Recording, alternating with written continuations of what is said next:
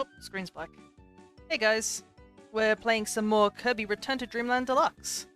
As you can see, we are currently just chilling here in the lore. And as of now, we're almost halfway through the all the energy spheres we need, at least. Alright, so let's just head on out back to the world.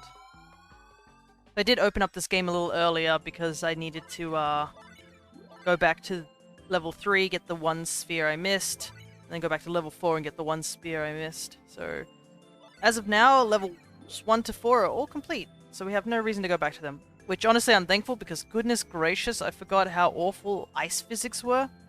Ice physics are awful. Just having to deal with that nonsense. But yeah, yes, we shall head on off. So we're at level 5, Nutty Noon, which I always thought was such a weird, like, area name, but I mean, I think you figure out a little later.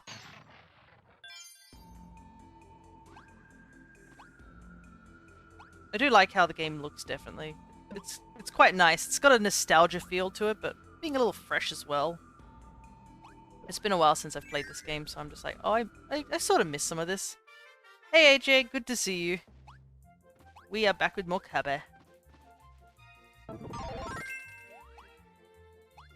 I've just basically explained that we... Oh, I can see Magoland in the background, lol. That's something new. But yeah, we're on level 5, Nutty Noon. Which is, I guess you could describe it as the sky level?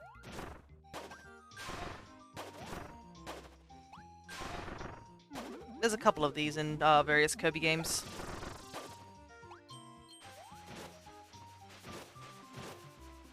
How do I... Can't hit that guy. No, I'm too short. I feel like the parasol's not great here.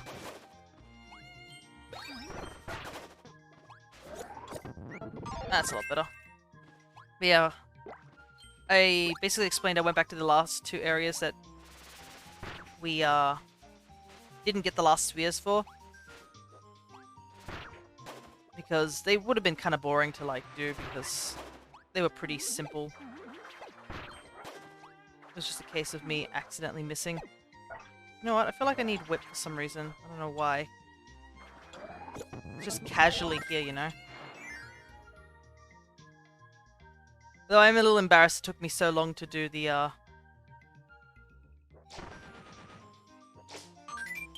the water level again. I couldn't, for some reason I just completely lizard-brained on that one and I was like, okay. Look, whoop, it's another owl. Is it, oh, this might be Wing, actually, now I think about it. Wing would probably be useful a little bit in this area.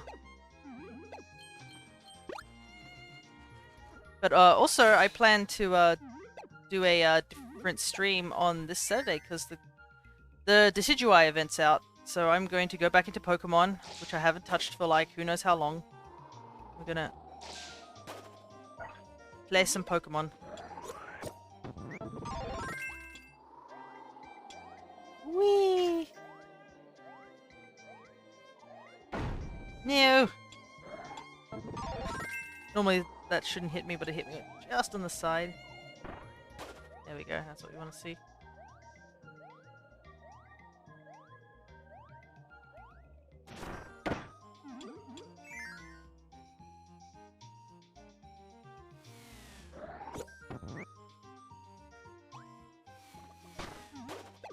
Just ran headfirst into that spider and didn't care.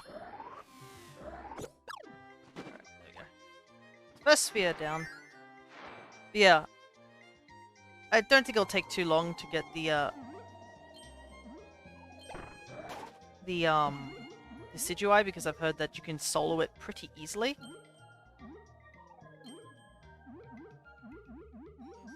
Aha! Sneaky. But yeah, I guess I'll be there. I'll probably send a message onto the Alchemist's Discord, just being like, "Hey, I plan to do this this coming Saturday. If anyone wants to join."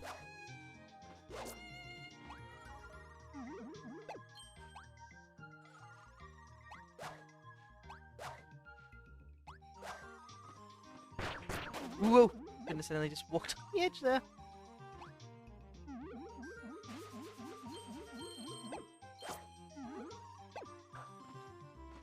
Yeah, I'd rather sword. Give me sword. But yeah, I'm probably gonna grind it a little bit. It's simply because I really do need those flying terror shards.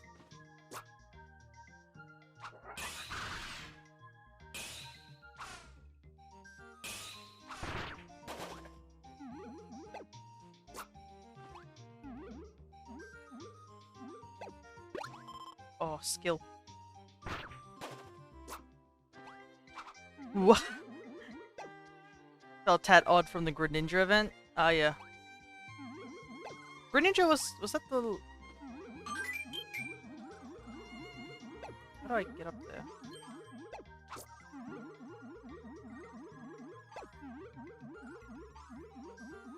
I need these things to...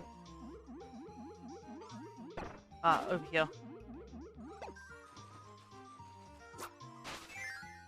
Because the Greninja event was the previous one. Actually, also the Pikachu event. There was actually the Pikachu event before, after the Greninja one. That was pretty hard too. Like, you could solo it, definitely, but like the fact that Pikachu put up like max shields straight away made it a bit of a shock for sure.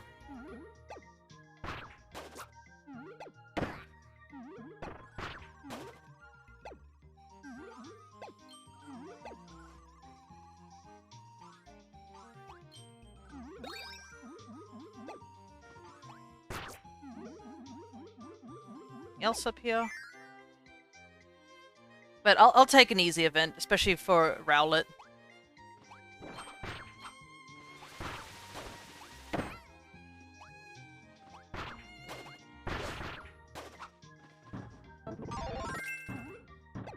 Anything down here?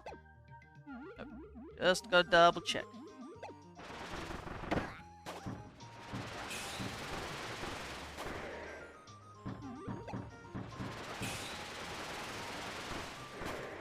Oh, there's a Maxi Tomato somewhere. Really use that somehow. I have no idea how to get to it. I'll take this though.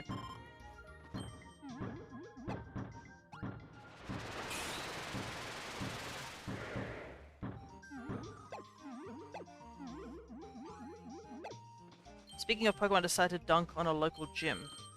Oh?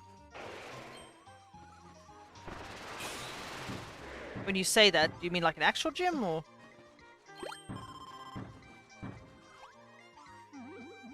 In Pokemon Go. I was like... It just... I don't know why my brain was like... Oh, I was thinking... In the back of my mind, I was thinking, oh yeah, Pokemon Go, but at the same time, in the back of my brain, I was also thinking... Oh yeah, AJ just went outside and just, like... Was just ripping on some gym that existed in the real world for some reason. You know, as you do, as stellar individuals, just go dunk on gyms.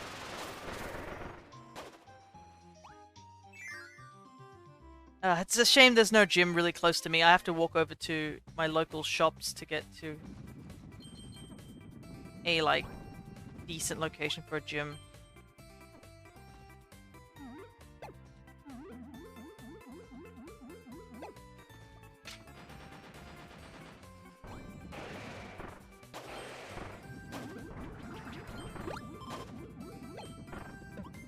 But it's been a while since I played Pokemon Go, and I know there's been a current issue how, with, Pokemon, I think, is it Pokemon Go, or... Something tells me I wasn't supposed to do that? Oh no, maybe I was. Okay, I see. Yes, I cheated the system. Nice. We'd retake those. I was supposed to be behind that first, spiked ball, but I was like, no, I'll just parry straight through it, you know, as you do. Ooh, another perfect jump, nice. But there's currently some sort of bug that's happening with the whole Vivillon thing, and I really want to get a Vivillon, like all the different patterns, but I just want to wait. Make a Constitution saving throw for me? You got it. Give me a sec. What's my con? I think it's like 1 or 2. 11. That's what I got. It's not terribly great. You're dead? Ah, shit. I guess I have to play more video games in the afterlife, as they do.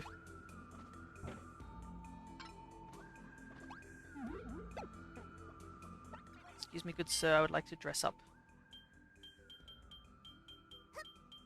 Still... Let's be a woofie. Face when Matt dies again. Yeah, God, I couldn't believe it. I honestly was thinking this was some sort of like, you know, sort of a joke sort of thing. I was like, yeah, he's probably going to get whacked or something like that. And it kind of sucks that we don't have a healer, but I'm pretty sure he'll be able to make the death saving throws or something like that. So, to give context for the people who are here, essentially, one of our players, Matt, his character died in the previous campaign, and him and the DM, Shawnee, were making up a new character for that. And he went to go collect some... Because we were in some shadow area, so very evil sort of cow creature he went to go get. And said evil cow creature one-shotted him. And it apparently used a death ray, which was... You had to make a particular save for it. I think... What was it? Con save, maybe? And he failed it miserably. And immediately died again. So, that entire character was just... put in the bin, as they say.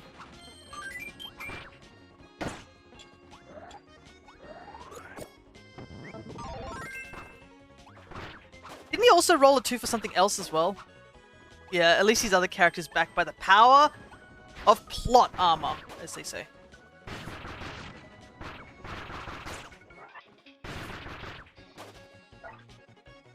Oh, wait. Get rid of that thing.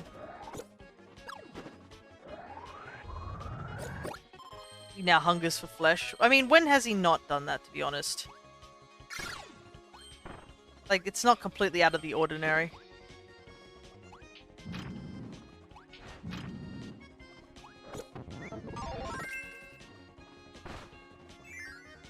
Oh, I just realized having the sand ability and having a woofie mask makes me think about the animal ability in Squeak Squad. I miss that ability. Some of you may say, what's the point of it, sort of thing. It was basically a digging ability, but what you didn't understand is that Kirby had an idle animation that allowed Kirby to scratch the ear. So you'd do a little doggy kick where he scratched the back of his ear. It was a great idle animation. Whoop. Focus time.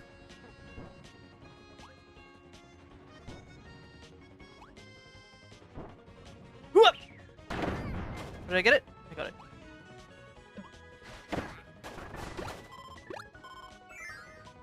Exactly gave him options, showed him that Dramphia can have different hungers if one is flesh, another blood, spinal fluid, and organs. Chose flesh. I mean, out of all those options, it seems like it's the easiest, let's be real.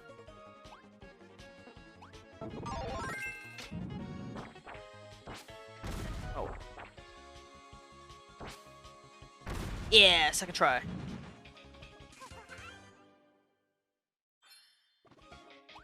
He was literally in the only place in the planes of existence where he could become a Dramphia. Oh, the character that died? Yeah.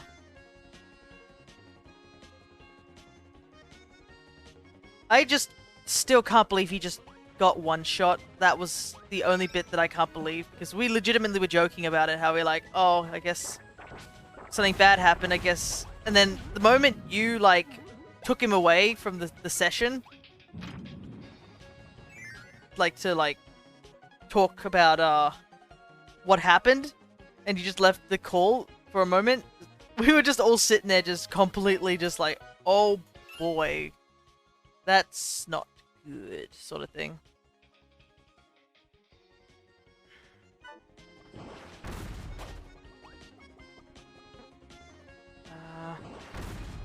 This one? No, probably this one. Nope.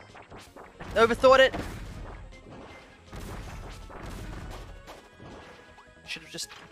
Should have gone with the easy route.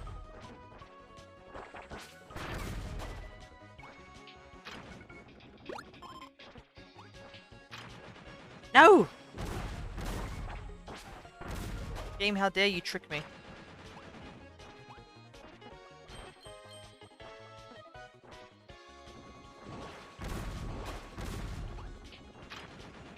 Alright, there we go. First try.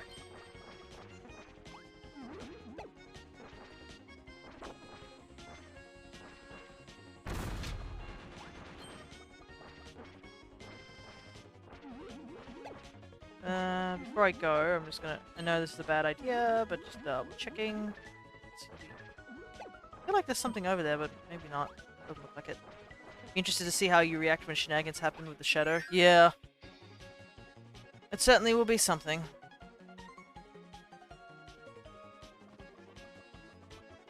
D&D, the wild world D&D.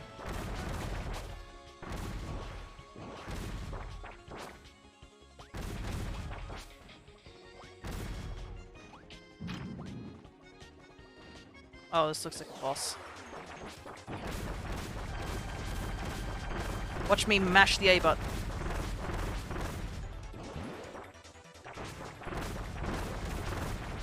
Thankfully, this is one of the easier bosses in the game.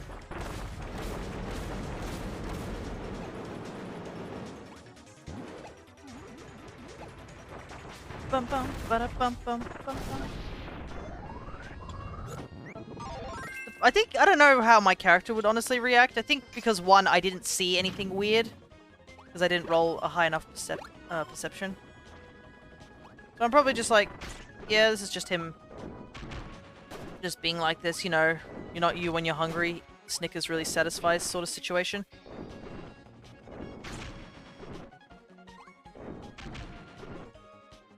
I am such a fool. Oh! I was talking and distracted myself.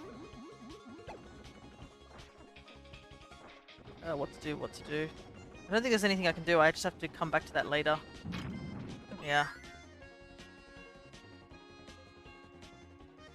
That's unfortunate.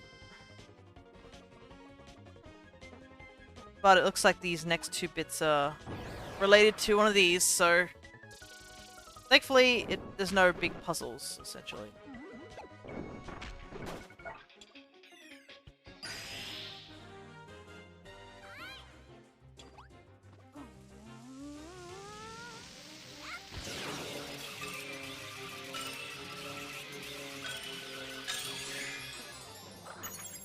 There we go.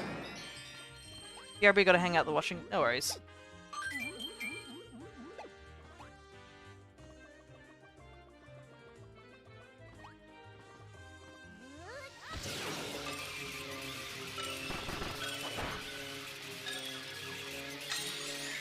There's something somewhat satisfying just doing these sections. Like, you're so...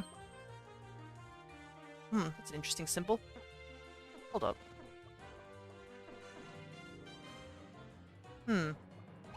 That's intriguing. Just like looking at that star symbol, there was a heart in the middle of it, and I was just like, oh, interesting. Obviously, I can't say more on that particular topic because we have not played that game on stream. Oops. There's two down there.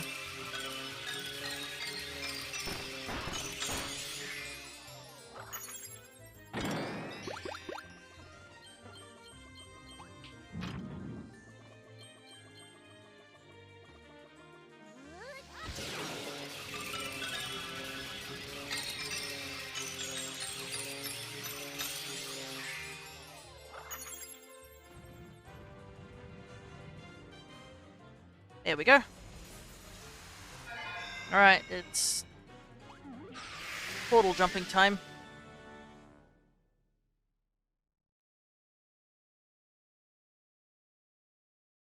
Alright. Whoops.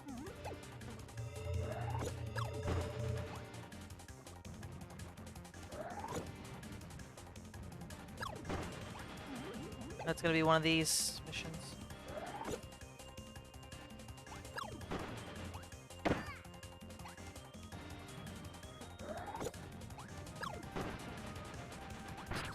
Ow.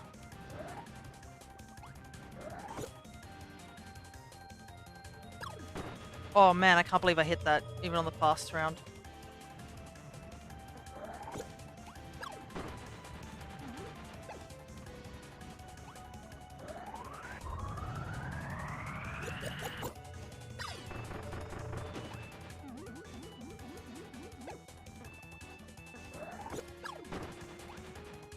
Heck yeah.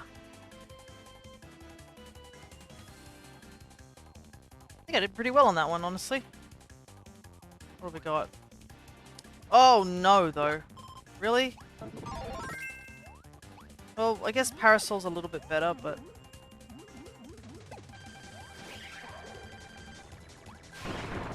Actually, no, it's not great.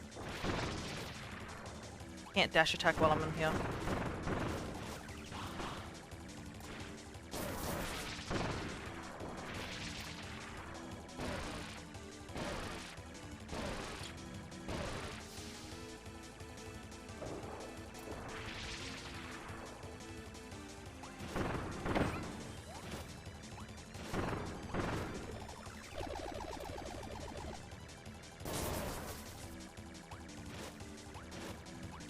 Platform.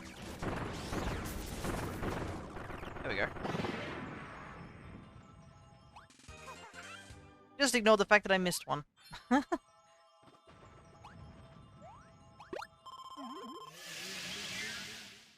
Because I was distracted slightly, which I won't blame on anyone but myself. And thankfully, we don't have to do all that section of the level again.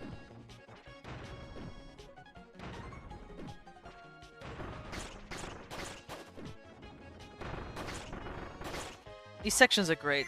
They have no reason to have enemies on those cannon sections, but, you know, they're just like, yeah, why don't we put enemies on that cannon section?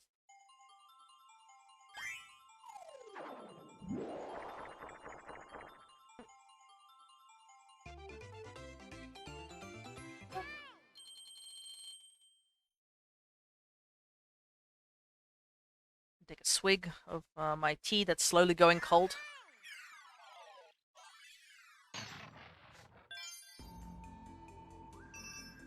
We'll come back to that later.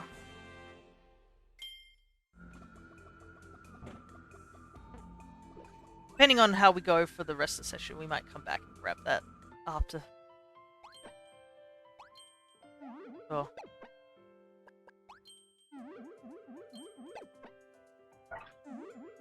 That.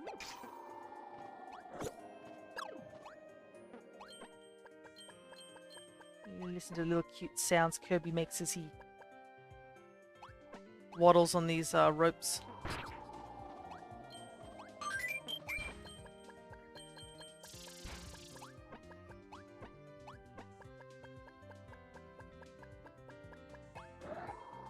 I see. Well, we don't need extra life. We got plenty.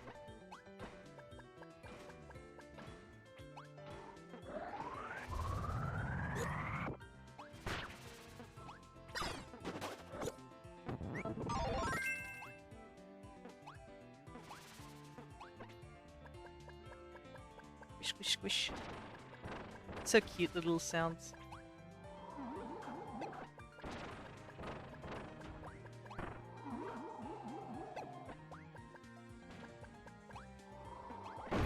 Ouch. Ooh, bananas. Grab those because, man, you take a lot of damage in this game, which makes me wonder how I'm going to do the titular boss rush at the end of the series. But I have a feeling I'll play a lot more better once I am doing that. I mean, dodging a boss's attack is a lot easier than dodging, like, the randomization of the level.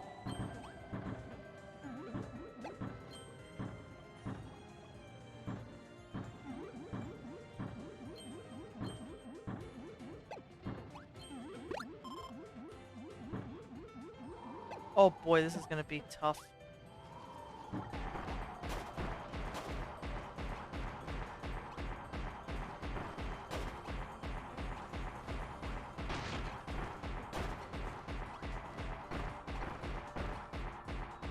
The wind. Is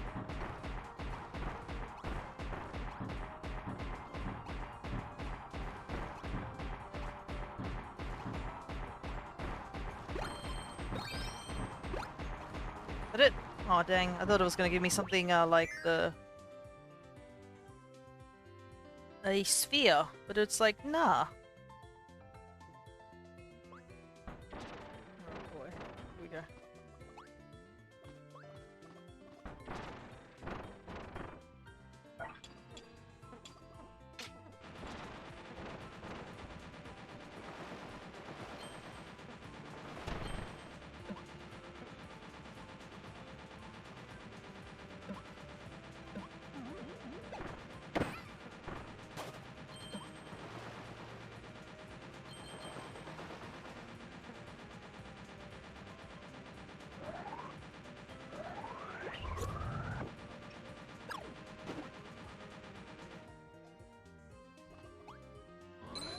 There we go. A little worrying, but we got it in the end.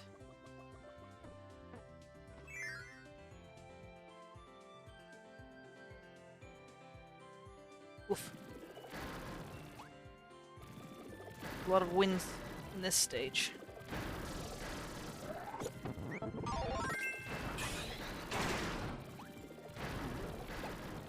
Grab this. May sound a little low on energy. Oh, these enemies. I always thought they looked like sheep. I don't know what they're supposed to be based off, but it's like a slightly sheep version of those trappers in the sand area.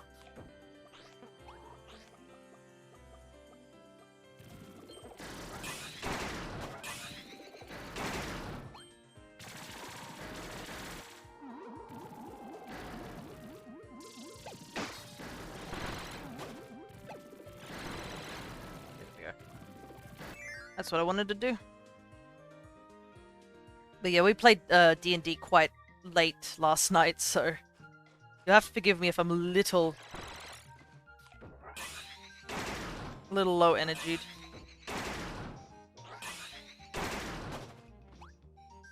Try my best to speaketh.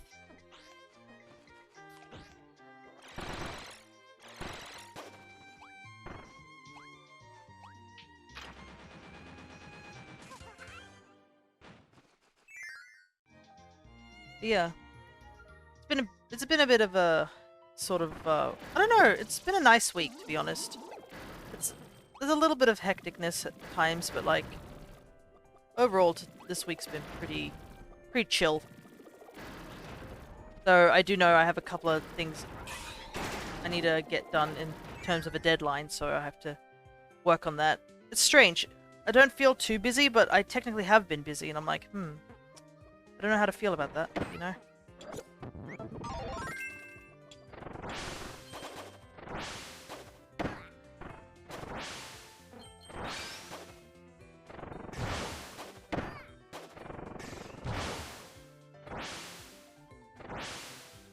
High jump I am. I do not miss you, unfortunately. You are not a good ability. I mean, the little enemies are cute. Definitely do not miss high jump.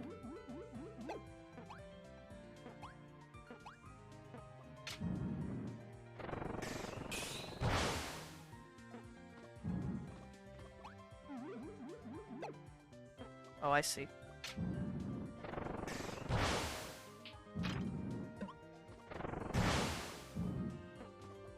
This is gonna be a long one.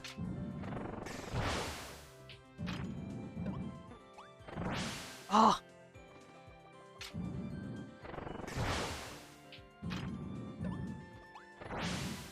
No! Are you kidding me?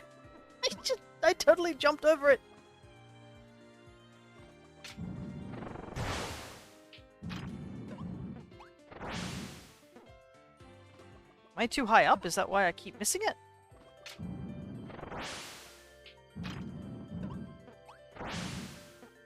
Ah! I'm not leaving until I get it, game. Don't think I'm... I think I can do that. There we go. It's an annoying one for sure.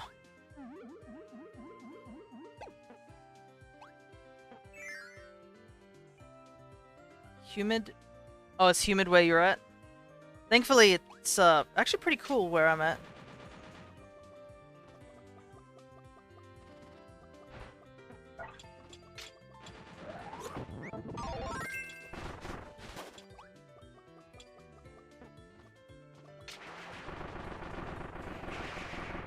Pizza. There we go. Yeah, it's been super cold where I live. So I've been definitely enjoying the cooler weather. Because it was definitely like, what, 40-degree heat at some point during the weekend. And that was thankfully on the day before I did streaming. No! The wind pushed me into that thing's maw.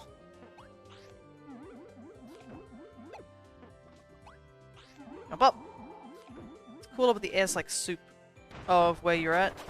Thankfully, it's not the case over here, it's just cooler. Nothing's worse than trying to stream in humid conditions for sure.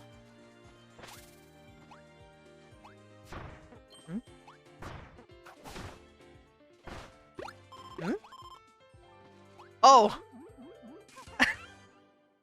Okay. I was like, that's weird, the level just ends. Thank goodness I went back and checked.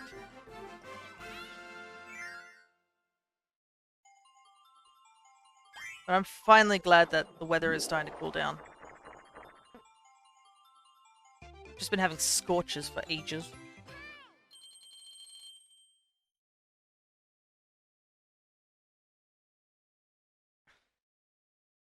There we go. Yeah, pretty much it's like a for now situation.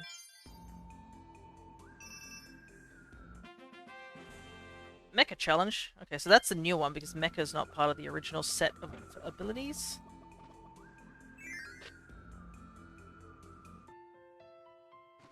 No, it's this cursed shoe.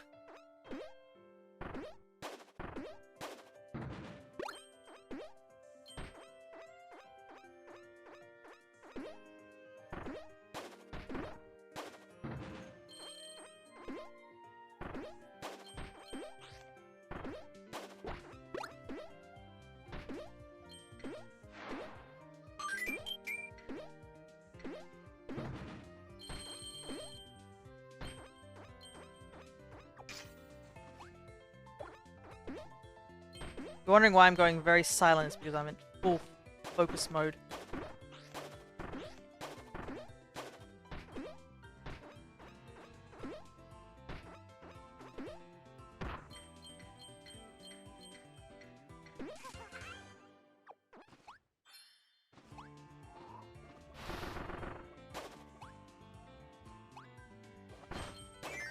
Alright, there we go.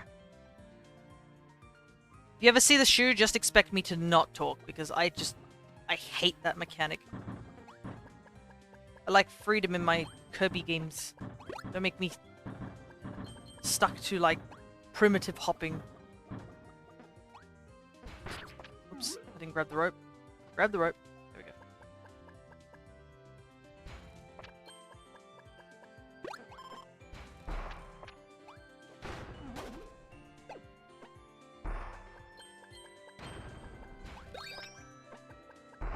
Tickets? Those tickets actually show up pretty plentifully.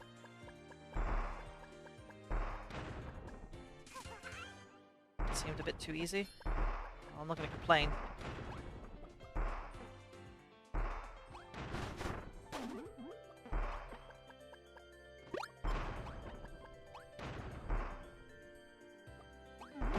Oops.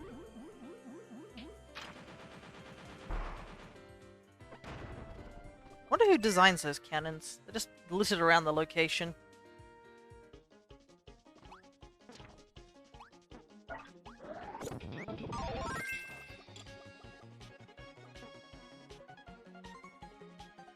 Boss? Yeah, this feels like boss material. Ah, here we go.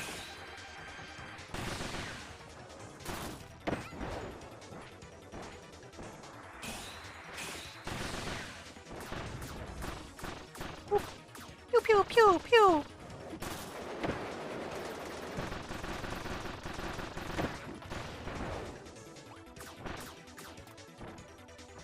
Gotta be careful, I'm actually taking a considerable amount of damage.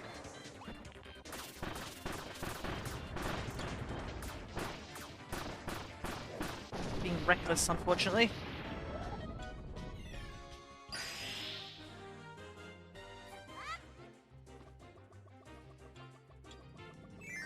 Might have to take that healing item right now. There's no healing in the next room.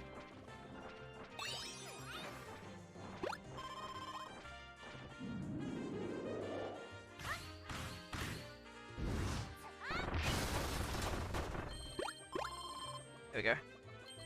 Better safe than sorry, because if you do get KO'd during these sections, you actually just lose the ability completely.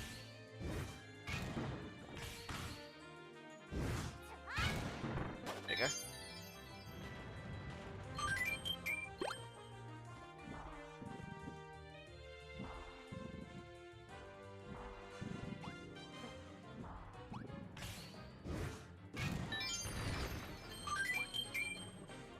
Man, you get so many lives in this game. You can see why they got rid of the life at the end of the jumping minigame. Because it's a bit overkill at that point.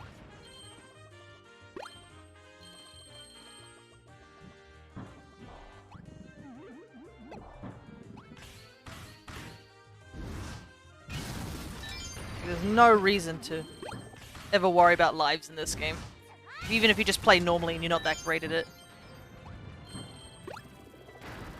You should be able to grab enough stars constantly just to grab enough lives.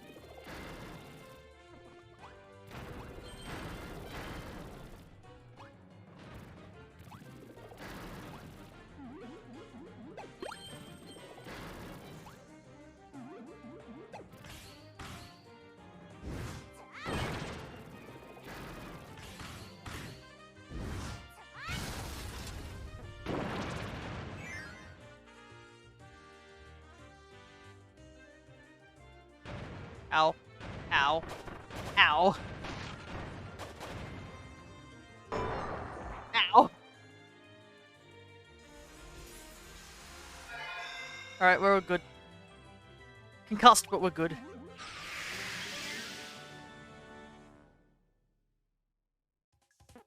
Alright, what's the gimmick in this stage? Oh boy.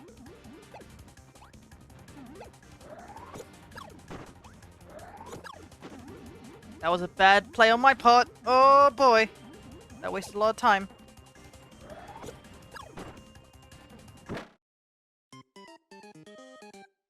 Didn't realize that did that. That was... Alright, that was a bad... That was not great. Thankfully, it just spits you out back here and you can do it again. I forgot that, like, this game likes to squeeze things together nicely like puzzle pieces.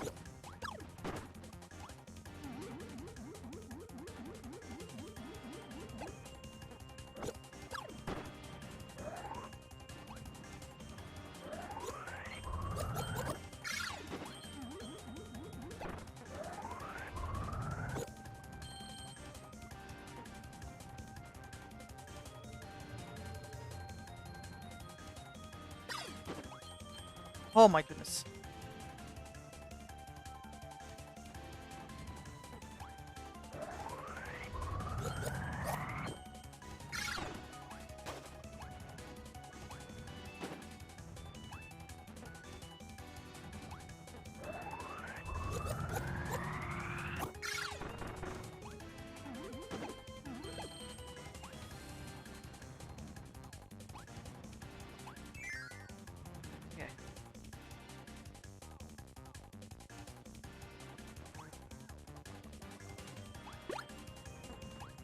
Definitely taking spear.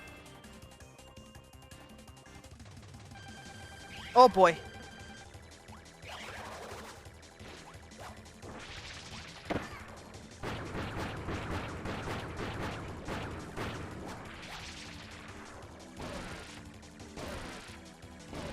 We can play it safe. We don't have to rush.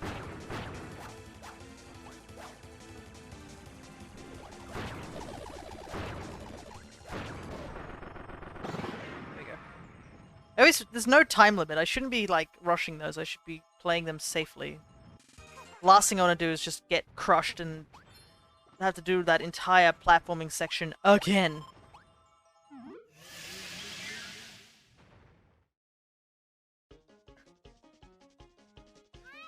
Alright, this level is done.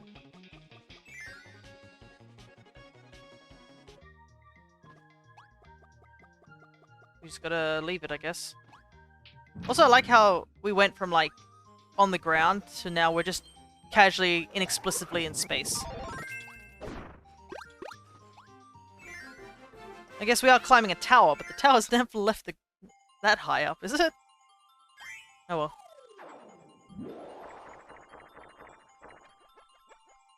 Yeah.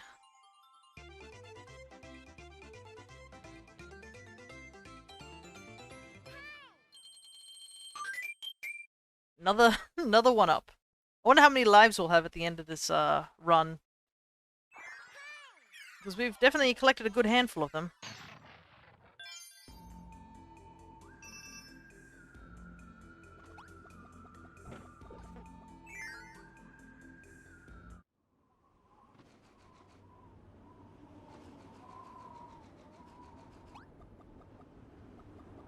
It's eerily quiet for some reason out here.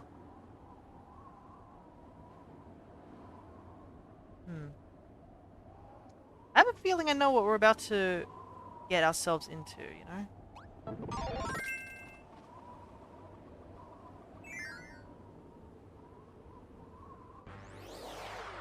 Yep.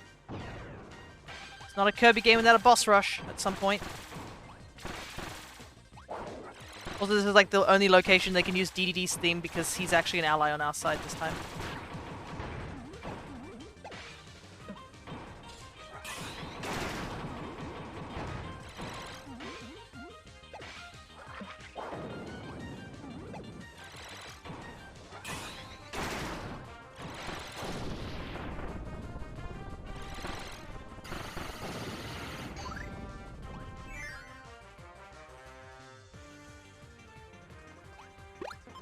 Oh, I'm so stupid. I forgot. I just remembered. Usually with these boss rushes, they expect you to inhale the boss to get the ability to get the thing. That was dumb of me. Oh well. Luckily, it was the first boss, so we can easily just pretend that didn't happen and just go back in.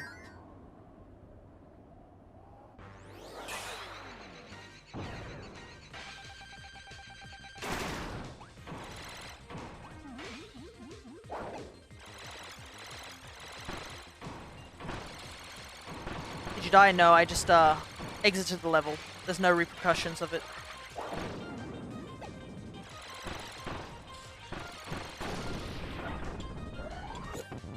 There's no repercussions of just leaving the level. The thing is that I forgot to pick up the sword, which allows me to do this. We died in the previous level because I got crushed to death by the platforms. Literally, I haven't died to any bosses, per se. The only thing I've died from is essentially platforming. Twice I've died from ice physics by slipping off the edge, and 2 times I've died because I was crushed to death.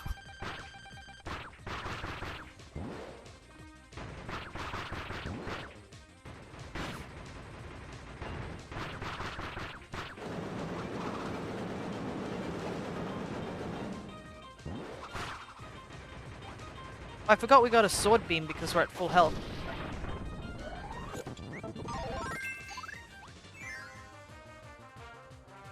Bum bum bum bum bum bum ba ba dum bum. PD has always had great themes. There's so many good themes in Kirby. And they do... I think Kirby definitely excels in the boss category. Like, they make some really... some straight bangers. Wait, you can pick that up? I didn't know you could do that. Huh.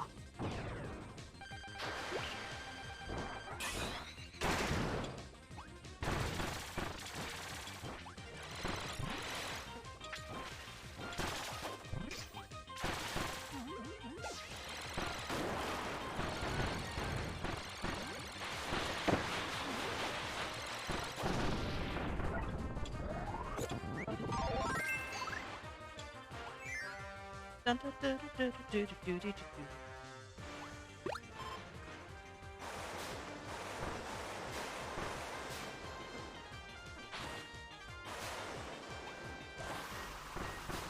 this is faster.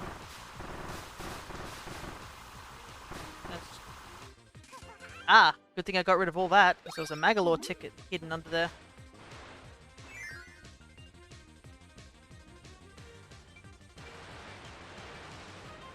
I think we'll keep water. Water's pretty good for bosses.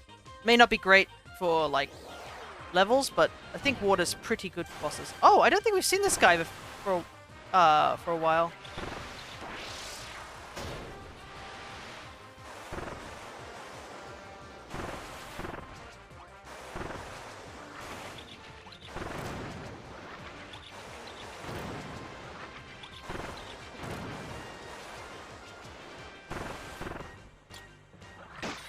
Ow.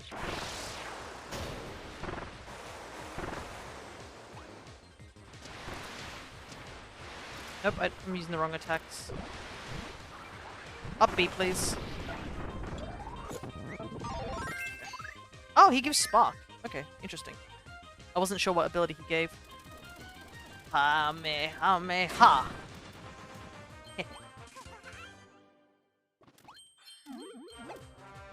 Goodness, I love Spark. It's got a personal backstory to it for me. Big reason that I love using Spark is basically, I think, when I played, was it Kirby Superstar Ultra? That was my second big Kirby game I played after Squeak Squad. Spark kind of sucked in Squeak Squad, and also I didn't really understand how you were supposed to use it that much. I just sort of figured it out accidentally also in Superstar Ultra, essentially. And I think I did the True Arena for the very first time and completed it with Plasma, as it was called, I think, back in the day. They changed it to Spark.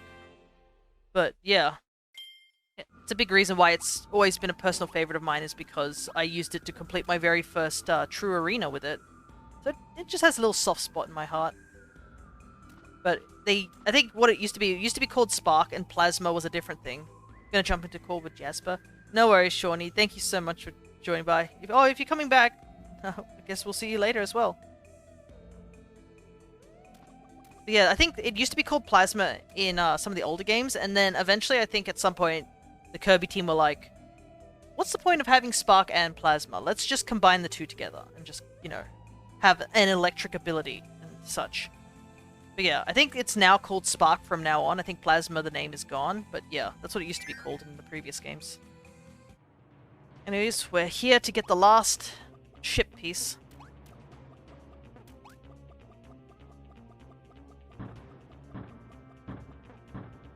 And if you can't tell how serious they are with this, they just give you six items to work with. In the previous rooms, I think you only got like maybe 2 to 4.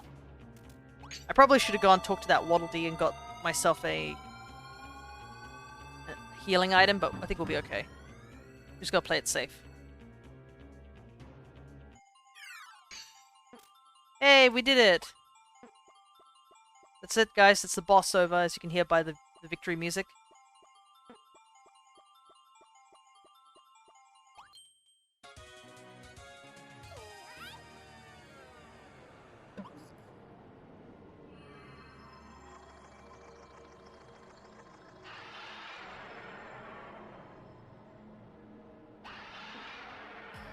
Here comes my favorite song of this game.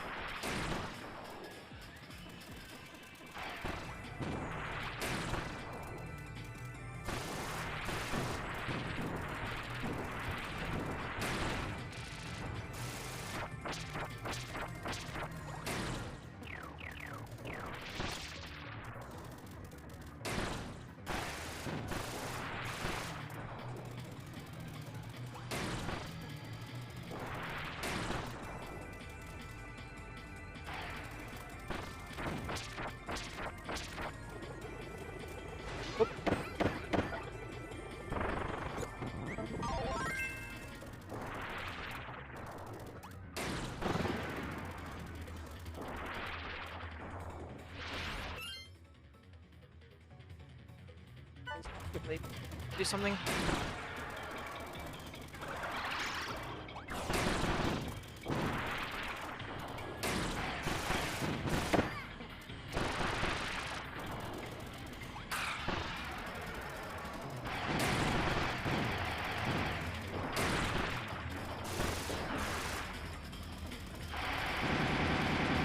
Oh, he's got a machine gun.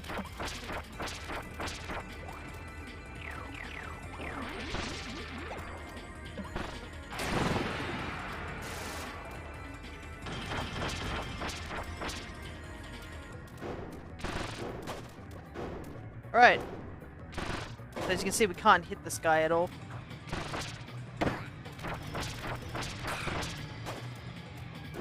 Waiting for a specific something, you know?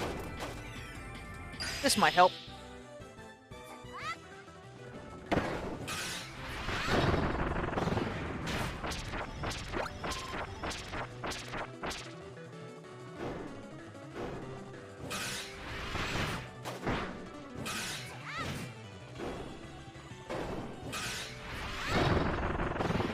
Just got it at the tip.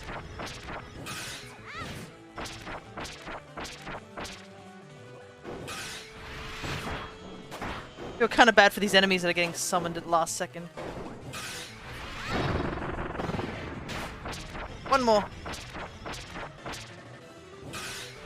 They're like literally coming into existence only to get whacked with a giant sword.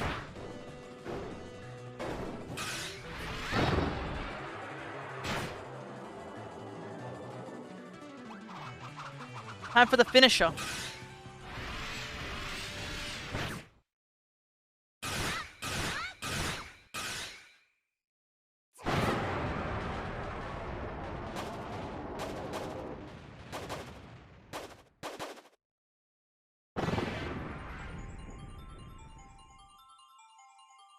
Alright, let's try again, shall we?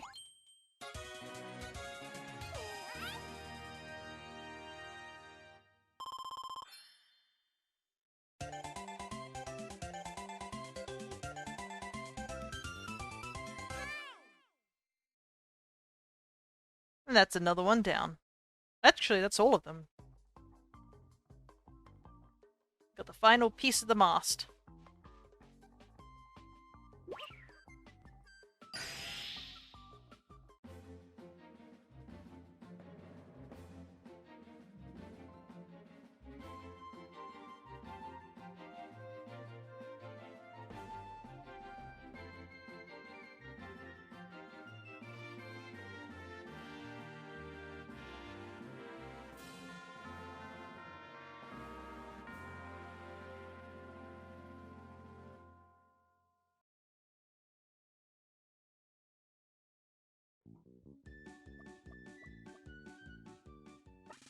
Oh yeah, you did it, Kirby!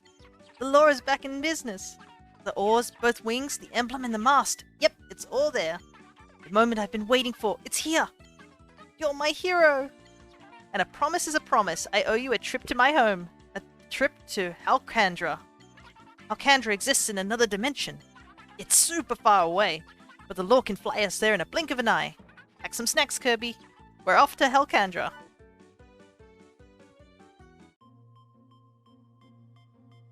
Oh yeah, and the other three who have been just chilling in the lore this entire time. I love Meta Knight's thing where he just wraps a little cape around himself. Very cute.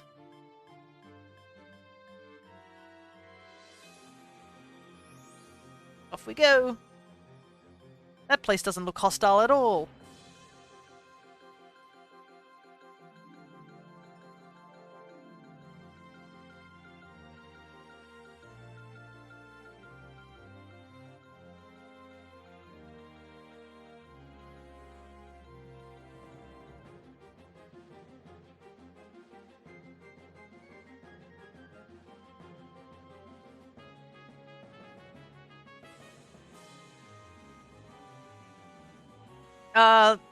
Yeah, I guess we'll walk that off.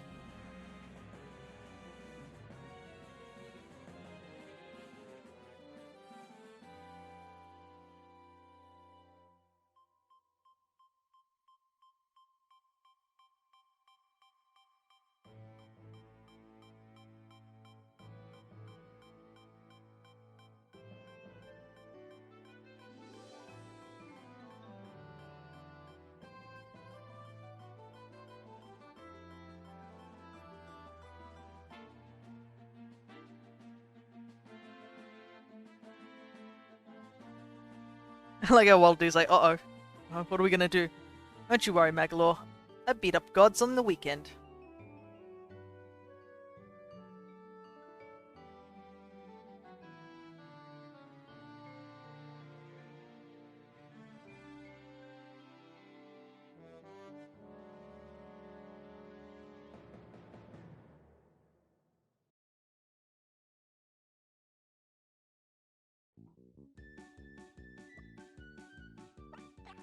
Kirby, that dragon. Its name is Landia. It's lived on this planet for ages, but it's always been fast asleep. Recently, however, it awoke and went on a rampage. Please, Kirby, you must defeat that crazy dragon. I know I've asked a lot of you, but this is it, I swear. So there we go, there's our new objective, is to take on Landia. But first, it's time to head to the amusement park. Because we did finish a level, so it's time to clear out more of the amusement park.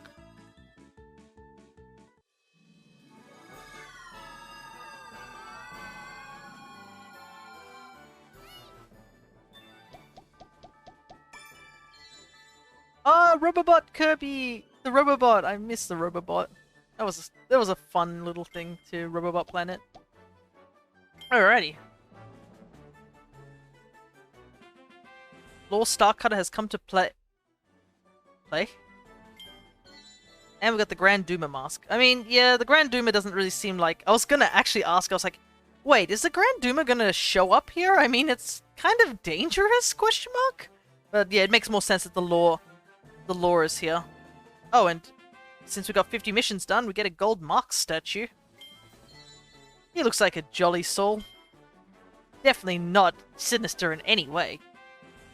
We got some new souvenir items in stock. Try a maximum tomato or a balloon bomb. Oh, and we got some of those for us to use. That maxi tomato would definitely be useful later on. There's the lore cutter just chilling. Look at them, they're so happy they're waving at the lore cutter. I think it may seem weird, but if I remember rightly, I think the lore actually has a voice. Sort of thing. Like, it may be sentient, if I vaguely remember the lore of the game. But I guess we'll find that out later. Alright, oh, there's a sticker here.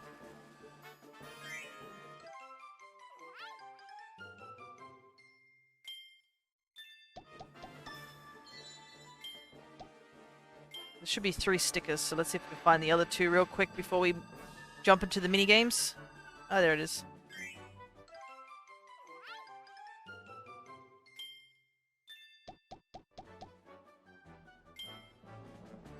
Should be 1 more somewhere.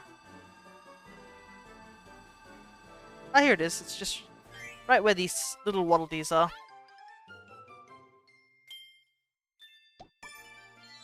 Got a bonkers mask. We have collected a lot of masks at this point.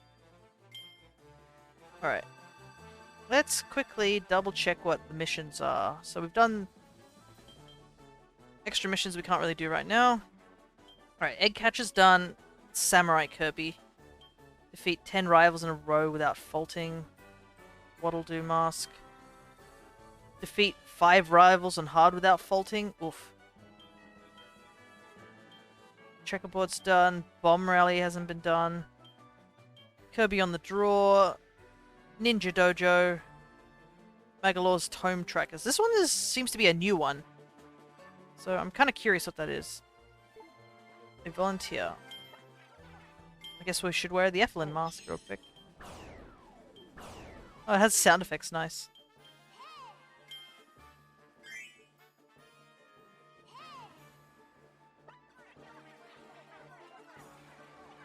Go get Effelin!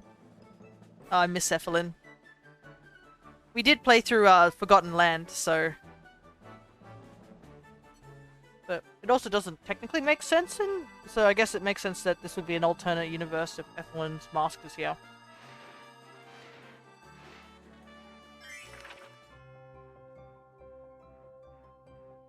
Alright. He's got a mustache, that's funny. Find the magic tome with the same cover image that Magalore is picturing. Press A to jump, and up or B to retrieve the tome. After the last chance begins, the points will be doubled. Find as many golden magic tomes as you can to make a stunning comeback. Okay, so it's like picture match, I guess. Right, let's give it a go.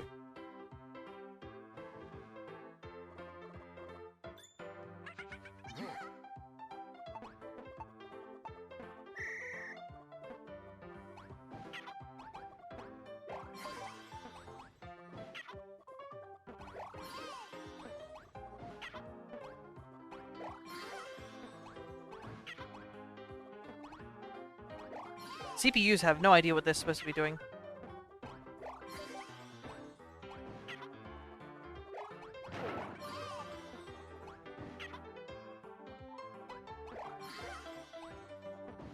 Too fast.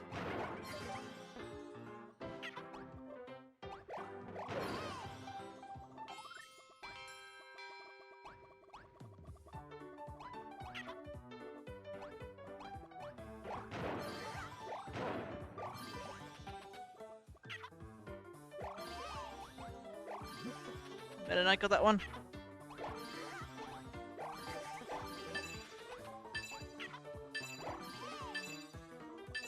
No!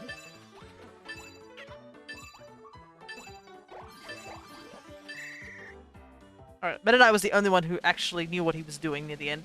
Though he's, funnily enough, he's wearing, like, the Dark Meta Knight mask, which is cool. Alrighty. 5 magic tomes in a row before foes can grab it. The Ethelyn Dress Up Mask. Win without grabbing a single incorrect tome. And we got level 2 and 3. Alright, let's just double check and see what the last ones are. Okay, so it's just get 18 points to get 7 points. Okay, that's not too difficult. We essentially got all the missions done in the first level.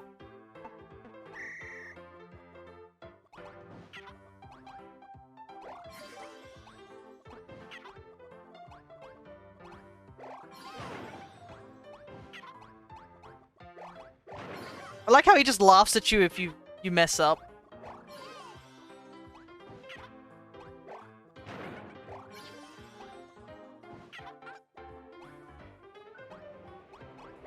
Oh, that's interesting. He's like, "Oops. No, Meta Knight, that was mine."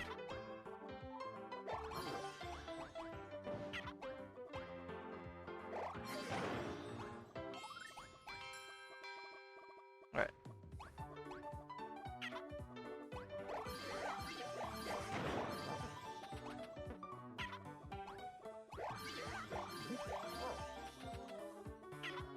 Huh? Wait a second. How do you know what that is? No, seriously, Magalore, how do you know what that is? Oops. I made a mistake there at the end. I got so distracted by the heart needle showing up that I was like, wait a second. We just casually have library books on the heart needles? Nobody mentioned about this? Wait, did I not get enough points? Oh my god, because I messed up that last book, I essentially missed out on the points by like a little bit. Alright, let's try that again.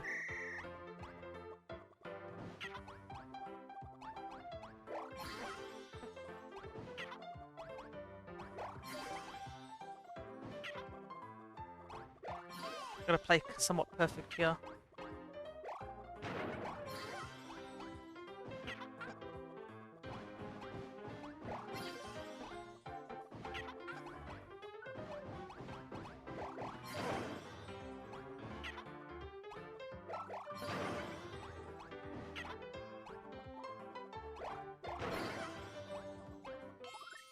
Let's try again.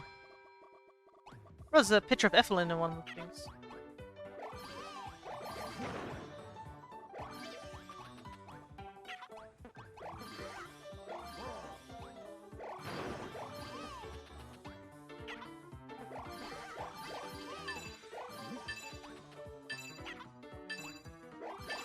No! No! No! I don't think I got it! I needed that last book, I think. Oh, thank goodness I did. Hmm? Oh, right. 7 gold tomes. Got it.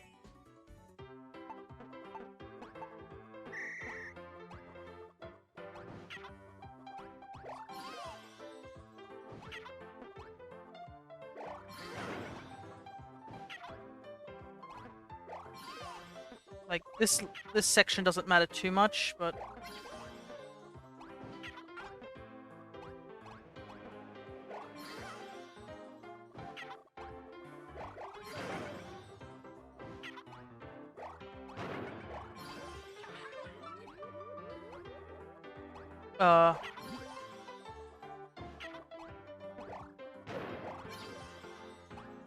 Okay, I have to get 7 tomes here.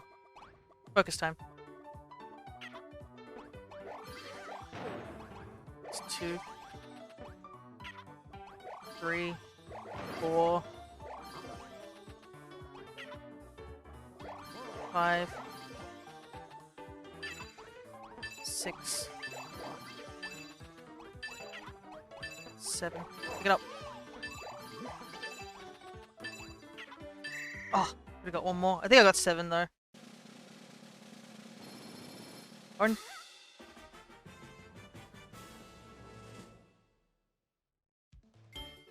There we go.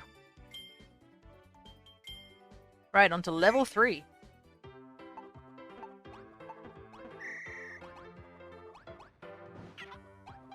Oh no, I was on the wrong side.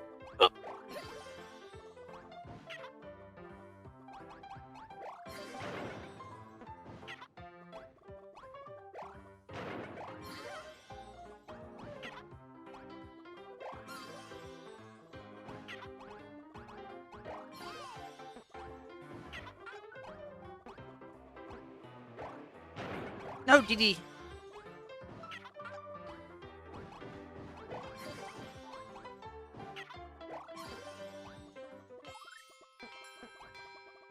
Wow, I didn't get much points in that first round, goodness.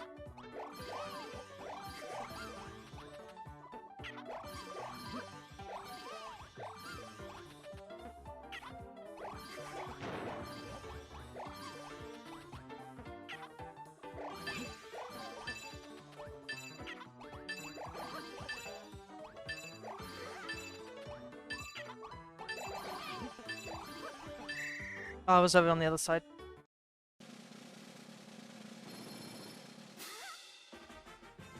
Oh, that's unfortunate. I was 1 point off.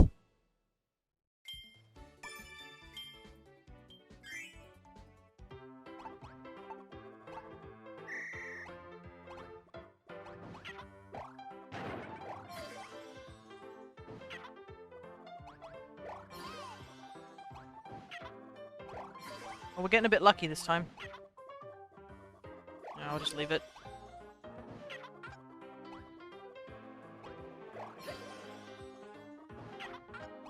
Sometimes it's not worth going for it. What the heck? I put it up. Pushed up there.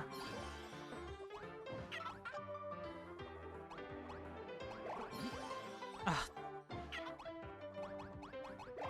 The CPU are too fast. I thought I was doing well and then all of a sudden I'm not.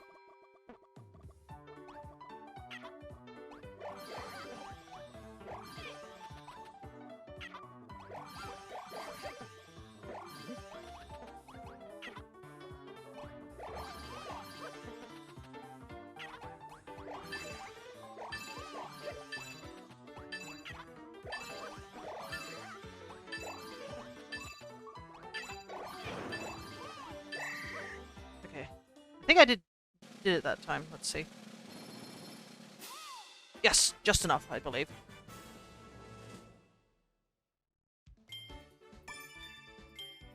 No? Was it not enough? Oh, it was 1 point off. Okay, 18.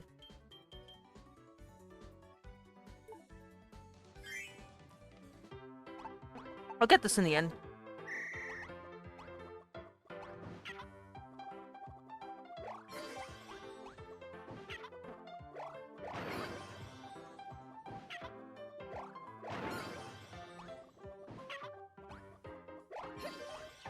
I'm...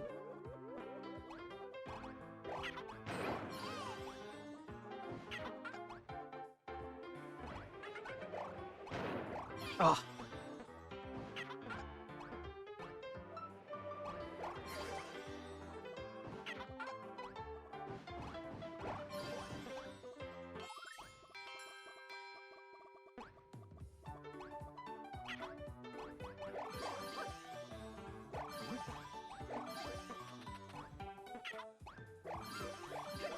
Unfortunate. Oh my god. Yeah, I'm not winning this round, unfortunately.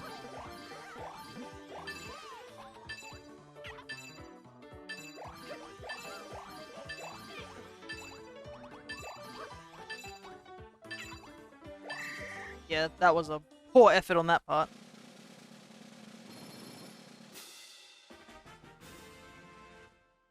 DDD's victory pose, nice.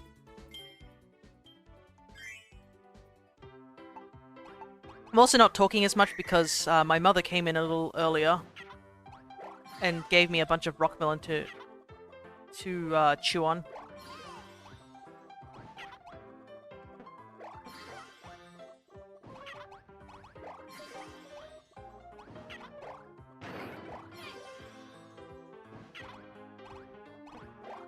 I didn't even know where that one was.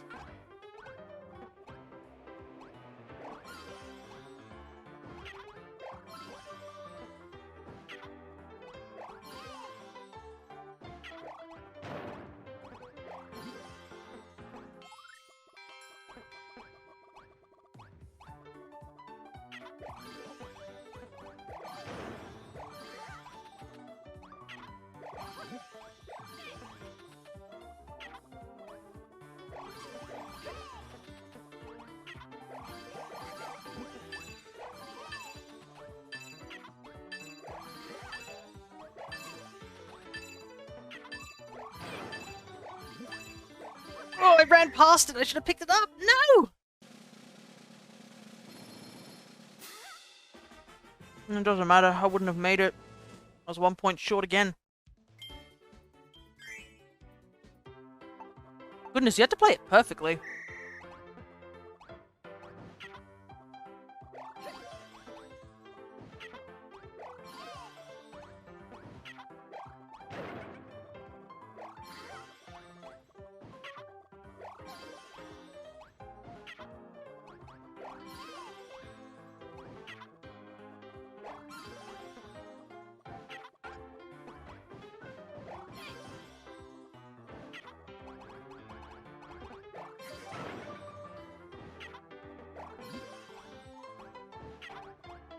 Oh, dang it, I didn't know where that one was.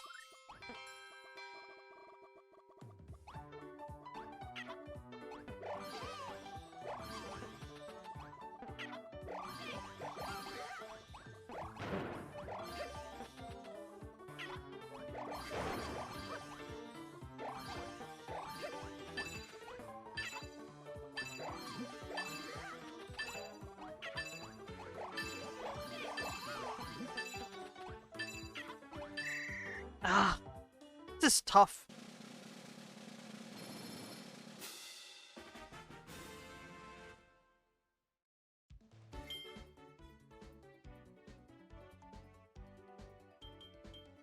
I'm gonna keep trying. Once I get this done, then we'll move back to the main story.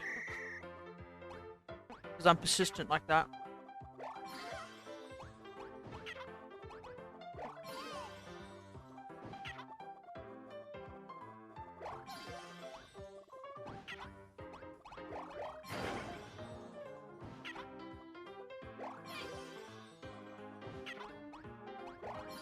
Didn't know where that one was.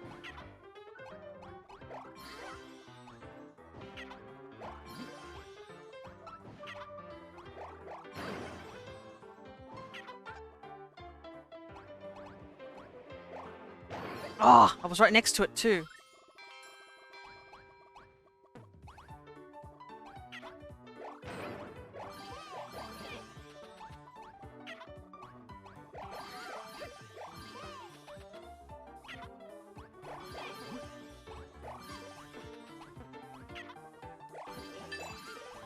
No, I don't know where they were.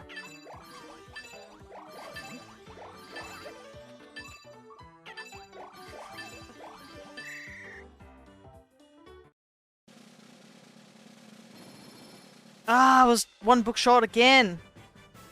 Goodness. I'm gonna take a break from this. We'll come back to this later.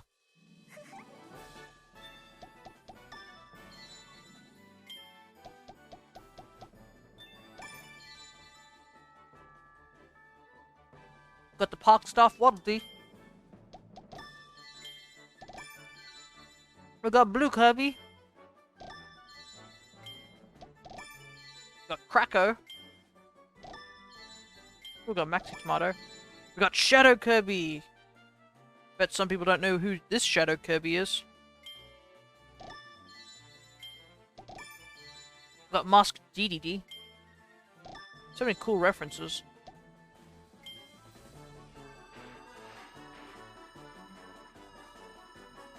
Guess we should talk to Magalore because we need to talk to him, I think, 3 times. Hey Kirby, I got some new fun facts from all over the world to share with you.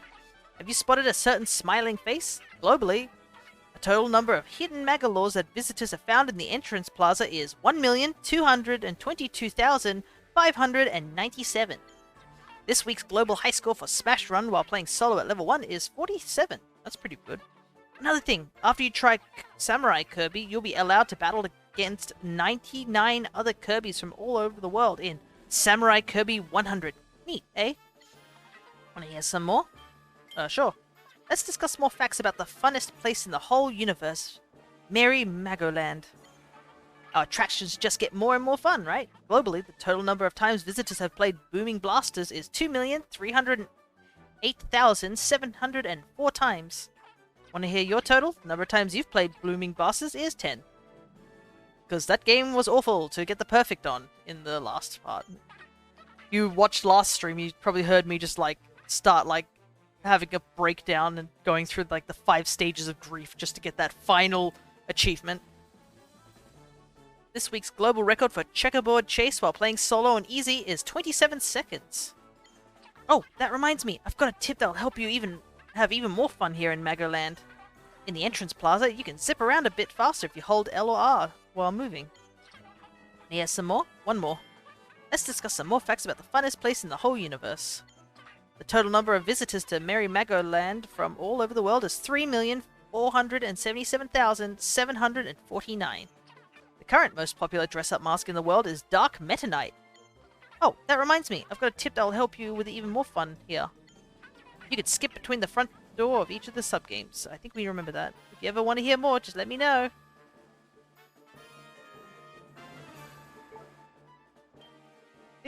Let me see if that actually did anything.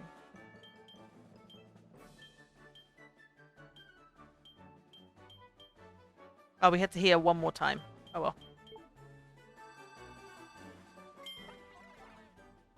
Oh wait, I do want to pick up a souvenir item before I forget. Okay, we'll save the maxi tomatoes because we clearly don't have many of those. We've only got 2. But yeah, I guess I would say if you haven't played any Kirby games, I think this game would be a pretty good place to start. It seems like they've made it quite not only it wasn't a too difficult game. It's easy to play, hard to master, but it's not too bad.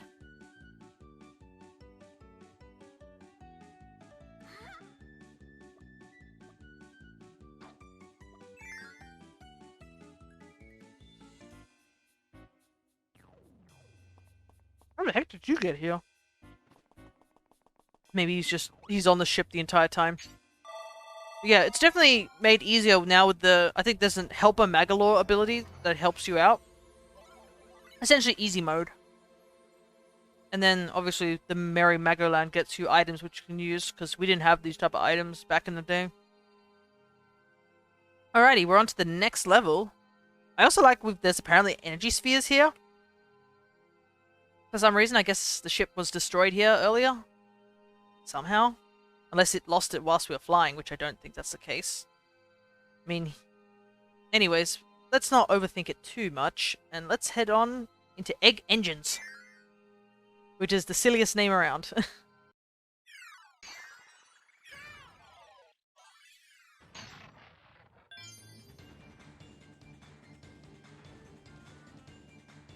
Alrighty. I'm just gonna double check something real quick. Yep, thought so. There is a bot sitting in our stream, so I'm gonna quickly get rid of it.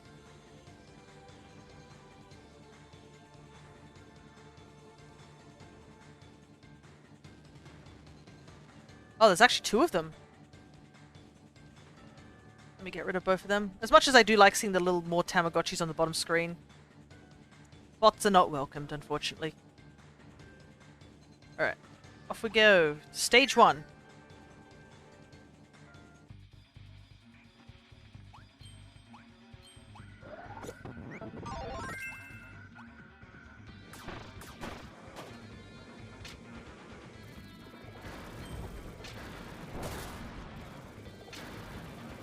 Gotta get fast.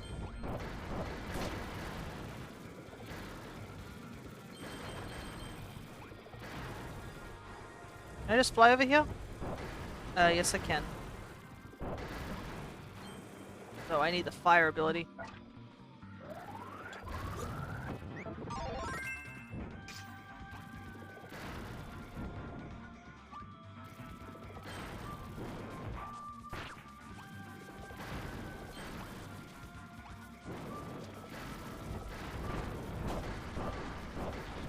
There we go. Just in time.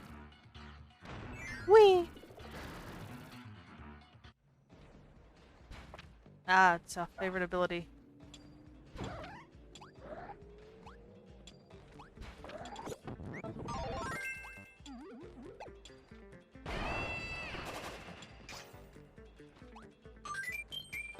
I love Mike and these abilities. They're so silly, because basically you can only use them up to 3 times, but it like literally screen wipes things.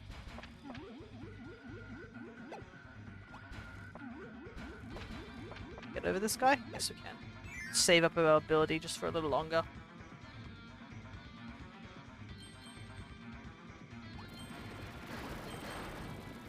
Gotta go fast. Oh, I remember this. So you saw there that ability thing? We don't want to touch that. It's sleep. Not only does sleep get rid of our current ability, it puts us to sleep. And that can be pretty detrimental when you're trying to get through a level as fast as you can.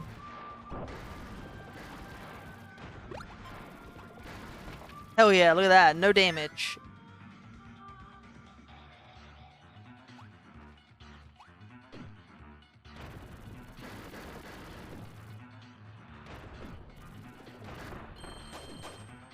We'll just wait.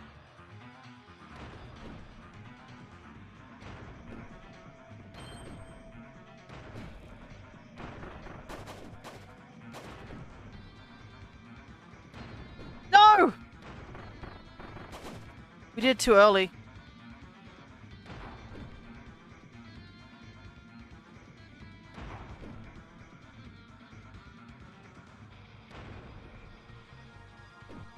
I'll have to come back to that later.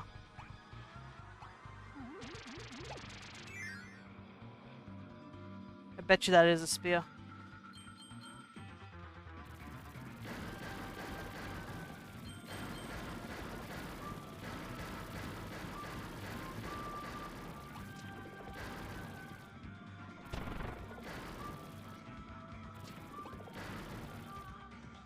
I guess we should use these.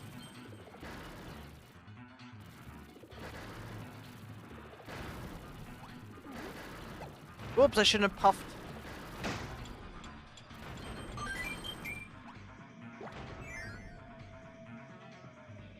That was a bit of a blunder on my part.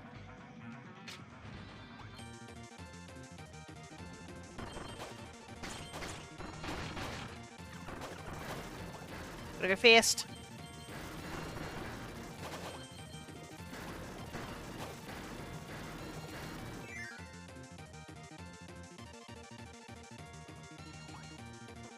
Oh, there's really nothing in here. So level up. Level up. Life up.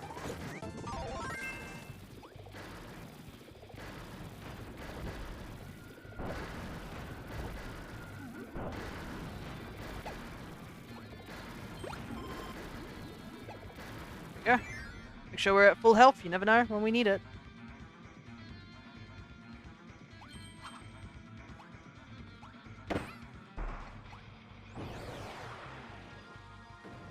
I wonder who keeps sending in these star enemies. You know, they always show up when we need them the most, but like, nobody ever asks where they come from.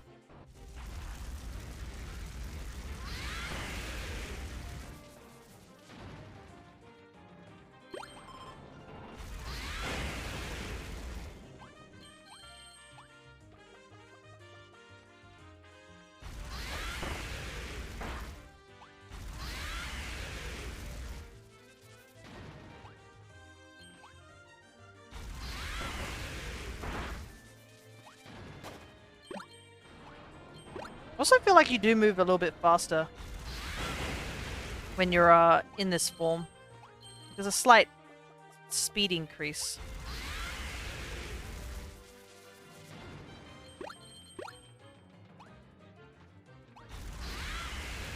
Ooh, nice. Got all 3 of them.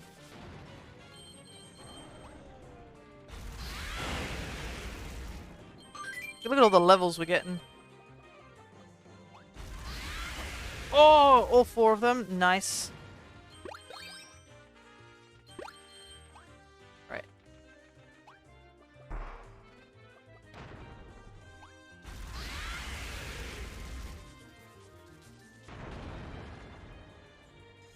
actually, look at that. You can see in the background the little eyes there. You can see where those big giant bomb things are being made. That's kind of neat.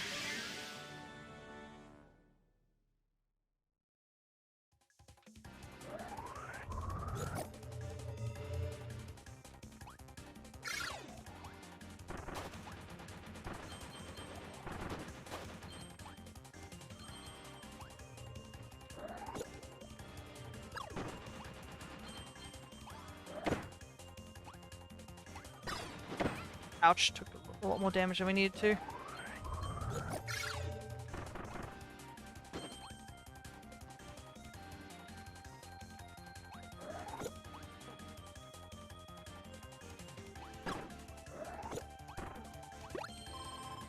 Need to heal.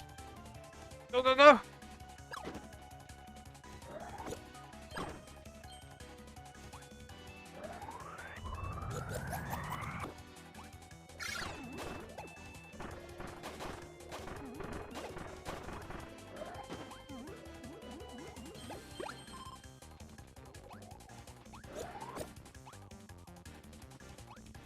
Oh, that was close. Oh. Alright. What have we got? Sand, bomb, and ninja. I think I'll take sand. I think sand's pretty decent ability.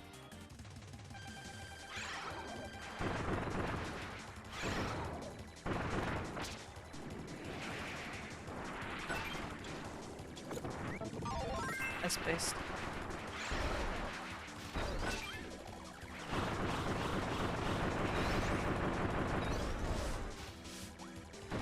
Wow, it took a lot of damage then.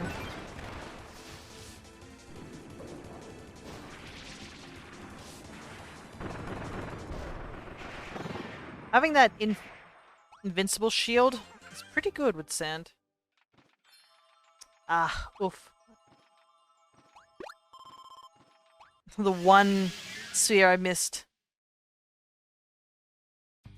Right at the beginning.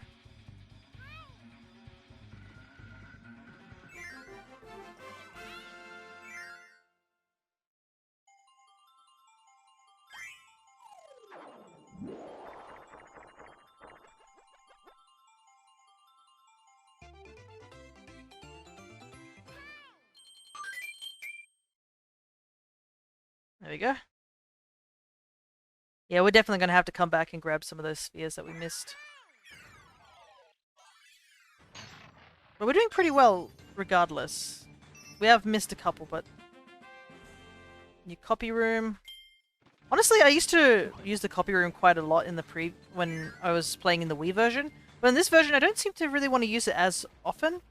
I think it's because I'm just like, well, I mean, you have abilities on field, and most of those abilities, you know, require you to, like, use them.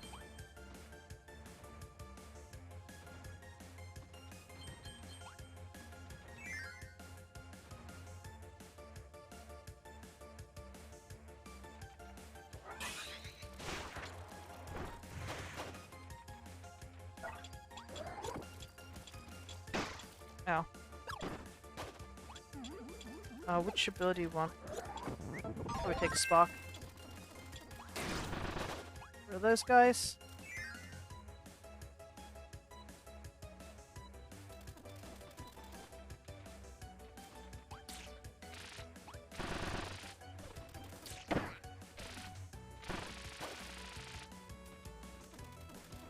Charge up this so we have something to work with.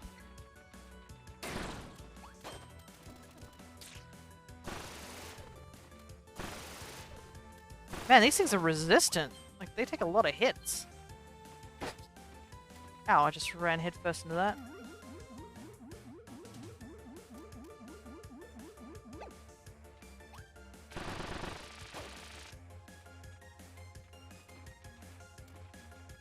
There we go.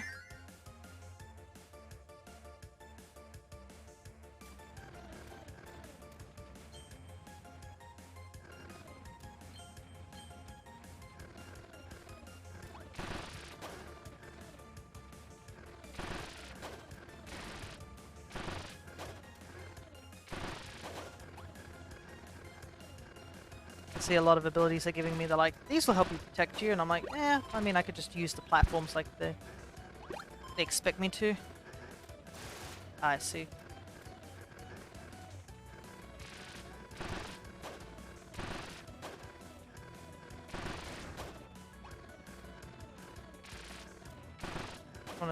One of these things, is it?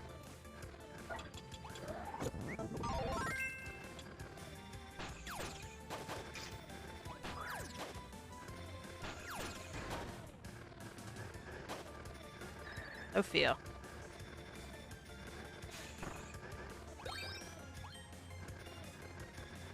Unfortunately.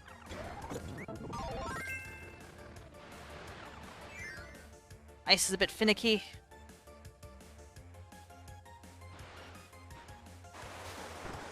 Water's a little bit more reliable.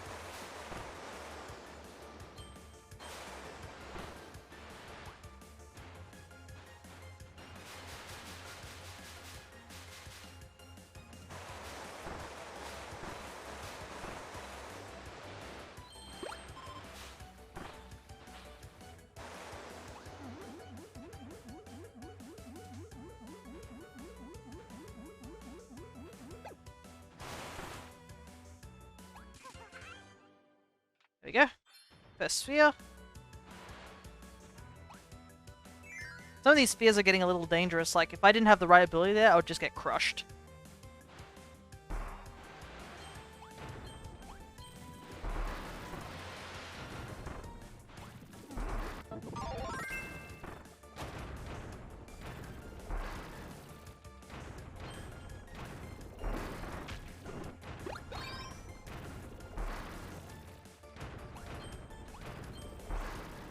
Alrighty. Alright,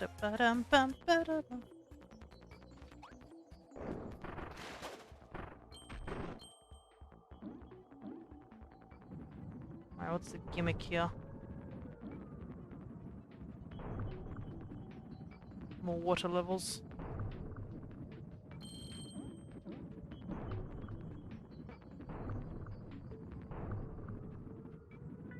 Yeah, there is something down there. It was like... I guess we could have skipped it, but, you know, better play safe than sorry.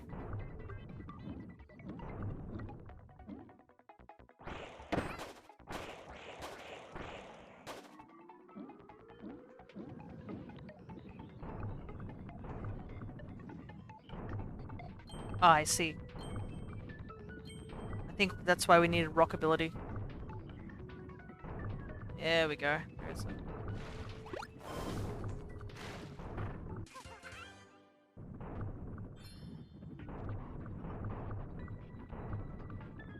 So if we'd lost that ability, that would have been pretty bad. And it's pretty easy to lose abilities underwater because you can't reclaim them because you can't swallow underwater.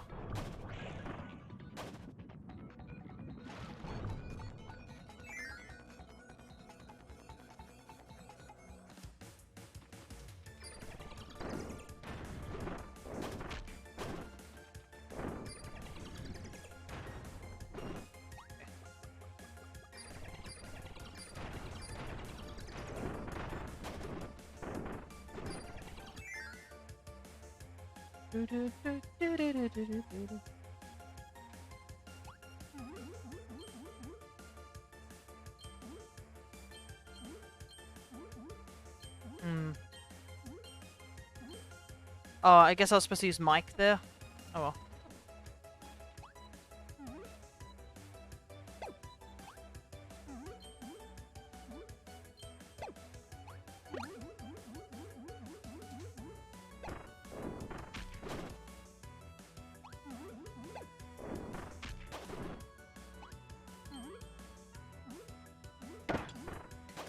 I don't know why I tilted the stick up and it made me jump. Hello, Double Buddy. Good to see you.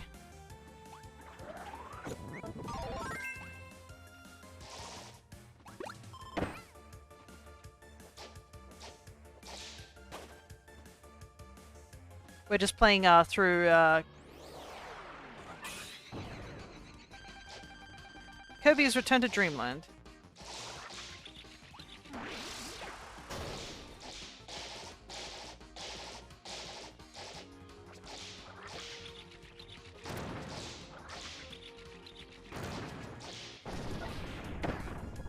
ability. We are at level 6, I think. This is what this one is, right?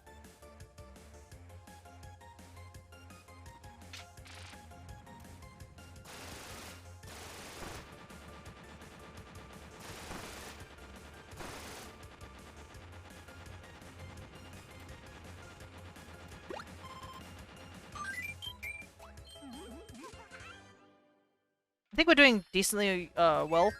We did miss a couple of orbs prior. But we seem to be doing okay. Also, I guess I should probably announce it again, because I vaguely mentioned it, like, at the beginning of the stream when there's literally no one. I plan to do an extra stream this coming Saturday. We'll be doing the Decidueye raid in Pokemon Scarlet and Violet. Because I missed out on the raid the first time around. Because I was too busy.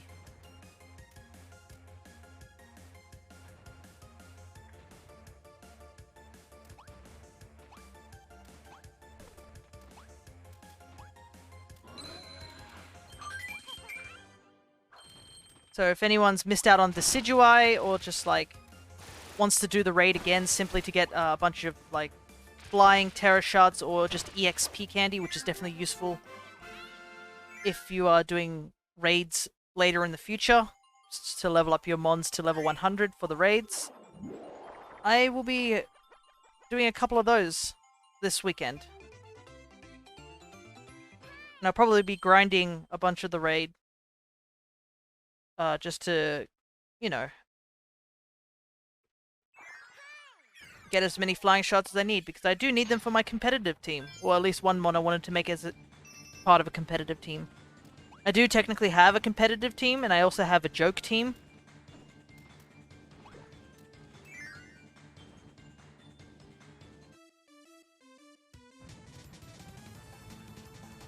So I have my regular like competitive team, and then I have a mono normal team.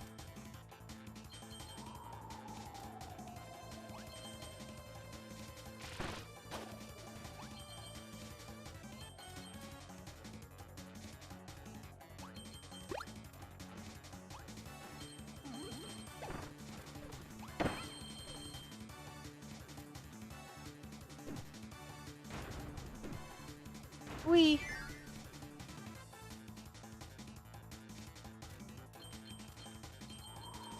But it's kind of interesting how, like, a lot of people have been saying that for this current Terra raid, like, the best mon to use is actually a Violet exclusive. Do I want a Magolor ticket? Yeah. I do want a Magolor ticket.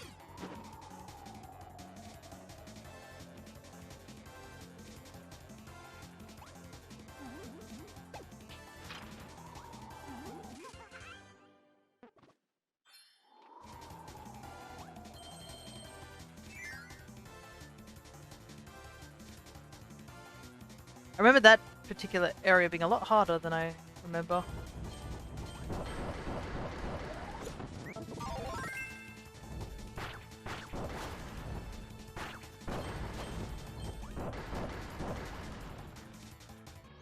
Oh, double battle. King Do and Mundo.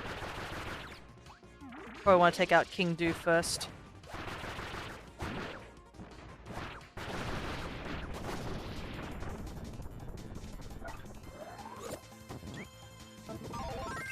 Oops, that wasn't supposed to happen.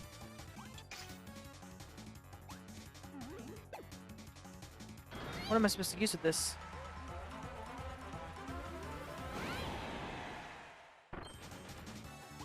I guess that works. Can't believe I pulled Festival on that, the double randomize, because when you pick up two enemy abilities at the same time, you get a wheel that basically randomizes. I guess fun fact in terms of Kirby speedrunning.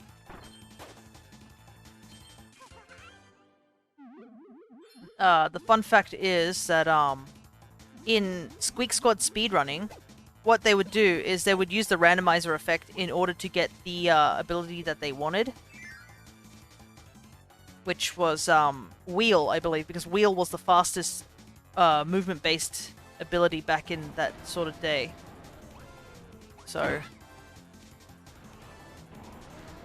you'd practice the timing essentially to like be able to get Wheel on the randomized as best as you can, essentially.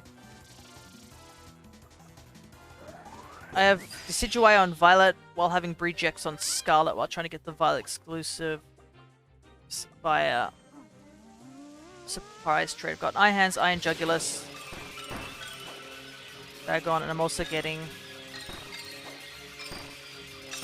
15 Hisuian Zarulas.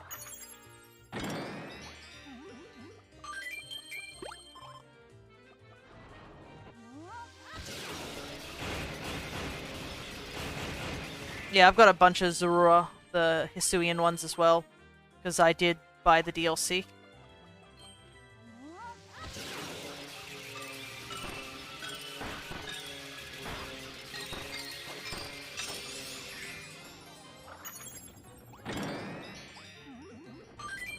Also, I do like Hisuian Zorua. I don't mind Zorok, but Hisuian Zorua is pretty cute.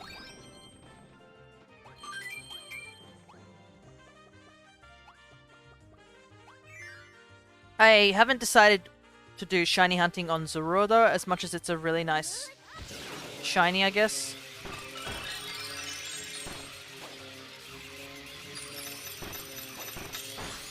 Let's go, that was a perfect.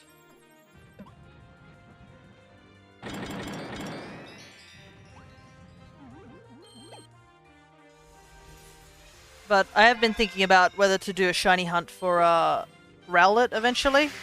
I'll probably do that a lot later on. Maybe do that as a sort of extra stream at some point. No, swimming.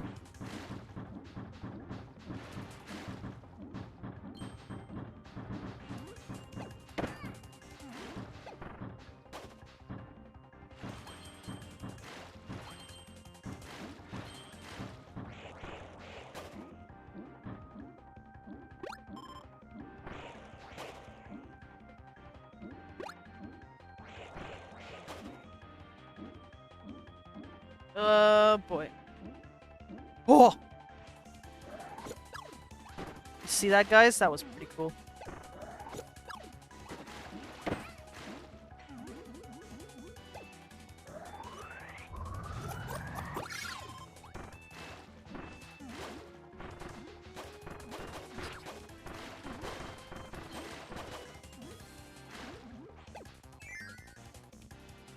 Don't have the DLC yet. I'll get it after the save wipe just patched. Yeah, it's kind of odd what's going on with that one, honestly. Though, thankfully, the save wipe patch has only affected like 100 people, so it's still very small.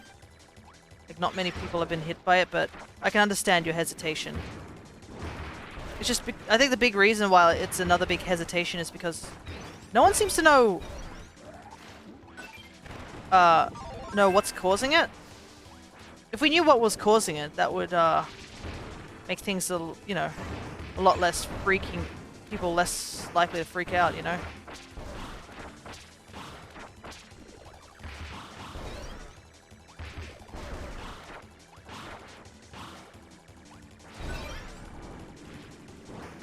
Ooh, just got him on the last touch of that hammer hit.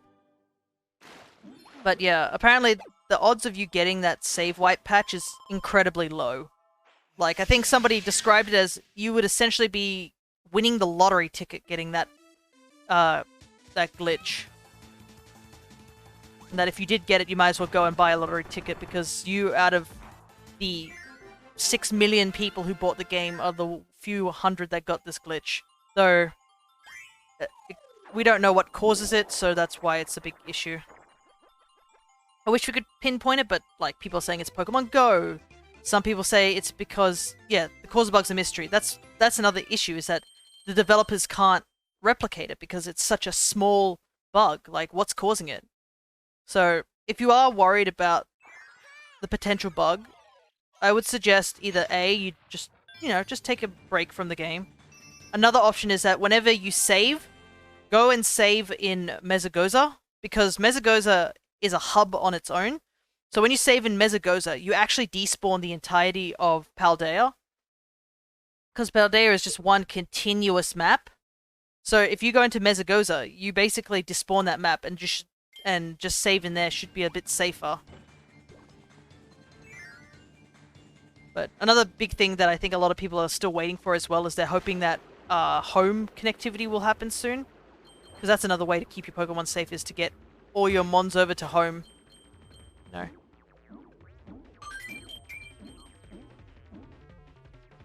But it's taking a while before we get home connectivity. I hope they'll do it soon.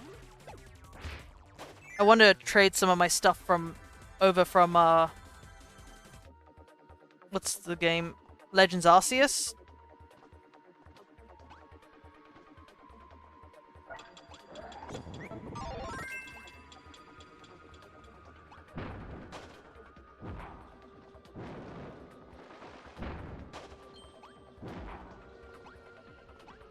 And I think maybe Brilliant Diamond, Shining Pearl, I might transfer stuff over.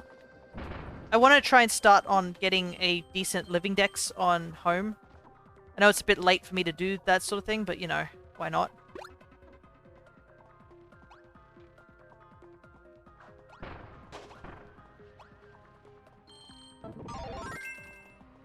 But yeah, unfortunately they haven't been able... It's going to be a while before we... I think there is going to be a patch coming up for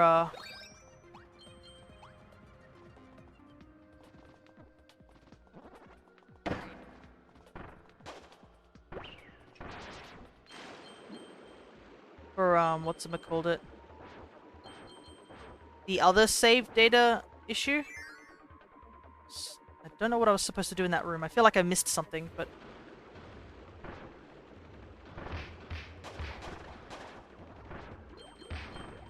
yeah, I think I missed something.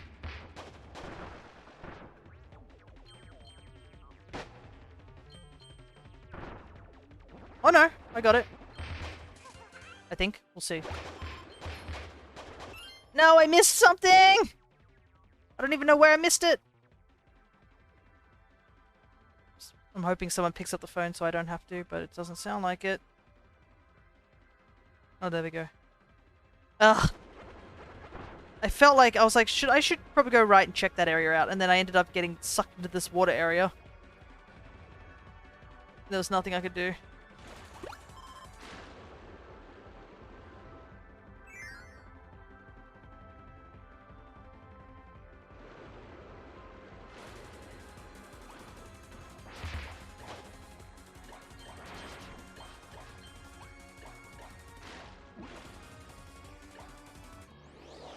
Alright, what are you? Oh, a Kibble Blade. Been a while since we've seen that.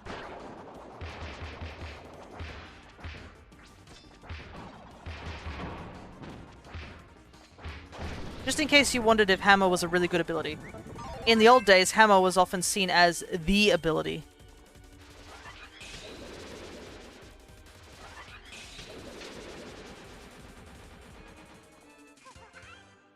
A lot of people would use it for beating all the bosses damageless.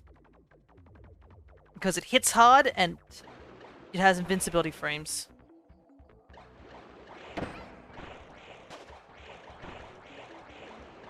Oh, this is a maze. That's not good. Okay, there's the thing we need. How do we get to it?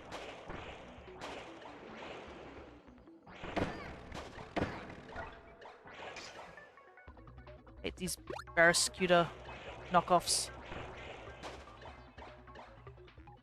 We sort of need to...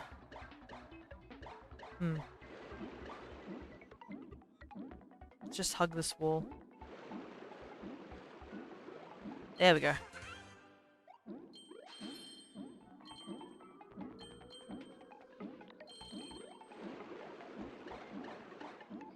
No!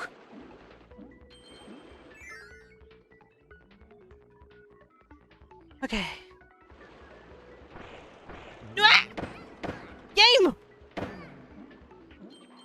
That was a bit cheap.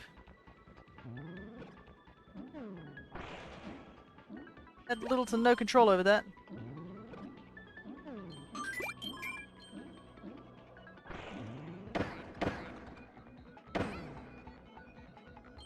Thankfully it doesn't do too much damage, but... It's so cute, yet so deadly.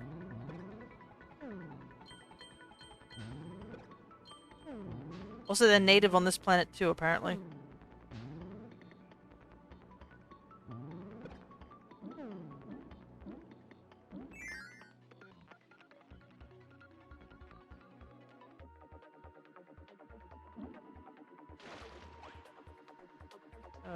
Okay.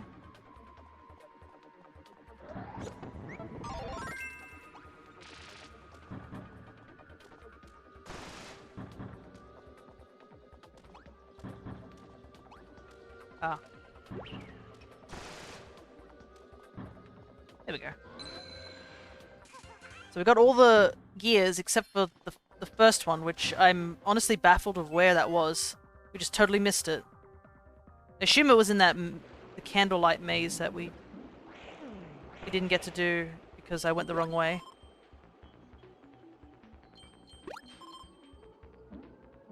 Oh, go fast! Go fast! Whoop!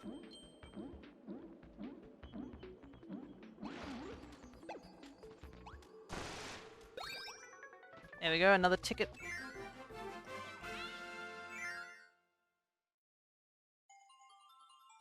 Another gold game. Ah, just missed it.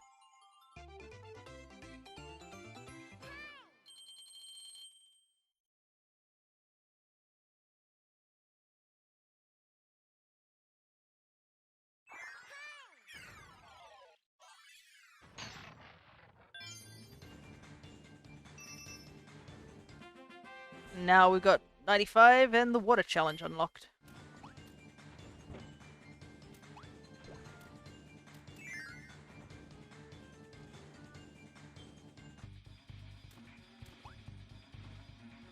These whatever these are, these DDD rip-offs, Waddle Dee rip-offs.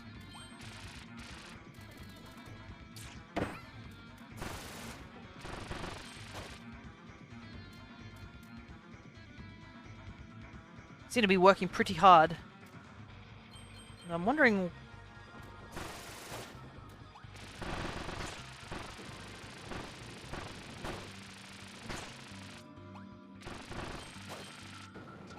Do I want fire or mecha?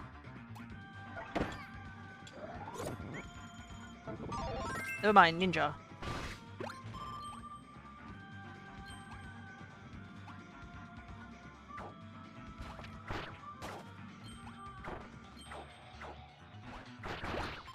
Will Spheal and Cyndaquil come back in Scarlet and Violet? I ask because Walrein along with Typhlosion are the only mons on my first Arceus run that aren't in the base Scarlet game. I'm gonna say yes for at least Typhlosion, and I believe Spheal is coming back. If it was there was an image that was released about what mons would be coming back for Scarlet and Violet, sort of thing. Sorry, little dudes.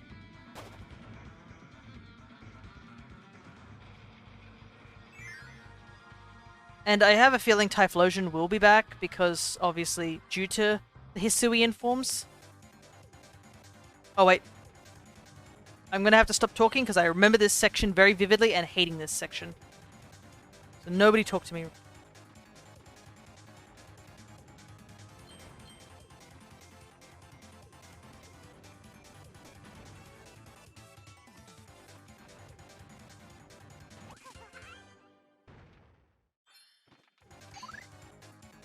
Okay. But yeah, I think Typhlosion will be back. I mean, Decidueye just made it back, and while it's not the Hisuian form, I believe all the Hisuian,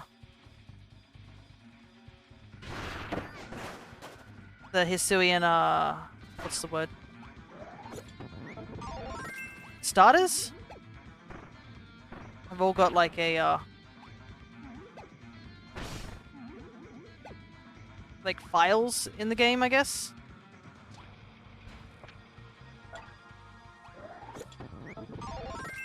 I remember seeing in the leak that most of the past starters are coming back. Yeah.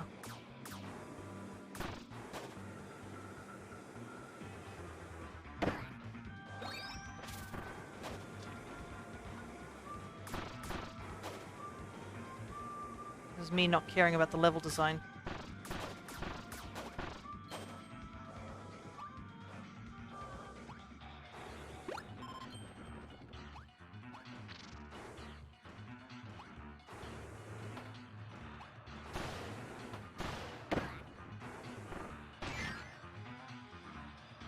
But yeah, I think most of the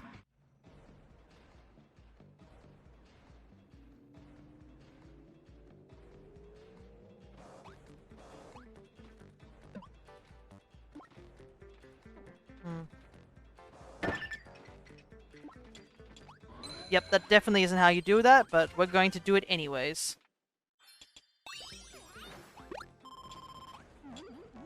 I know what you're supposed to do. I think you're supposed to throw the key and then jump around and grab it on the other side, but, you know, don't want to run the risk on that one.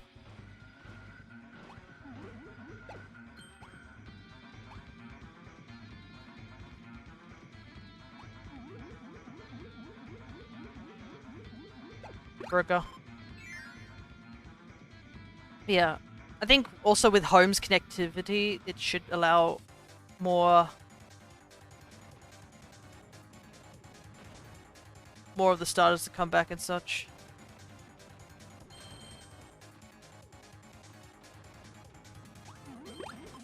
Yes, I remember this one. Haha. I'm gonna fool me on that one, game.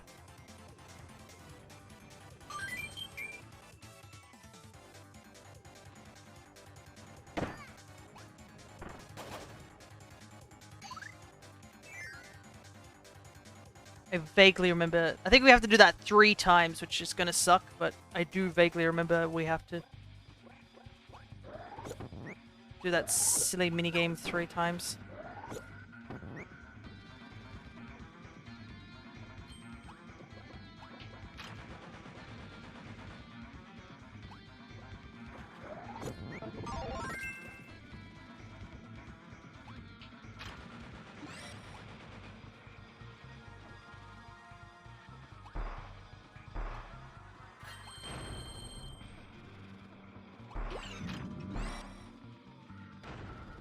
Most powerful gem in this game.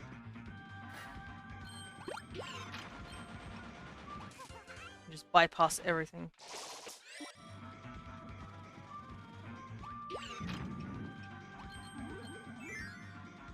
Alright, so... Is this the final one? Yes, it is.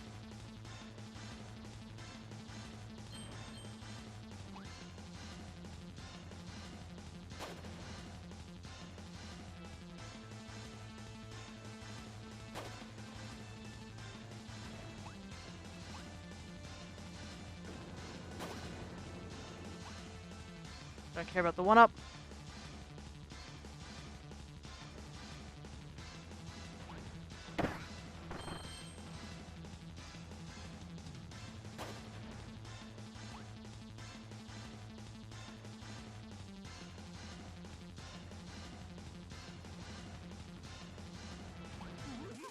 There we go.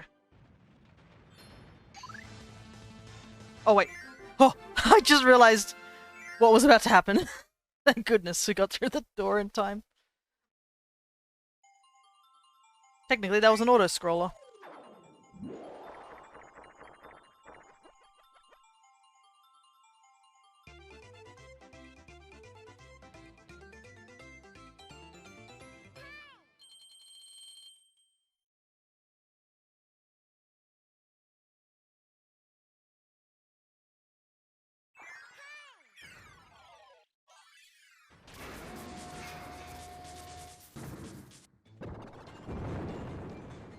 Now here's the interesting thing. I know what this boss is. One of the 100 energy spheres have unlocked Kirby on the draw.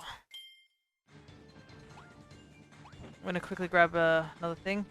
Something in real life has happened recently. One of my aunt's dogs passed away, which is sad, but just getting in the years close to the age Spike was when he died back in 2019. I see. I'm not sure if it's the best time to bring that sort of thing up, but you do have my condolences. My dog's getting along on the age limit, I guess. He is a small dog, so they live a lot longer. But like, yeah, it's always a hard thing to say goodbye to a pet. They are technically like a family member to you. Saying goodbye basically means that you just won't be seeing them again.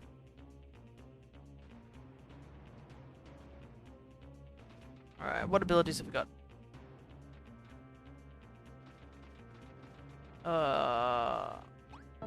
Let's try mech. Why not? We're doing mech because, to be honest, I think this is the boss that inspired Kirby to get mech form. Like, when you see the boss, there's some similarities. Not completely one for one, but there are some similarities.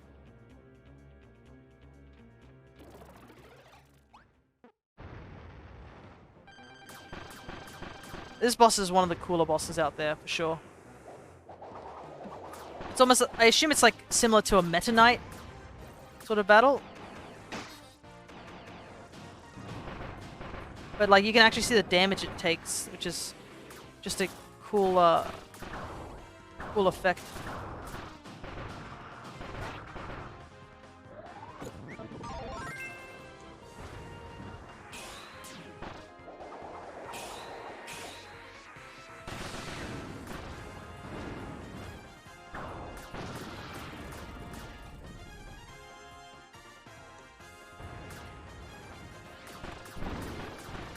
Yeah, that don't look good.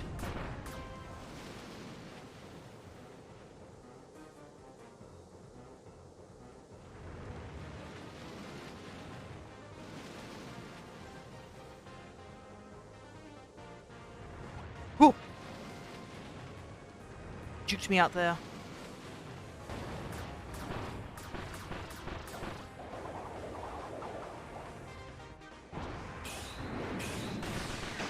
Ouch.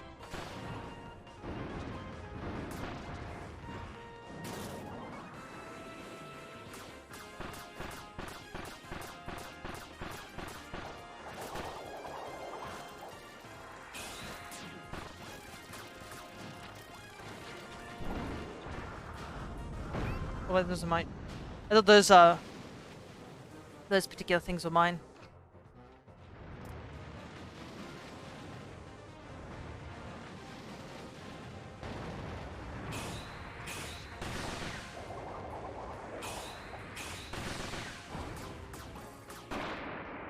There we go. Pets aren't like family, they are family. They deserve all the world, love in the world. Yeah. Probably because I just say like a lot in sentences, that's all.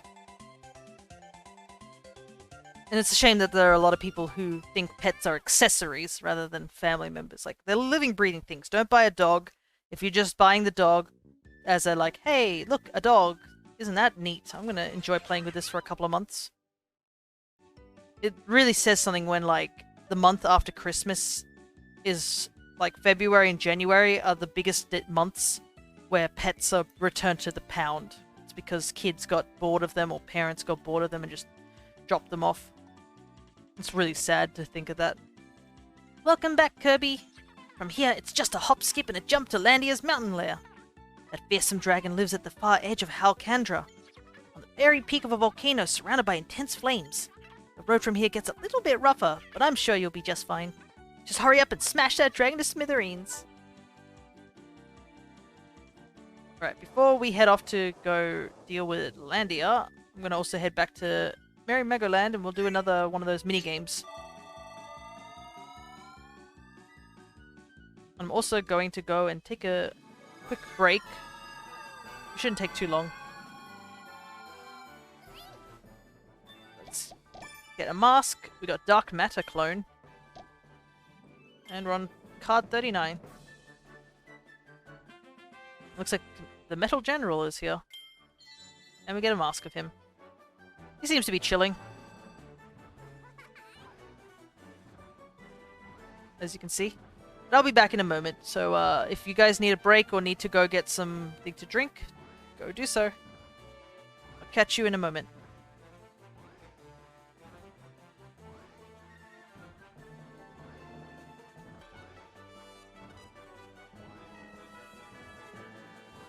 Alrighty, I am back.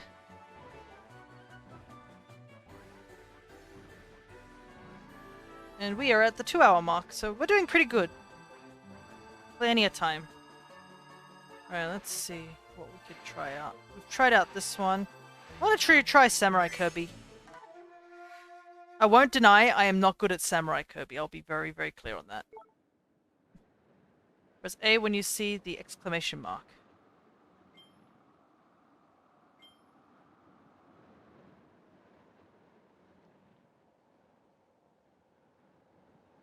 Yeah. It's a single button game, but it's timing based. I think we also need to, if we do that particular mission, we need to wear a certain mask. The Waddle Doo mask. So, grab another... Oh, we have a souvenir still.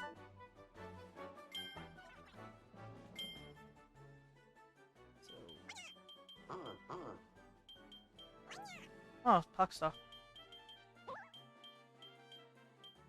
There we go. That is so cursed. Let's go through this very quickly.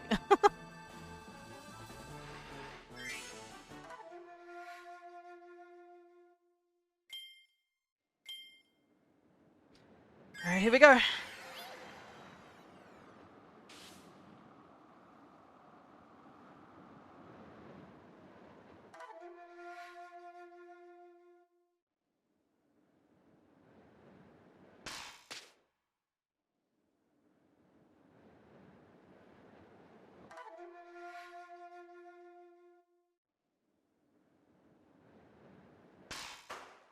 Well, that was a little bit faster that time.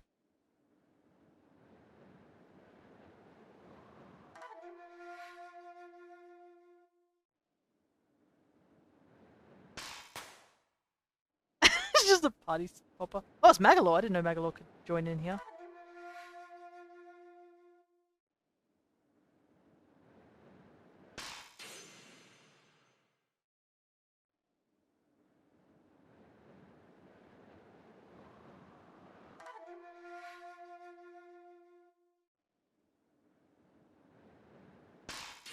Oh! I always remember when I played that as a game that, like, that was hard. Also, I love how Meta Knight's like, ah, shoot! I can't see. Alrighty. We'll just go out for a moment because I want to take this mask off because I don't like it. Right. Samurai Kirby 100 is now available. Test your skills against 100 over Kirby's. Cool guy, hello. Thank you for dropping by. We are playing Kirby's Return to Dreamland Deluxe. We're currently taking a little bit of a break from the main story and doing a bit of the mini-games here.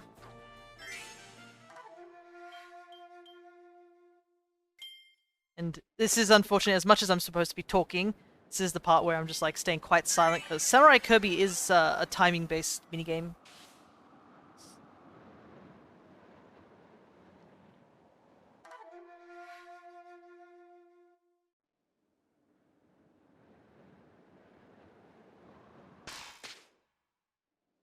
I love the little eyebrows he gets on him.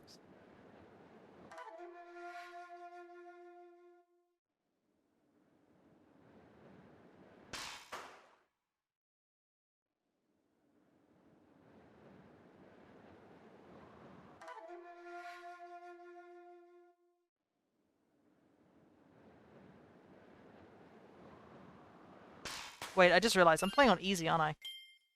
Oh no, I'm playing on normal.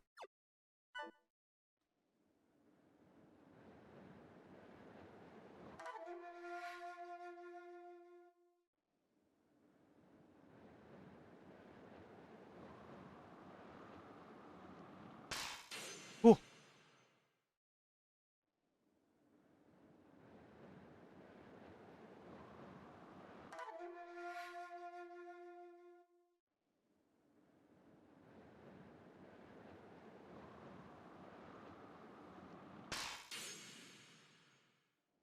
By the way, here's a tip for missions: you don't need CPUs to complete them. Yeah, I do know for a fact that, like, I think that book, the library sort of one, that's a little bit of a difficult one with the computers. I wasn't able to get the last mission on that one.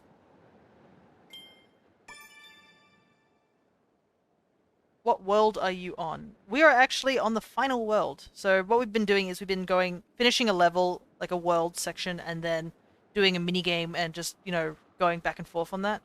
So we just finished Egg Engines. I do have to go back and get a couple of the energy spheres because we're missing a couple. World 5 is my favorite. World 5 is Nutty Noon, I believe. It does have a nice aesthetic. I think I like Egg Engine's music. The actual gameplay of Egg Engines is a bit not that fun, but yeah. We just finished Nutty Noon today. We started at Nutty Noon. Playing solo, defeat 5 rivals on hard without faulting. Right, here we go.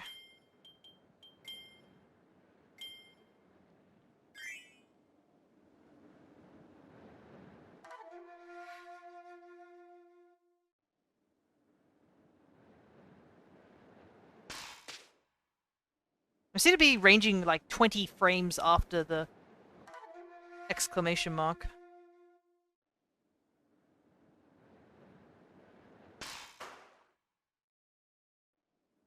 I'm just worried about the final one. Meta Knight's always the hardest to deal with.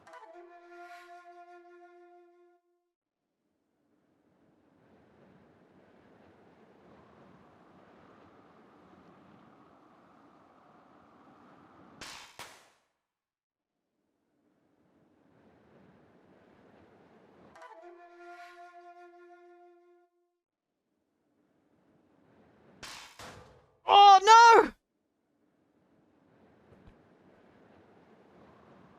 Did he throw the law at me? That's funny. Oh, I thought I was fast enough for that. Apparently I have to be faster than 20 frames. Oh, that one caught me off guard.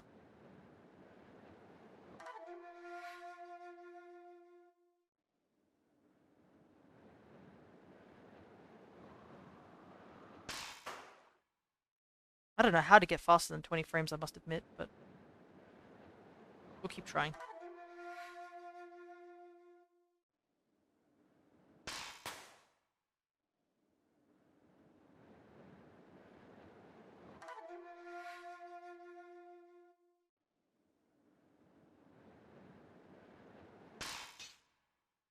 Ooh, it was a tie.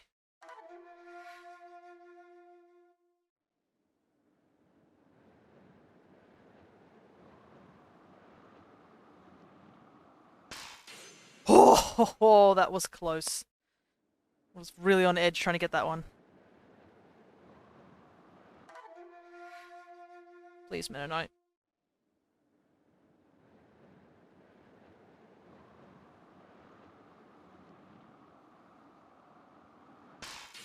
Oh! I knew it! Dang it! Oh well, I think that's the best I can do for that one. That's a shame. I knew it was going to be very difficult. Oh, we're on a new, wait. Oh, Galactic Nova, nice. Oh, there we go, we're on new card fonts. Oh, look how cute the picture is at the top. Look how cute Meta Knight is, he's got little blush marks. He's having fun as well. Love the little crown drawings on this ones. Ooh. 60 missions, we've got a golden Daruch statue. Got Dark Daruch. I think we did play Squeak Squad at some point here, so I don't think it's a big spoiler. But... Thanks for checking out Magaland's tours. I can guide you on a special tour of different sub-game attractions we have here at the park. Each tour will take you through 4 attractions. The person with the most points at the end will be named the winner.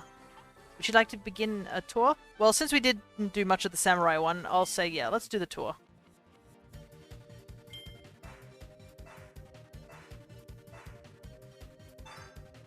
Uh, 100% this game? Nice. I want to try and 100% it myself, to be honest, as well. So, once we've done the main story, they'll probably have to come back to this thing and do these things. Press A before the bomb arrives to swap. Wait. Press A to pass it to an opponent. Press A before the bomb arrives to swap hands, which holds the frying pan. This will send the bomb back in a reverse hit. Time it. Timing your hit will determine speed. Okay.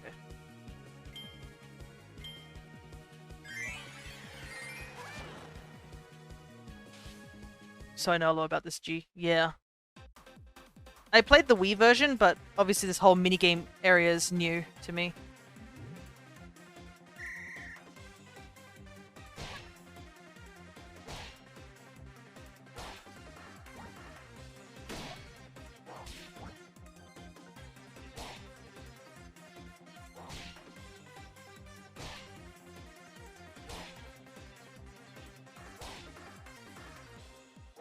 Oh, got a good smash thing.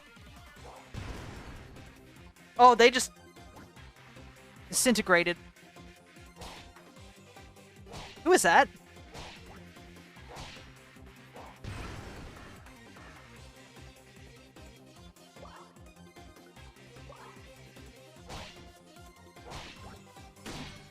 Oh!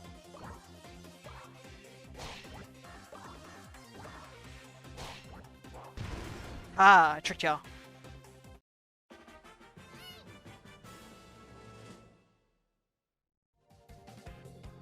You want to find the Hell Rooms too? Oh yeah, the Hell Rooms. I don't know if the Hell Rooms are important to find, but I guess that is a thing.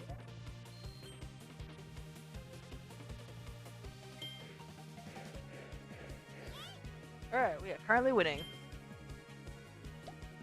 Kirby on the draw. Aim the target with A, trying to shoot any bombers. For true 100% yes, they are required because they have music you only hear in those rooms. Ah, interesting! Okay. Well, I guess I'll have to try and find them eventually too. I know the Hell Rooms tend to be a little difficult, but I guess that's not a priority at the moment. I think later on they will be, but for now they're fine.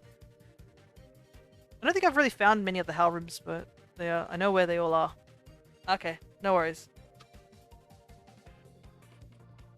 We'll see how far we get into the main story and whatnot. First, let's focus on this. When you run out of bullets, press X to reload.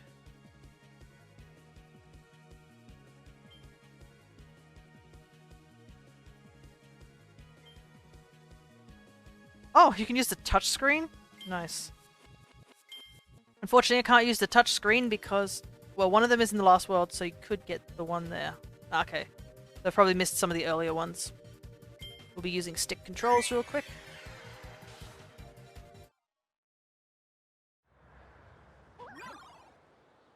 Here we go.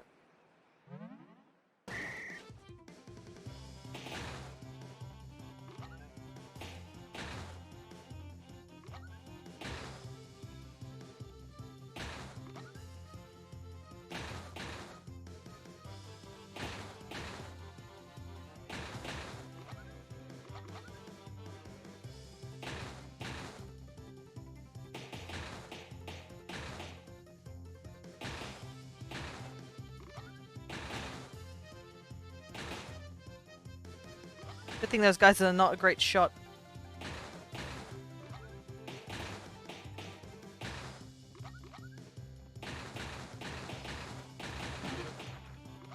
Ah. Ran out of bullets on the DDD one.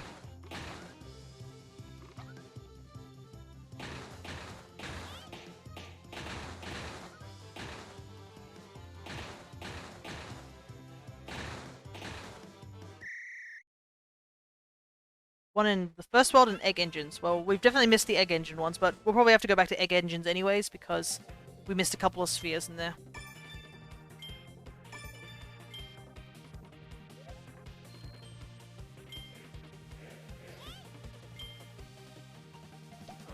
Tome Tracker. We've already played this one. We just played this today, so we know what to do here. Can't get over the fact this man literally was just like, yeah, I'll just put on a mustache. Why not?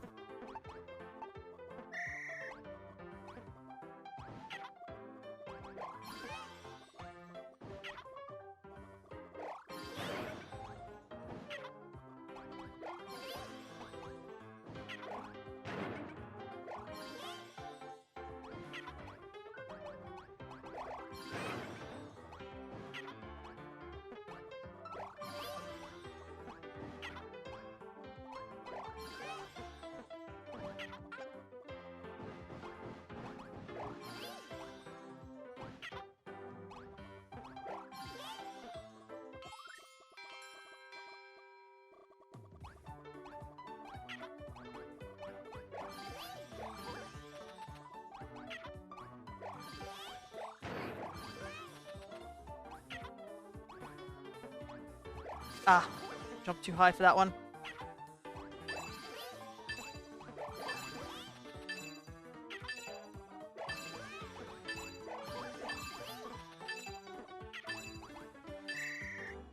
Well, I could have got one more point there. Oh well. Ooh, I think that's my best score for World 1. Level 1, I mean.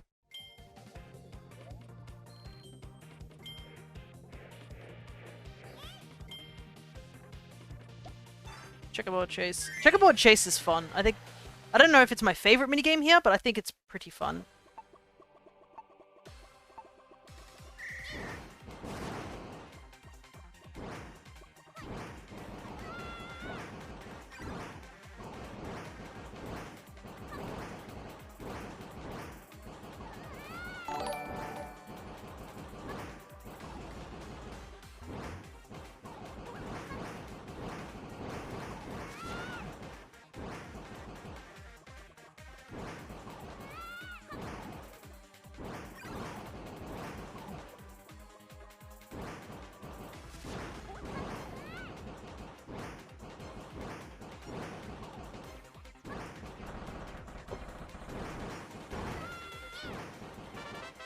Okay, you two. Nice. Oh! Mystery!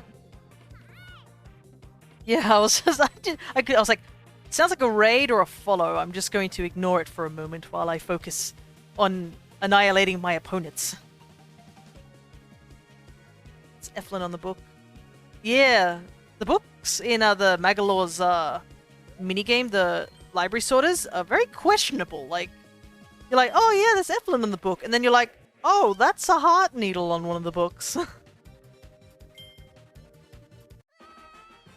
Yeah, look at me go.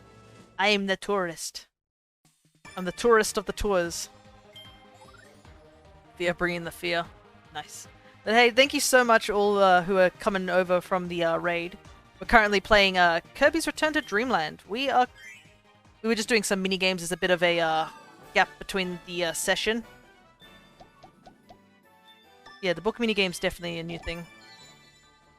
Oh, that's nice to wear. The Mask of Zero. Totally not nightmare-inducing. Oh, Drossia. Some deep cuts here, as they say. But yeah, we're basically at the last world, which is World 7, I believe. So, recap of the story. We're helping a guy called Magalor. This little creature. I'm not sure if there's been a big explanation. And his ship breaks into a bunch of pieces. We've got to collect the pieces, and that's what we've been doing. We got the ship all fixed, and he took us back to his homeland of Halkandra. And unfortunately got shot down by a four-headed dragon. Yeah, go back to World 1, take the first letter of every world, and see what it spells. Don't worry, I know what it does. We'll reveal that at the end. So, we are finally at the final level of this main campaign. Which is Dangerous Dinner. I always love the names here. Just, they're so silly, some of them. Like, Egg Engines, Dangerous Dinner. Like, nani? Ah, this track.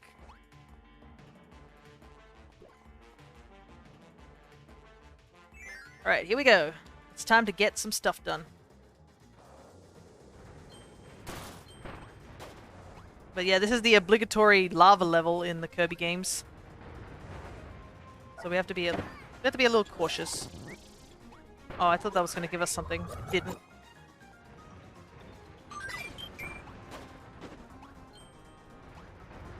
Ow!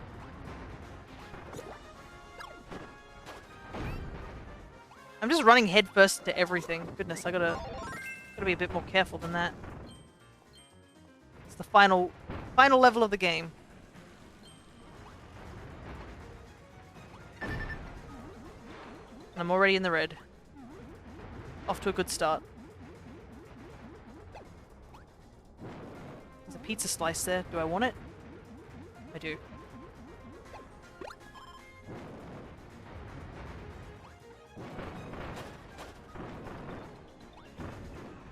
These item blocks. Sand is the best ability in the game. I think so, yeah. Sand's pretty pretty strong in this game, I gotta say.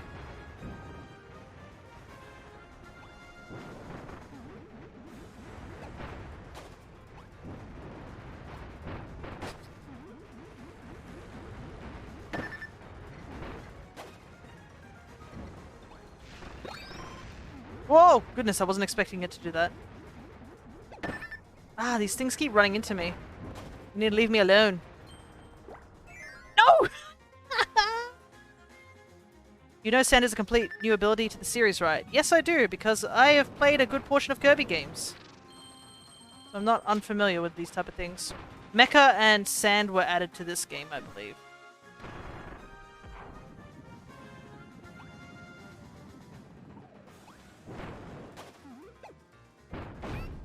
Oh, I need to grab that Maxi Tomato. There we go. I think earlier on the channel, which I didn't save unfortunately, we played through Forgotten Land and 100%ed it. Out of the way, dude. And we also played, on my birthday anniversary last year, we played Squeak Squad to 100% because that was the very first Kirby game I've ever played. So those are the 2 Kirby games I've played, despite the fact my name on the channel is Flower Kirby. There's the only two Kirby games we've played as of recent. Oh, there's just going to be a cannon up there? That's annoying. So, currently I do have a YouTube channel, which I've been starting to upload stuff. We have Mario and Rabbids Sparks of Hope, and Pokemon Violet, and eventually I'll put the rest of the Dragon Quest Treasures run that I did recently too. Sand is overpowered, true arena is not true. I mean, the true arena can be true, you know. All you have to do is do a no abilities run. Then it's very true. I think, at least on the Twitch, I have saved a clip. I have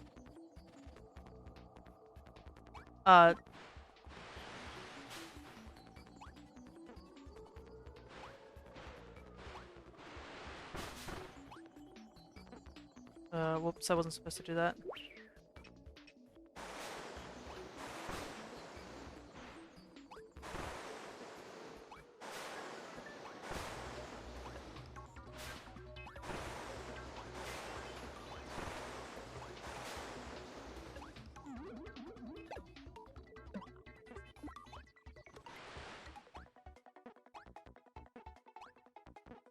If I can... There we go. But I did a no abilities run in the arena for the what's it called? I think the True Arena or the Arena Z in the Forgotten Lands. That was a tough one. I won't deny that I did have to use up an extra life on that to get that particular challenge done. I haven't done it damageless, but I did finish it without any abilities, and that was, yeah, Ultimate Cup Z or whatever it's called. That was a tough one, honestly, but it was, oh boy, it was fun. Though I'm pretty sure when I finished it, I was just in complete shock, because I guess you could always watch the clip I saved it, so I think at some point I might put it on my YouTube channel because it is a bit of an hour long or something like that, so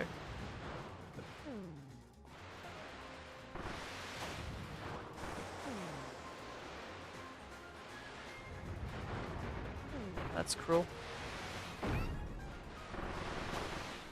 Hamburger.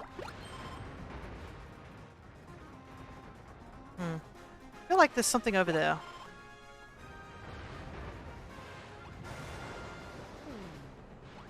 No?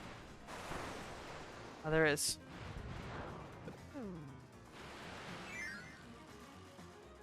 But it was... Oh boy.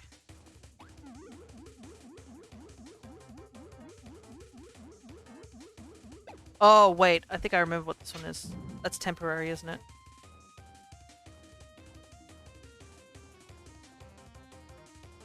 Oh no, it's not temporary.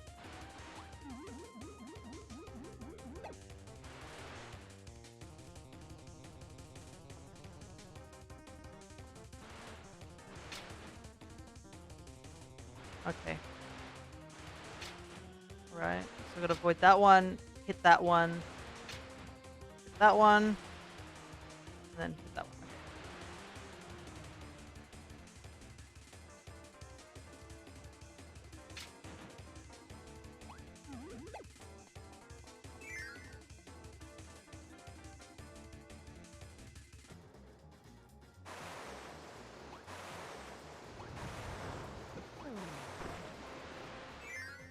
Water's gonna make it a little difficult, but I can do it.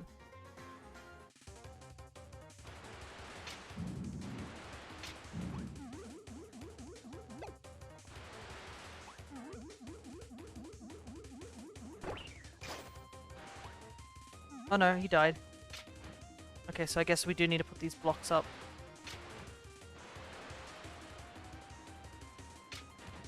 I think you can do this many times. I've played a lot of Kirby games too. Nice. What's your favorite one? If you got a favorite.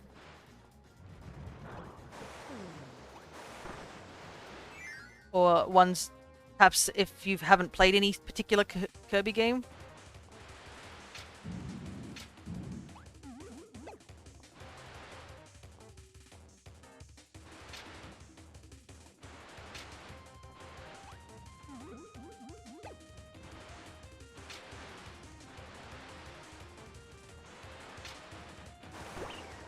Thank you.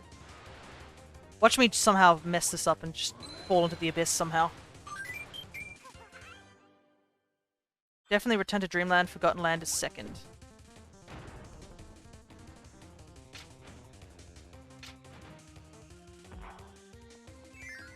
I definitely enjoyed Forgotten Land as well, I gotta say.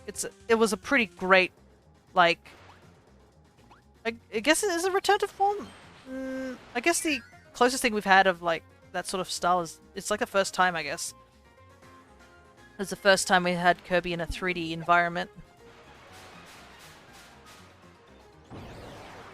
Ah, it's the Snow Coon.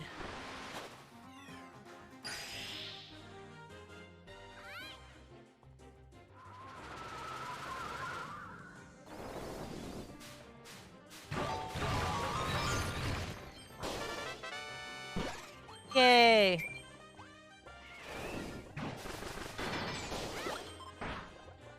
At least we can get super healed with these type of minigames.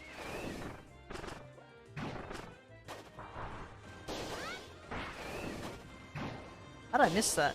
Let me try that again.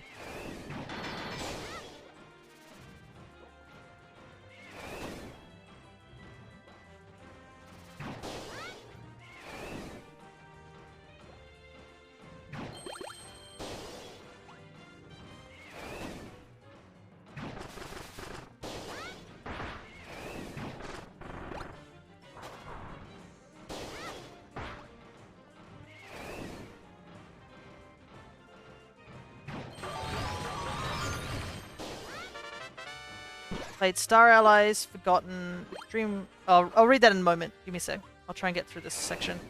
Because I can see a lot of names there, so it'll take me a little while to read through those.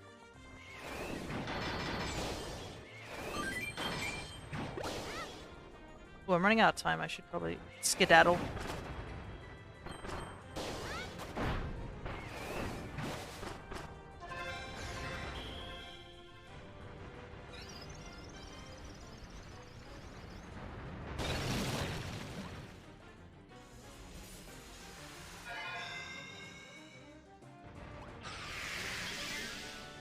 No, it's about how many times you use it, not a time limit. Oh, okay. I always thought it was a time limit because I...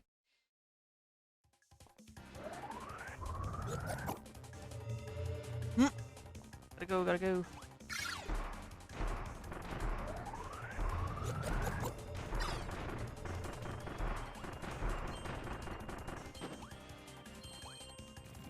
Well, these ones. But...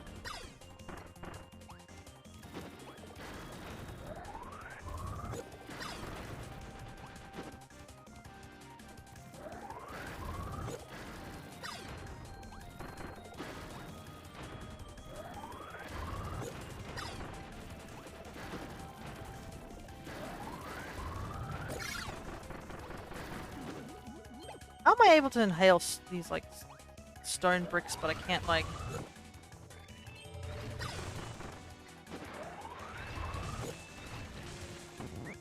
Oops, that's not what I was supposed to do, was it?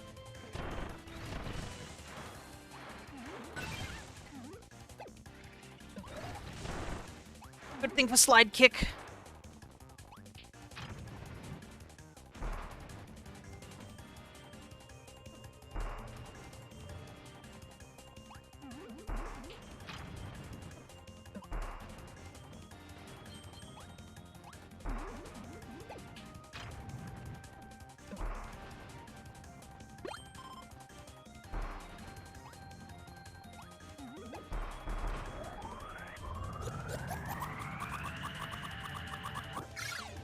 Biggest star ever. Go, go, go, go. Oh, ho, ho, ho. That was close. Yes, I want this ability.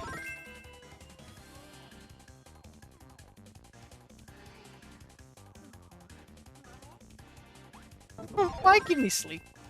Alright.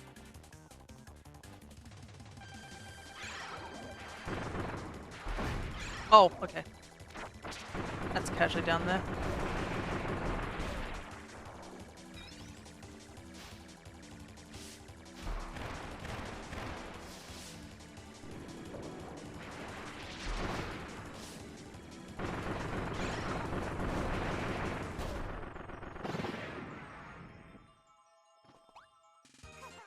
There we go. A nice clean level done.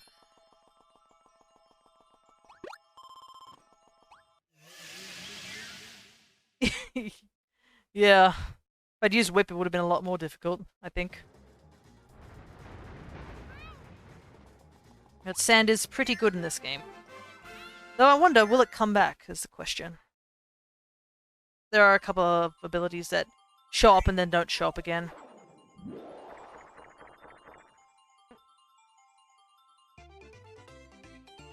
Alright, let me see if I can read the thing. Star Allies, Forgotten Land, Kirby Dreamland, Kirby 1, Dreamland 2, Dreamland 3, Adventure, Superstars, and Dream Buffet. Oh yeah. So, I'm guessing that means you haven't played some of the handheld ones like Nightmare in Dreamland, bunch of the, what's the words? There's a bunch of spin-offs and stuff like that. Oh, there's one game I can say I've played that a good portion of people probably haven't played. I played Mass Attack. That was a departure from the norm. Secret level is here. Let me see if I can find it first.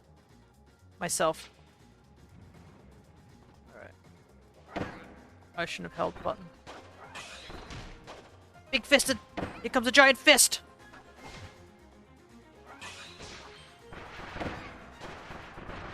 Wait, couldn't I just do this? Good, probably. That seems a bit cheap.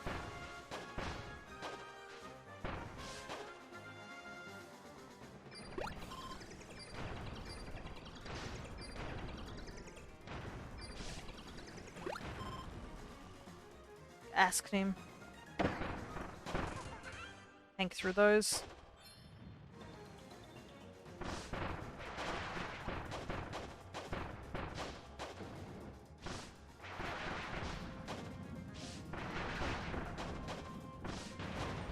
This is kind of absurd. I just have to do this, and I basically live.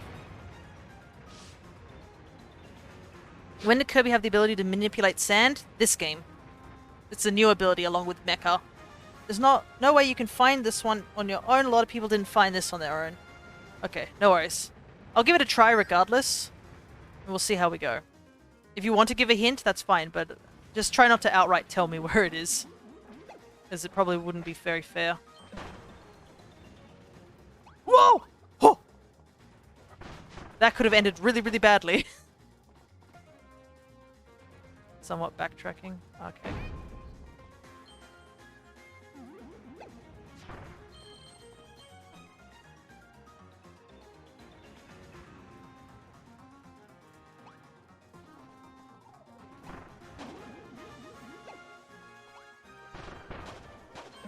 Squish, squish.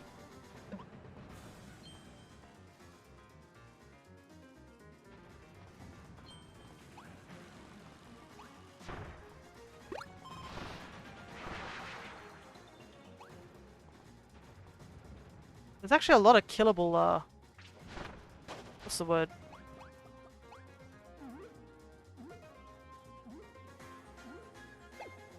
A lot of places to die. This one's completely new. It wasn't in the original game. Ah, interesting.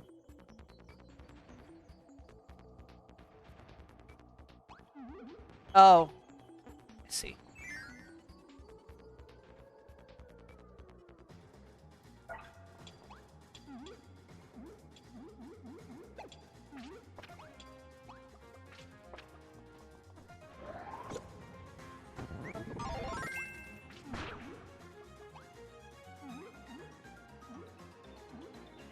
Sand attack, it's super effective. Yeah, haven't we learnt that using pocket sand helps us? I think I'm the right height. No, a bit too high. Right here, I think.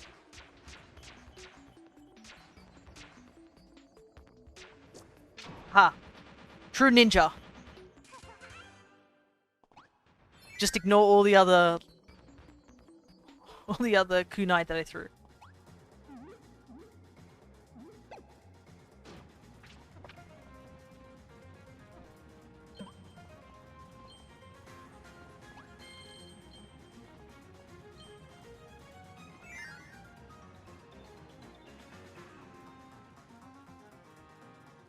No! Wait, I think I know what this is. Oh.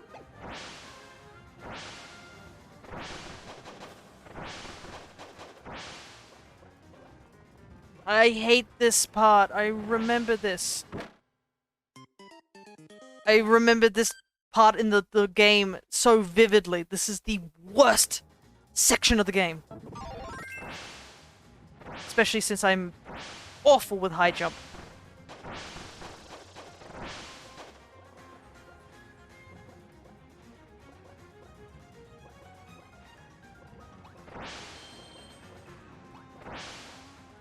Oh, thank God.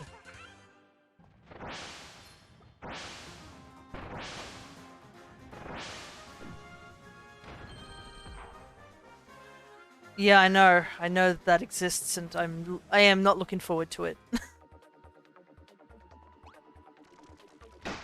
Ouch. Oh, what? Okay. Apparently I was stunned by the electricity, so I couldn't actually jump.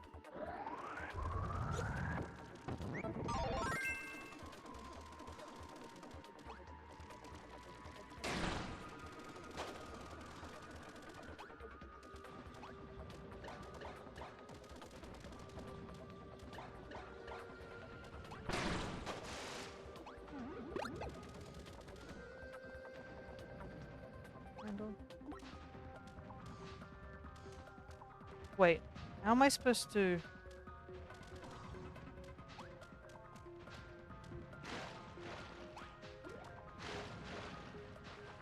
Oh, I see.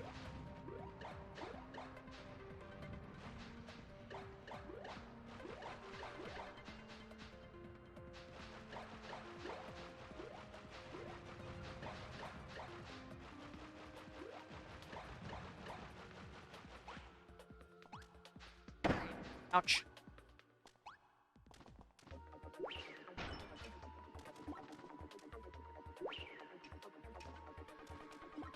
Come on, game.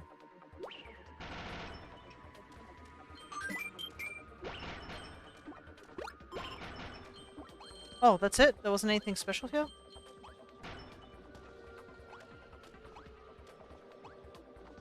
It's a shame.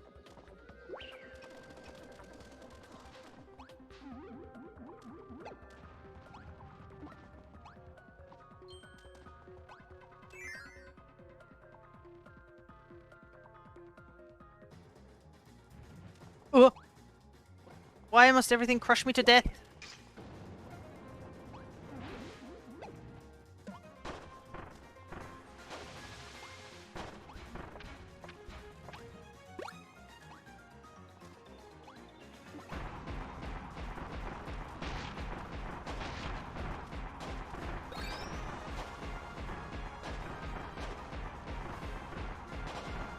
Oh boy!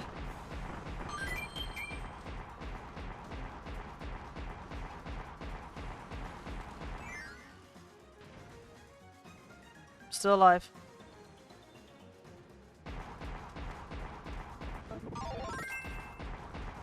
Can I take this with me? I guess I can. Why not? Let's get some free damage.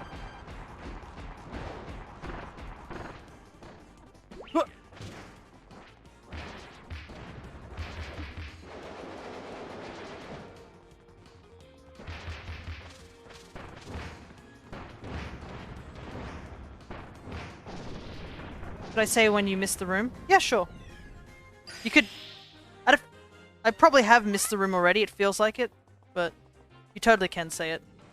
Because I'm just like, oh, we've got the super ability here. So I have a feeling that... I have a feeling we've missed it. You did, yeah. No worries.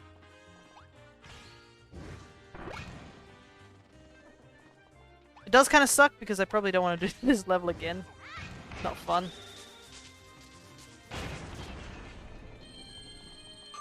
I wonder which room it was in.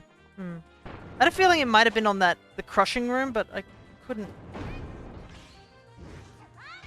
So, ouch, I missed that.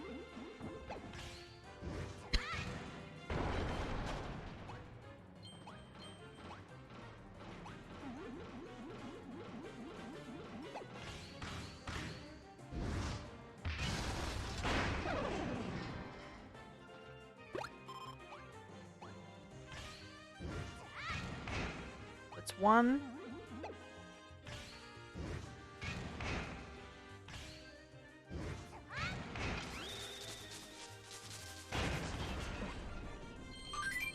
At least I can get the lives back I lost in that silly high jump room.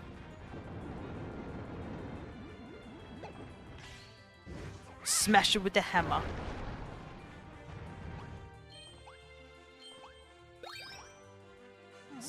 Sometimes the hammer is just the best way to get things done, you know?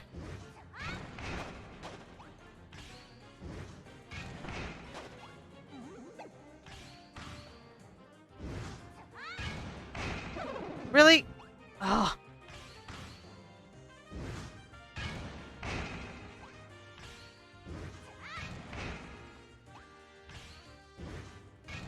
Yeah, when there's a super ability, you know there's a dun. There's always a dungeon to go into.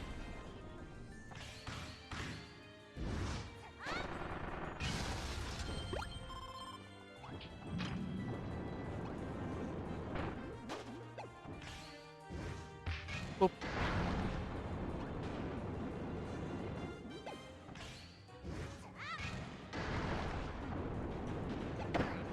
Those thingamashikis really need to back off for like a hot minute.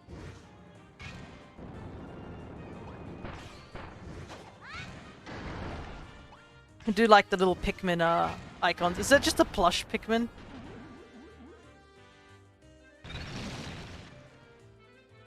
Snake. Hit it with the biggest hammer.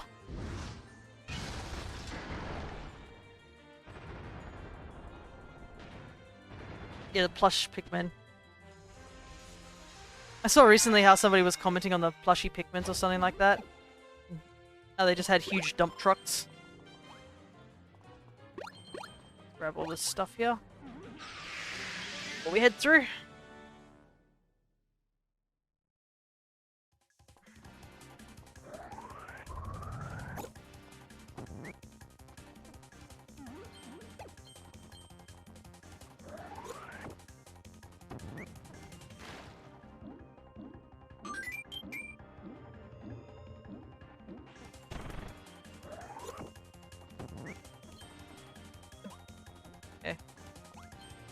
Interesting level.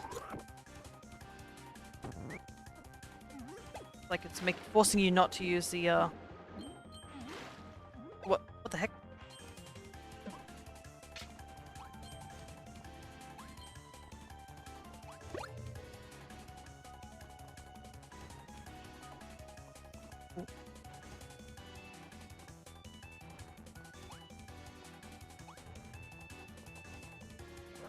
Don't like how close that thing is getting.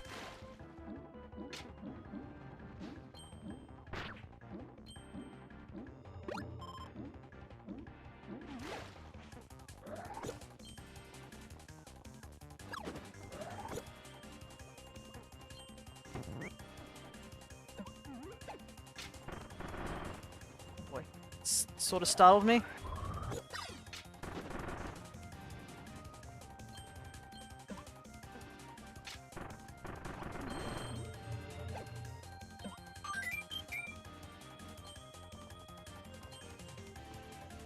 Yeah, open the door!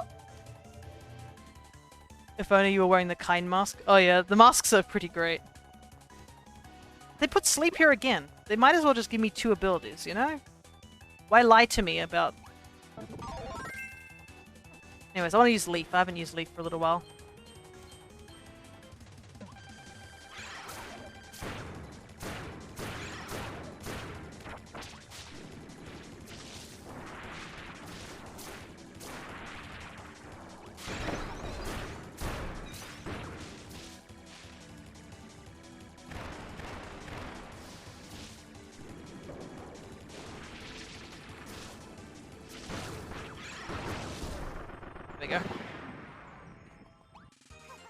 Because I think Leaf is one of the few abilities that sort of, like, got left behind.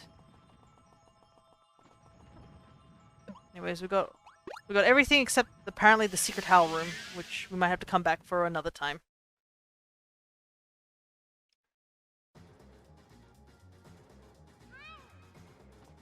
Oh, whoops. Other way.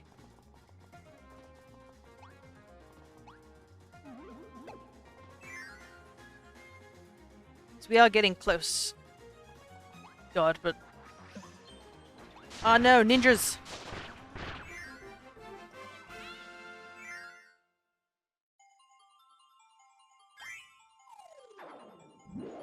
You. Ooh, nice, a perfect.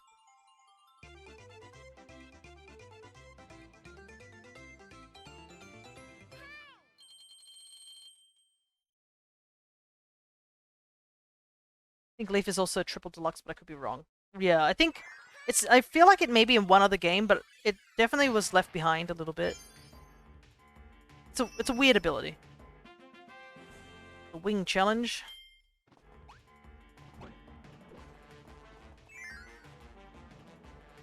What time are we up to? We're up to 3 hours.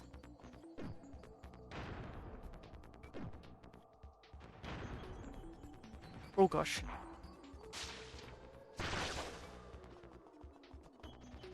Power of the sun.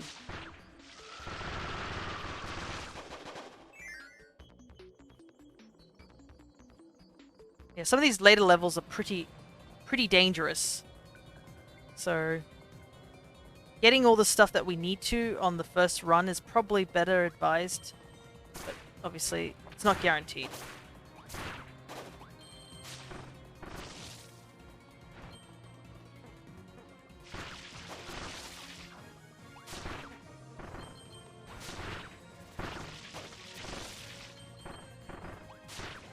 Ooh, almost got through.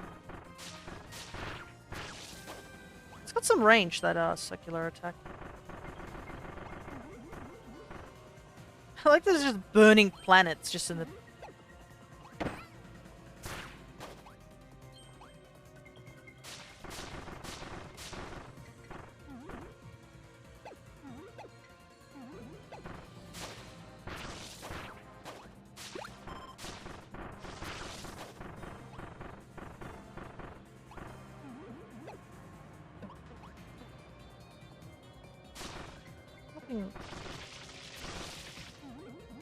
I think there's anything there.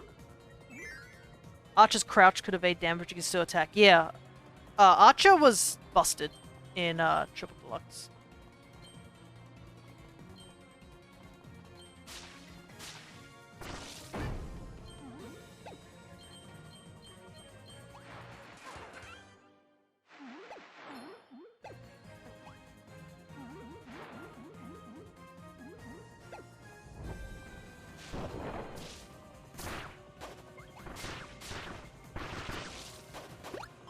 I think that's a big reason why Archer ended up staying behind. It was a bit too overpowered. In fact, you could just literally just crouch and just avoid everything and attack at the same time. Which kind of busted. I mean, obviously it wasn't the best for certain enemy types, like some of the bosses and whatnot, because obviously you kind of need to, like... What's the word? Jump or shoot in the midair, but It's one way to do it. It's not the most fun-looking way to do it, but it's a way to do it. Yeah, I get this weird feeling we might need ice, so I'm just gonna take it.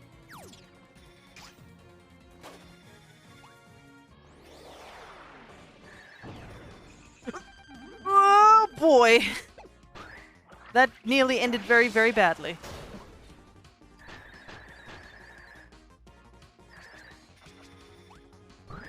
Ice is a really bad decision to bring. Oof.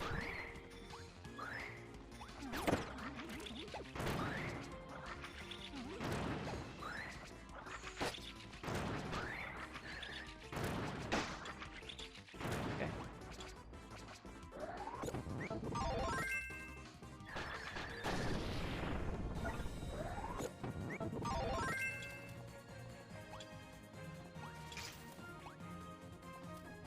Nah, man.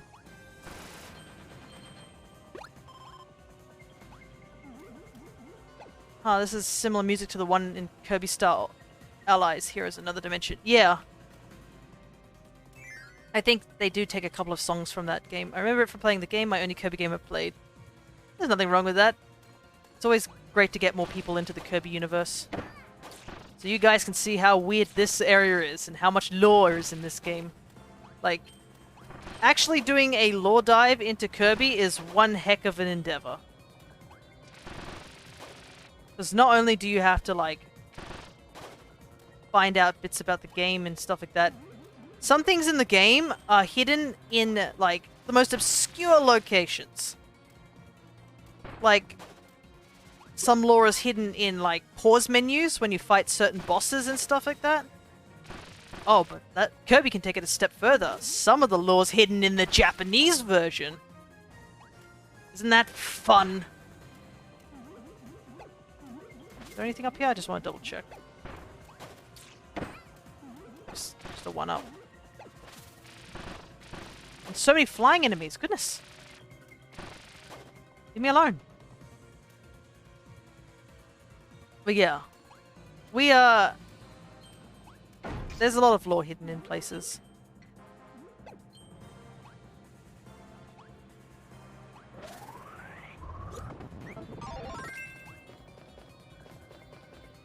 That's what I was looking for.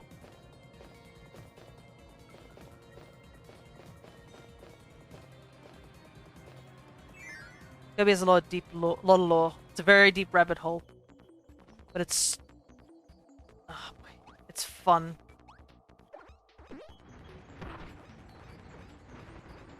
Oh boy.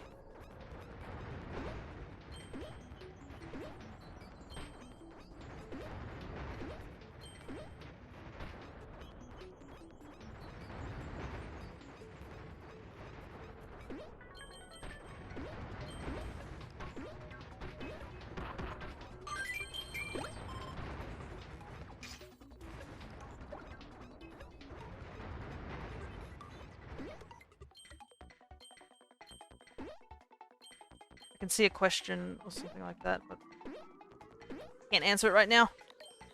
I hate shoe sections.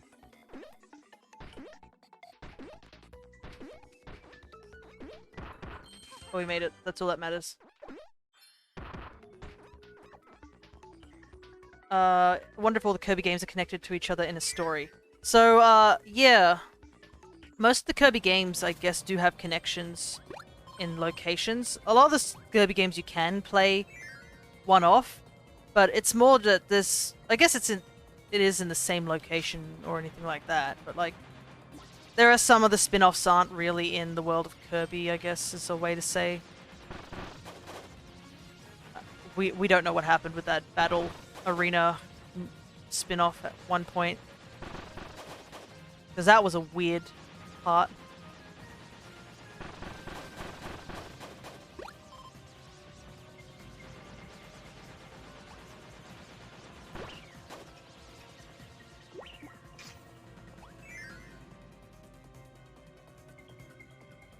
A lot of the spin-offs aren't really connected, I guess, is the way to say it. But most of the main games are pretty connected, but I guess also another thing is that a lot of the bad guys that are in previous Kirby games don't tend to come back.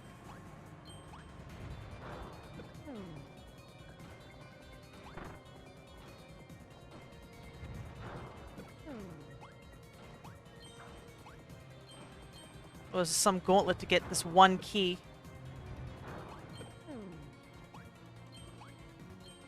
If we touch anything here, it'll just evaporate. There we go.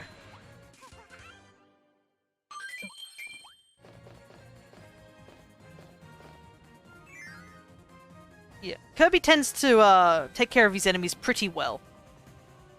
So, rarely do we see them come back.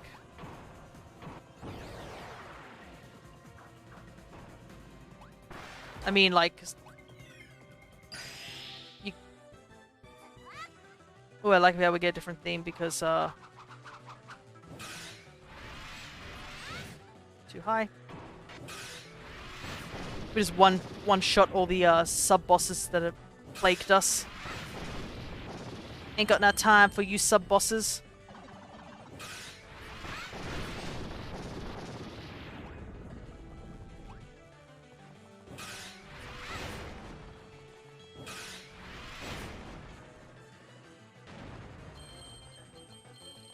Though Kirby does like to reference a lot of its past enemies, so sometimes you do have to pay attention to, I guess, some of the games. They ramp up in difficulty in the later levels. Yeah, like I said, I would say when it comes to Kirby games, the best way to describe them is they're easy to play, but they're hard to master. So, like, playing the game just through, it's not too bad. Like, this isn't a bad sort of game. But, like, actually going for the 100% is a lot harder. And also, a lot of people don't pay it. Like, I don't know if it's not that they don't pay attention or anything like that, but seriously, some people like say Kirby's a baby game, and you just sit there like, bro, what are you talking about? There's some really dark things that happen in some of the Kirby games. Like, absurdly dark things. Like, I think Star Allies introduced a pretty big, like, lore-based scenario. Cut the volcano in half. Volcano didn't need that anyway. But, like, for example, Forgotten Lands wasn't too hard when I played it, but, like, going for that 100%, there was a couple of things I missed near the post-game, and goodness, they were hard. I was tearing my hair out over one of the things I needed to basically get, because it was just like this one really particular thing I had to do, and I just couldn't get it for some reason.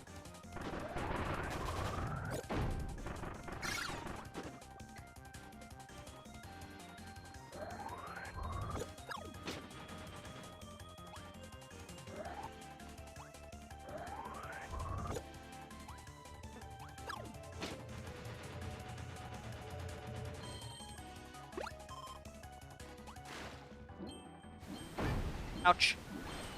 Turns out the heat of the sun really hurts.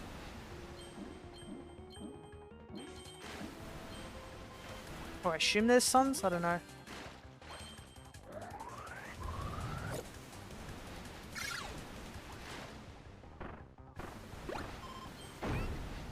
Ow! God, I thought I made that. Apparently not.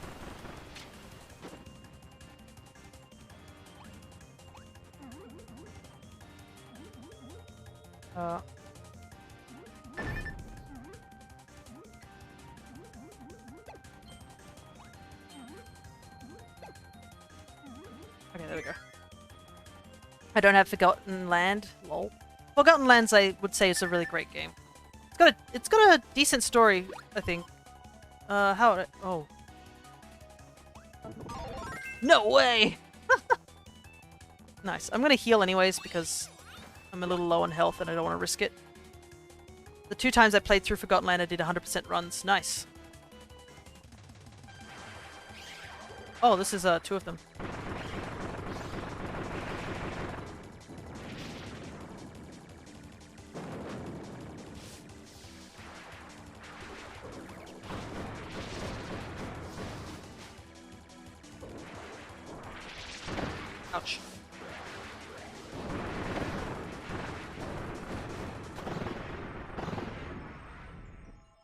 There we go.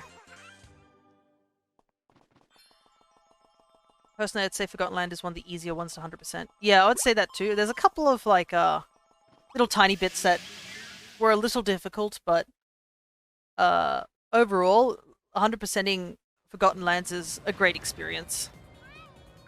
Though, I will say one thing about Forgotten Land, I did not like a certain aspect of it. And that aspect is that god-forsaken, tilting, tumbling game which I can't play to save my life. Why? Why must Zelda and Kirby introduce those games? Whee!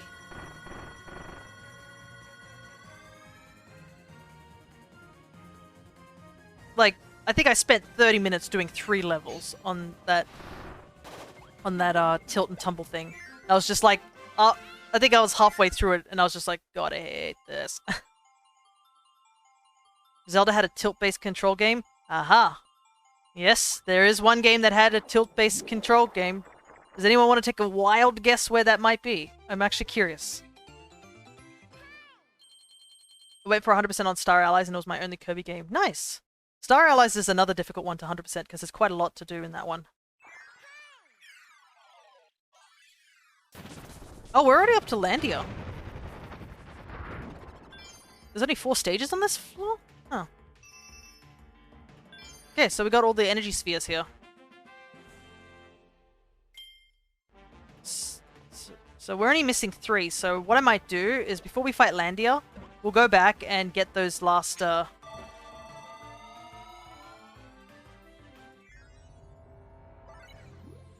last ones we missed, so that's 1, 2, 3, yeah.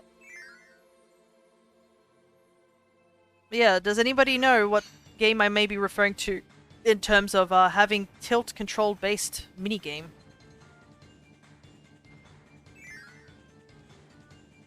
Found Soul Melter difficult. Yeah, Soul Melter's supposed to be obnoxiously difficult.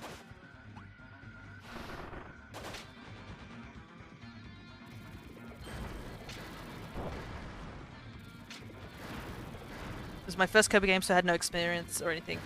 I would say you did very well, Stick, because, like, that particular Soul Melter was difficult even for veterans, I'm pretty sure.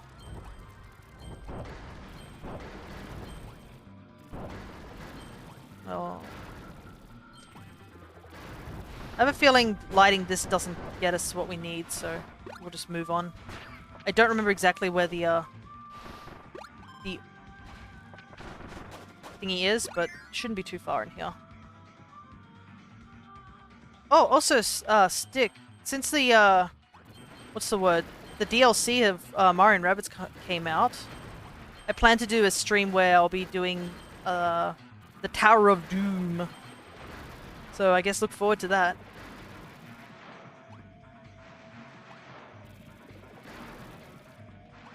I'm looking forward to going back to, Mario & Rabbids. It's such a fun game. Even if there are times where I'm just like, over it, but, you know. It took me over an hour and 30 minutes or something to eventually beat it. It's the only thing I needed to 100% the game. Nice. Yep, no, I remember where we missed the thing here.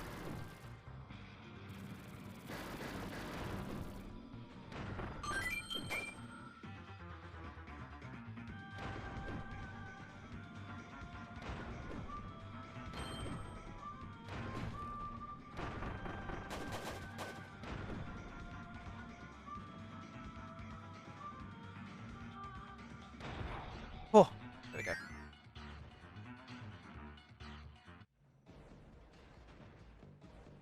What is this? So nice, still haven't gone back to that time yet because I have no control of LOL, but it seems so fun so far. I like the new movement system. Yeah. No!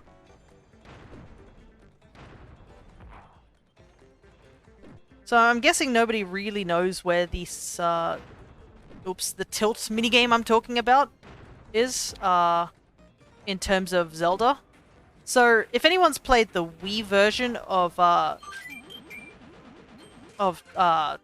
Twilight Princess, In the fishing hole, there was a mini game there, which was a tilt and tumble mini game. The idea was it was called roll goal or something like that, where you had to roll a ball over a narrow course. And my god, was it difficult, because not only was it not one level, it was multiple levels. And if you somehow did it and beat all the levels in that tilt and tumble game, you basically got yourself the frog lure. What's so special about the frog lure? With the frog lure, you could catch the legendary Hylian Loach. That was the only way to technically legitimately get the Hylian Loach. There is a secondary way to get the Hylian Loach, and to get the Hylian Loach the secondary way, you needed to find the sinking lure. The problem with the sinking lure is, one, it's a little difficult to find, and it's technically illegal in the fishing hole. So if you decide to go fishing with the partner person who runs the fishing hole and she catches you using the sinking lure, she literally will confiscate it and take it away from you. But yeah, those were the only two items in the game, like the fishing enhancements, that allowed you to catch the legendary Hylian Loach. Does it do anything for the game? No. It's just a side quest that you can do just for fun. But the benefit is that if you do catch the Hylian Loach, Link gets a picture in the fishing hole of him holding up the Hylian Loach and smiling. So it's a, it's a nice touch. But yeah, that was where there was a tilt-based minigame in Zelda. And it is awful, and I never touched it. So unfortunately, I've never gotten the Hylian Loach in any of the Twilight Princess, whether it be the Wii U version or the original Wii version. Because I hate motion controls. My hands are constantly, like, moving.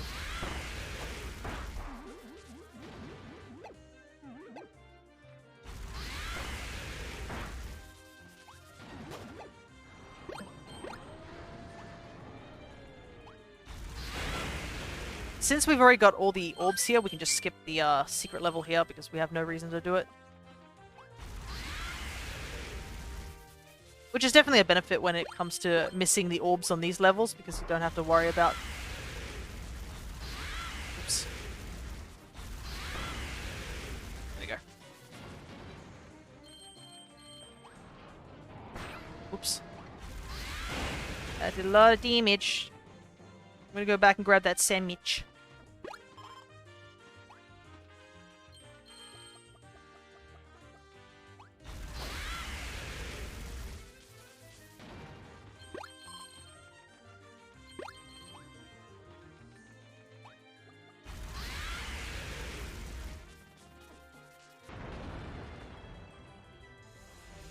Okay, we need to carefully avoid that. We don't want to go in.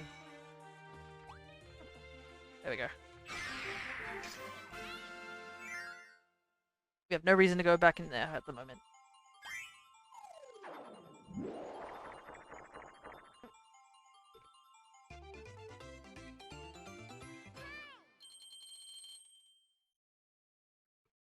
Alrighty.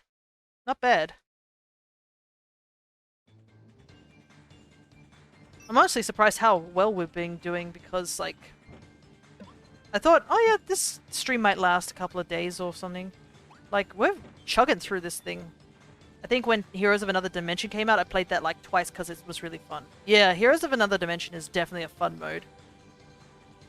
If I remember right, is Heroes of Another Dimension the one where you play as someone else going through the bosses? I just want to be reminded on that one. Is that the only one we're missing, or is it level 5 is...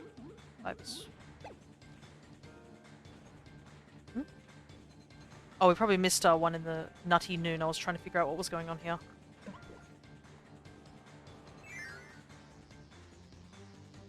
I have to go back to world, the other world, I guess. Okay, this is the one I don't think I remember exactly where I missed the thing, which baffles me. Because I love how, I think there was a mode in Star Allies which, was like... Oh, I think so, I'm not sure. But there was a mode where you played as other heroes against the bosses. And I bet a bunch of people who started at Star Allies had no idea who the guy was who showed up right near the end, only to get, like, wrecked by the thing that showed up later.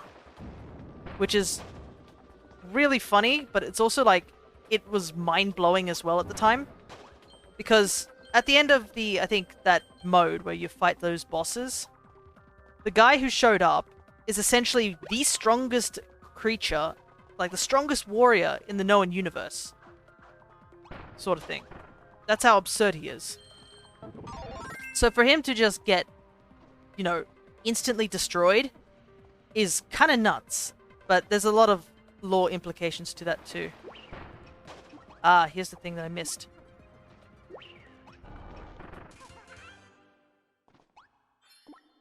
Like, I could explain it, but this is highly spoiler territory for, like, some of the previous games and other stuff.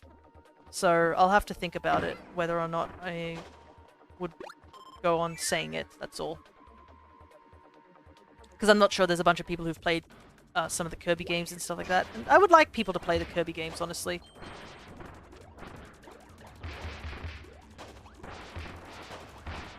But after that bit in the end of that particular mode, if you play some of the previous Kirby games, including this one, you might be surprised that you see a certain thing pop up a lot more frequently, and it started popping up in this game. This game was the first time the thing I'm talking about showed up.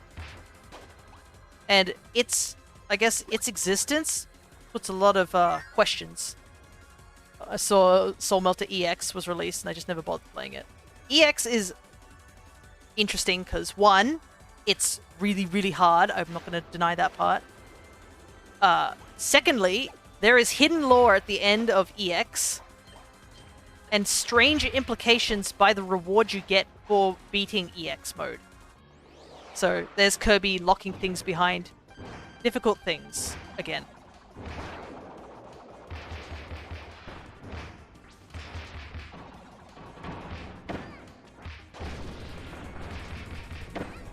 We don't need this. So we've got all the spheres here. Talking about a certain winged insect? Yes, I am. I'm talking about a certain winged insect. This was the game it first showed up in. But yeah, there's some strange things going on. And Star Allies was one of the biggest lore dumps we had in the Kirby series for a very, very long time. Like, it opened up, like, the whole possibility of what the heck Kirby is, because it's never really explained what Kirby is. Or, like, I guess Meta Knight is also similar to Kirby. Like, what are they? They're just known as Star Warriors. Where do they come from? No one really knows. Sort of thing. So, but, like, Kirby in general is a very odd entity. So, for Star Allies to just open up that huge, like, thing about, like, the final boss and stuff like that, it's kind of crazy. Because I know some people actually said they didn't really like playing Star Allies. I think the biggest reason was a lot of people found Star Allies too easy with the whole friendship mechanic, where you can just get a bunch of party members and just utilize their abilities.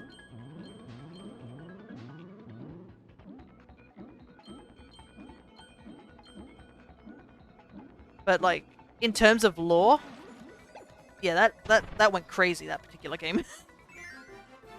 Reminds me of Splatoon lore. On the outside, tame. Inside, deep, deep lore. Yeah, pretty much. I think definitely the second game definitely opened up the lore a lot more. I think it was still touching on it in the first game, but the second game definitely brought it. Wasn't the whole Star Warrior thing that was canon to the anime? Well, maybe.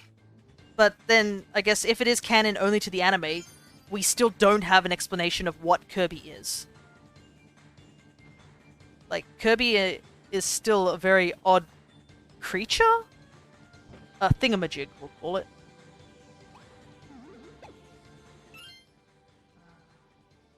You head back to the world map. So, yeah, both of those are done. Oops, I didn't mean to go back to the lore cutter. want to wear a different mask, please? Excuse me, sir.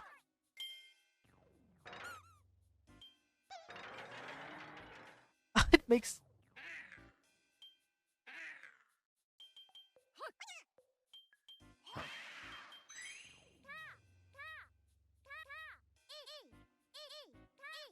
Why can't we dye the Kirby into different colors? That's the only thing I'm sad about. Oh god. It has the same font laughter from Canvas Curse. How terrifying. There's Shadow Kirby.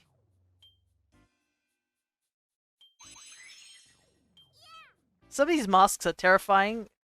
I don't understand how this theme park thinks we can wear these type of masks. Some of them are like legit horrifying.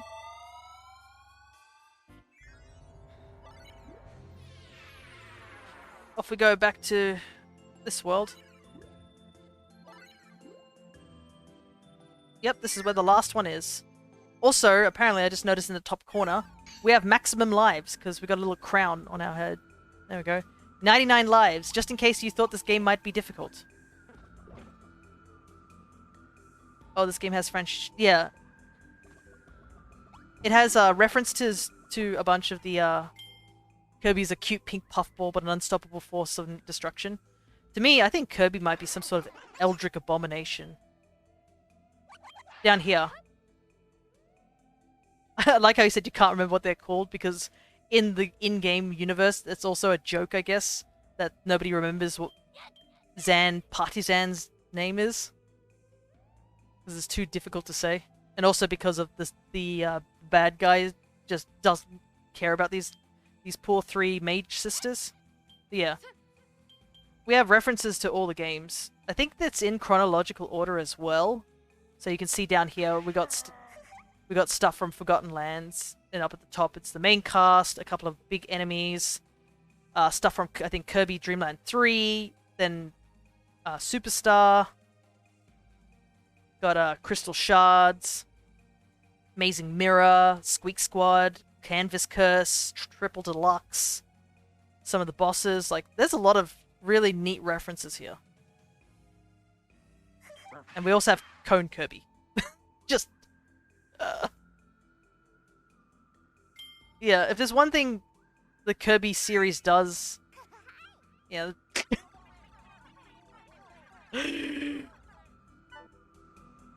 Oh my god, look at this.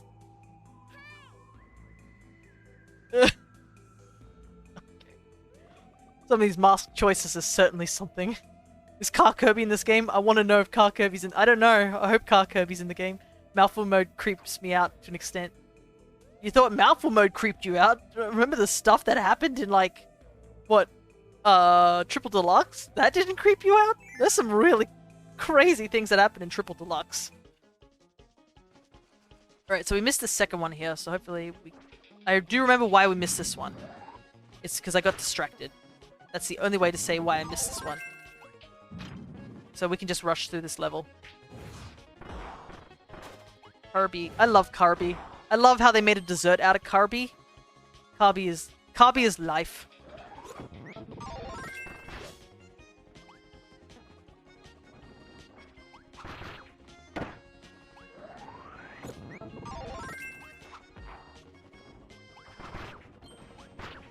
But yeah, unfortunately I didn't save the recording for Forgotten Land. And also like Mario Kingdom Battle. So I don't have those VODs available for you to rewatch, but it was definitely a fun ride. Triple Deluxe Kirby gained the power to suck up trees.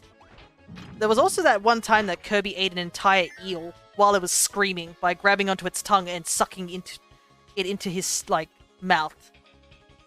The entire thing, and that was really horrifying to watch and very suggestive, which was a weird thing to see. Also, Forgotten Land looks fun. Yeah, I highly recommend Forgotten Land. It definitely deserves the praise it got for being the new big Kirby game. The music's great, the battle system's fun, the story is interesting. It has an M rating, I think? Question mark? Oh, that enemy hit me at the last second.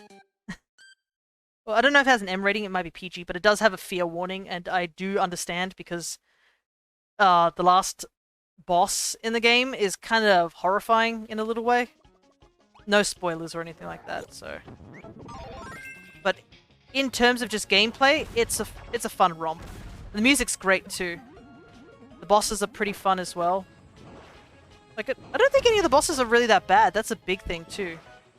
Some of the Kirby bosses in games have been sort of hit and miss, so like having like a pretty like solid roster of bosses is always a good thing.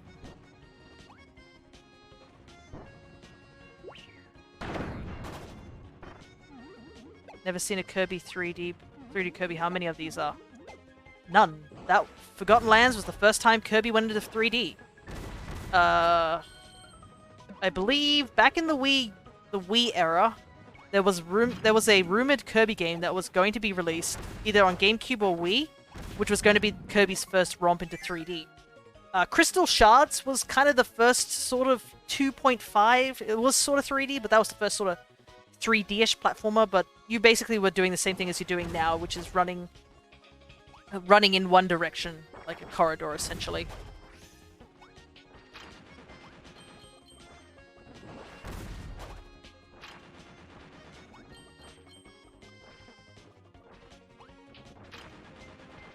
But yeah, Forgotten Land is the first real 3D Kirby game.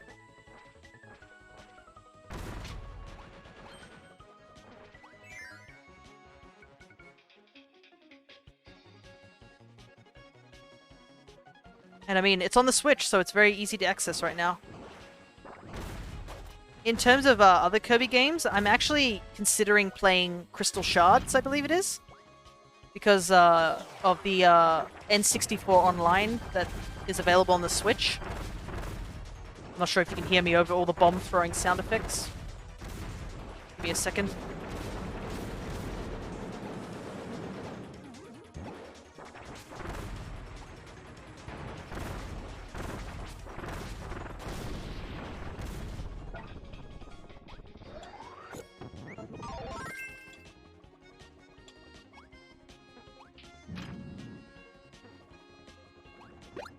Yeah, I have to figure out how to get the whole thing with Don't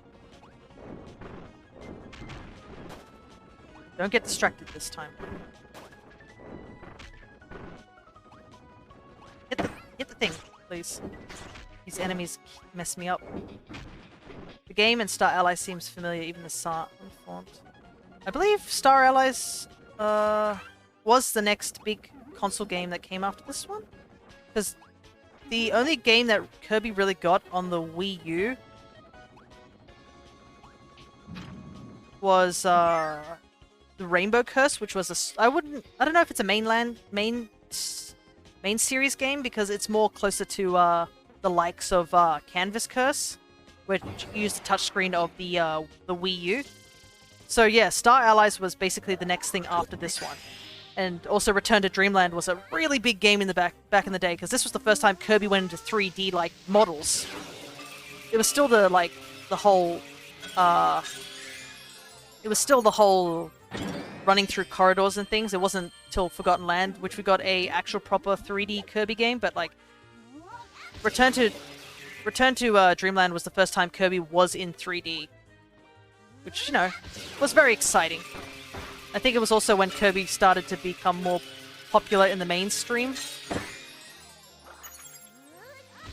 Forgotten Lands got an E+10 rating, which is added to the ESBR during the development of Shadow the Hedgehog. Was Star Allies a good Kirby game? I saw not many play it. Here's the weird thing. Also, here's a thing that looks interesting. It's a heart and a star. Anyways. I know I heard a lot of things about a lot of people not playing it and stuff because of, a lot of people thought the mechanic of, the friendship thing was too easy.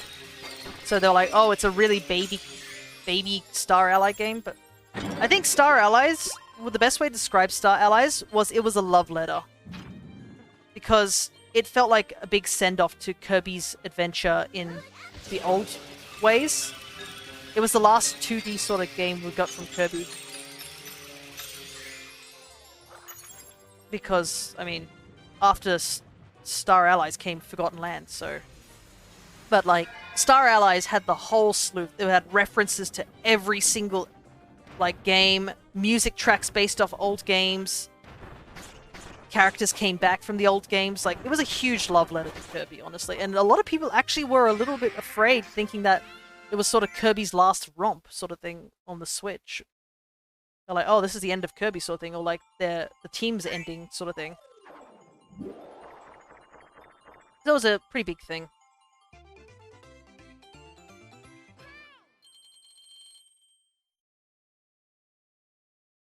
Love the music in that game too. Yeah, and the fact that a lot of the games, the music in that game had remixes and stuff like that is another cool thing. 120, the special stage.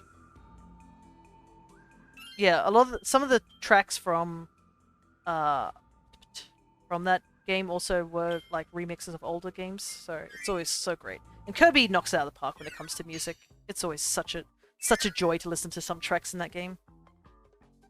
Anyways, I'm not sure if we get a special message from Magalore. Let's find out. We collected all 120. Kirby, I believe it's time for the final showdown. And Landia truly is one formidable foe. So team up if necessary and use your combined powers to fell the beast. You found 120 energy spheres. Oh man, I can't believe you found them all. Kirby, you seriously rock.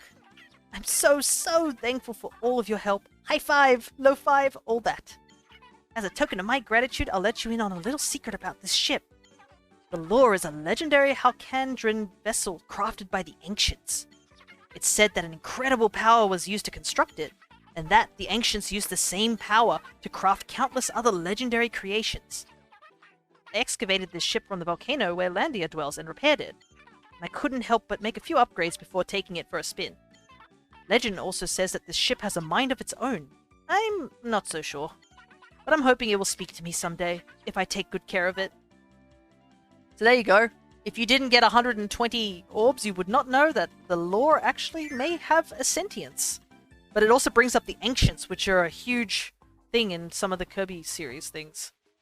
The Ancients are a strange beings that we've heard from time to time, but we don't really know too much about them. Alright, let's take in the Maximum Tomato, because this will be... we're heading straight for Landia. Because we have no reason to go back to any of the other worlds unless we go and look for the secret HAL rooms, which we'll need to eventually. But we'll do that later. How do I... oh, there we go.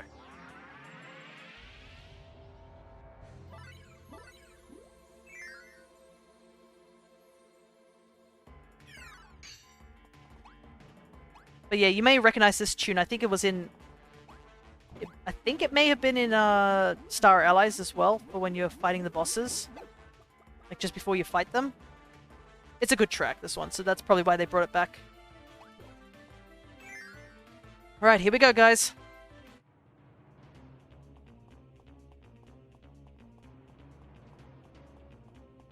Well, sand is here, and it is useful. Nice to see you going for the 100% here. Yeah, why not? I love this game. It deserves all the 100%ing as possible. Alright, here we go. We're fighting Landia. Which is a pretty cool boss as well. The music's great here too. So I might slightly put up the volume of the Switch. Just let me know if it's too loud or anything like that. But this is a great track.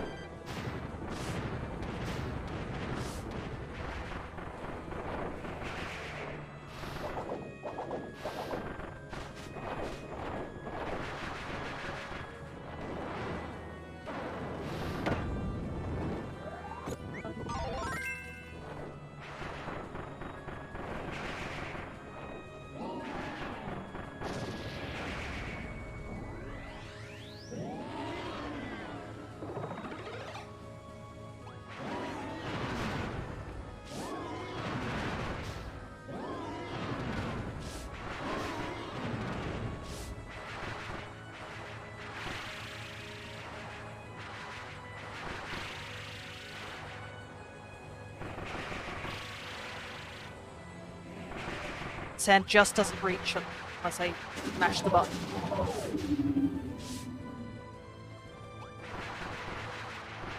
But yeah, I think in Star Allies... Oh! Oh, just the last second. I think I did take damage though. And we did it.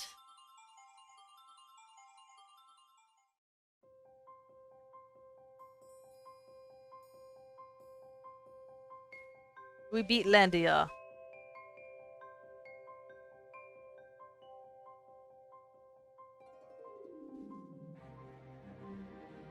Bravo, Kirby! You truly earned your reputation as a hero! Your help defeating Landia was invaluable.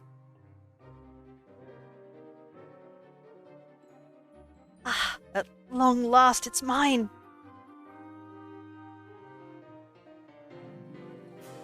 The source of unlimitless power, the Master Crown.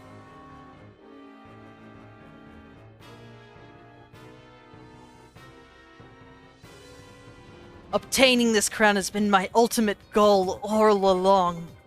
What's with all the weird looks? Fine, let me explain everything. I fought Landia by myself and lost, so I fled to planet Popstar. That's when the thought struck me. I could have you defeat Landia for me. Stroke of genius, I know. You even helped me repair my star cutter. I really did appreciate that, by the way. Anyways, the time has come for your planet. No, the time has come for the entire universe to bow down to me. And for being such a big help in all of this, your planet gets to go first. Prepare to bow, Popstar. Welcome your new overlord. So yeah, we got backstabbed. Turns out our buddy was a traitor all along. Gently picks up. But you know what they say. We can't have things overthrowing the galaxy. Gotta do what Kirby does best. And Landia is agreeing to help us defeat Magalore.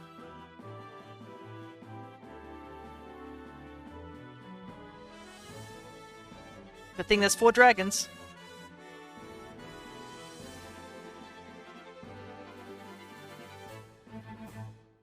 So, if you want to know why people are so freaked out. Oh, also, level 8, another dimension. Why people are always so freaked out by, Kirby partners and stuff like that? This is the reason. This was the first time we'd encountered somebody who actually betrays Kirby. And the Kirby community was never the same after it. So yeah, we're playing, what's that? This is an old arcade game. Can't remember the name. But yeah. We're riding Landia. Also here. Landia comes to the rescue in Planet Popstar's the entire universe's time of need. The dragon joins the battle with Team Kirby. Kirby needs to do what Kirby does best, and that's murder. And we don't say murder, it's unalive.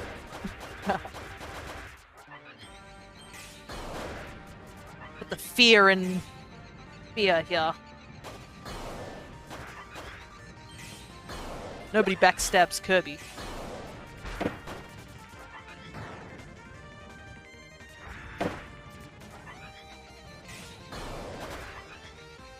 Also, even without the Master Crown, Landia is decently strong, which is kind of nuts.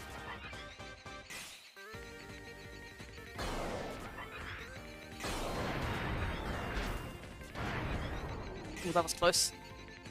I didn't realize they were going to explode like that.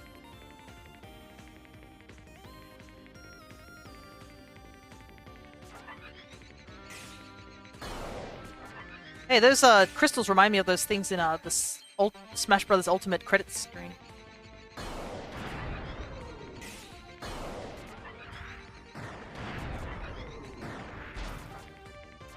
Also, have you noticed how a lot of these enemies look very similar to those particular Grand Doomas that we fought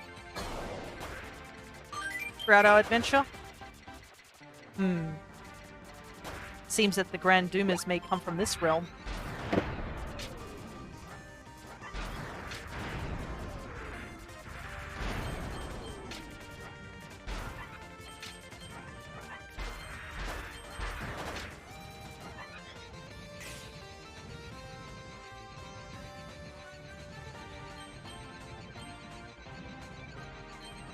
Oops.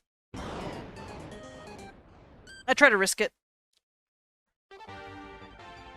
Kirby final bosses are really intense build up to them. Yeah. I mean, a lot of things on stake at the moment. Also, that was my fault for rushing that bit. I realized that, yeah, every death I've had in this game is literally due to platforming. Like, I don't think any of the bosses have taken us out. It's just because I can't platform to save my life.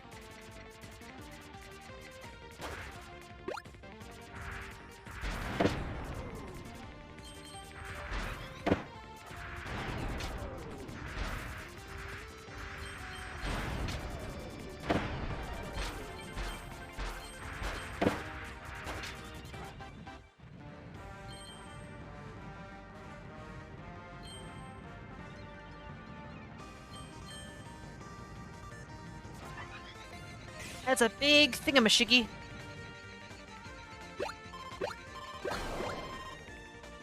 Alright, we're back to full health, thankfully. We're done stage 2. You risked it and did not get the biscuit. No, I fumbled that biscuit real hard. I dropped it on the floor and there was no 5-second rule. Oh, look who it is.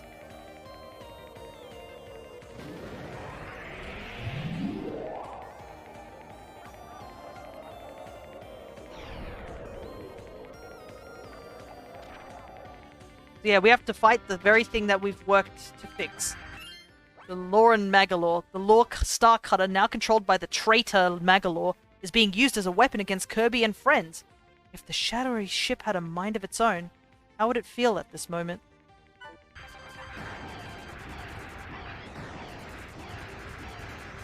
But yeah, it's more the Law rather than Magalore fighting.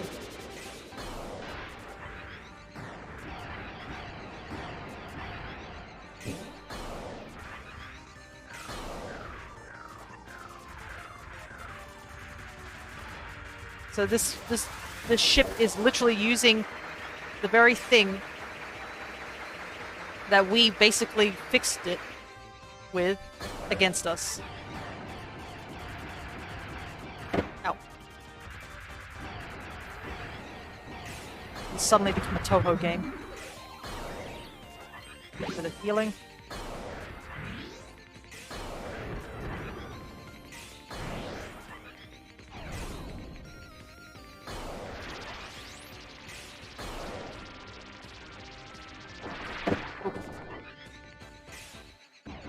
Wait. It's cheating.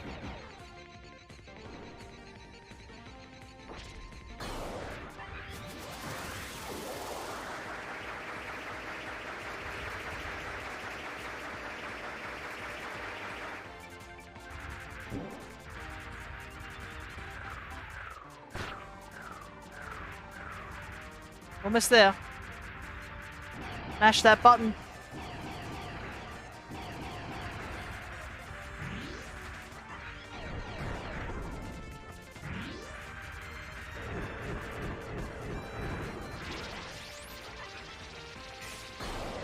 Oh, dang it.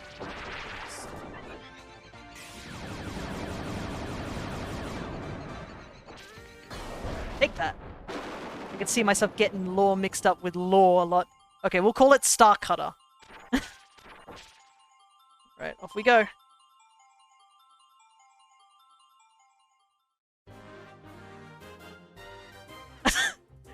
Get your weapons out, guys. Oh, wait, I forgot mine. Shoot.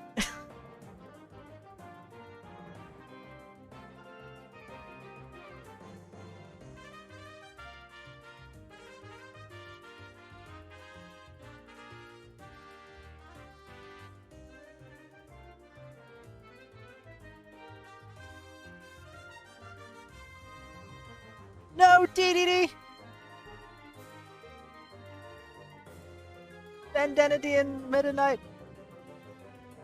Look at DDD's model. That's so funny. Everyone's like spinning, but DDD's like, whoa! I know I'm supposed to be taking this seriously, but that's funny. Alright, what have we got? Sand is here again. Oh, but do I want to take Spark? I think I'll take Sand again. I do like the invincibility of the shielding. Alright, here we go.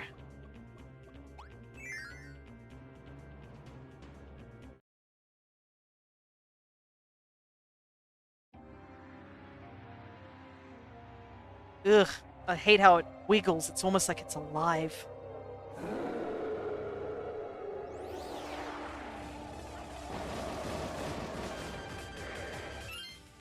So here we start. Versus Magolor. Magolor is revealed as a manipulative mage who tricked Kirby and friends into fixing his ship and stole Halkandra's legendary treasure, the Master Crown.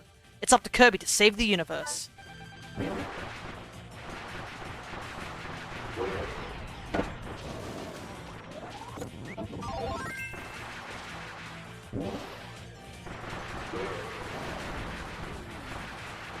Doing a decent amount of damage.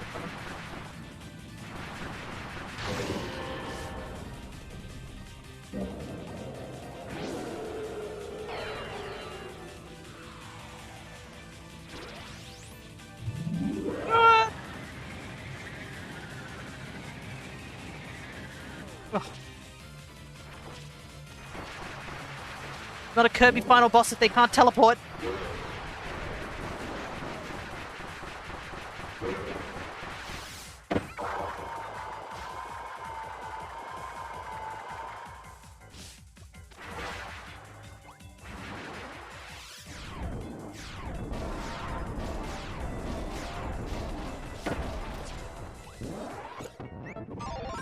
Stop hiding in the background.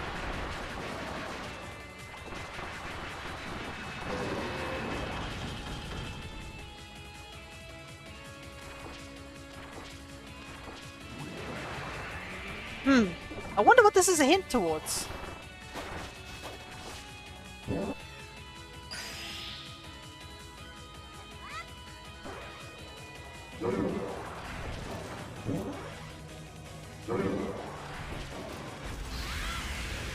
Ah. There we go.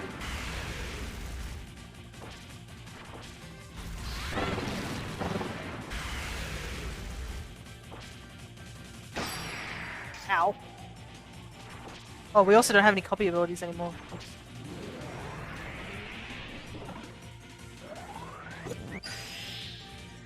Gotta use all the powers. This health bars remind me of Void Termina.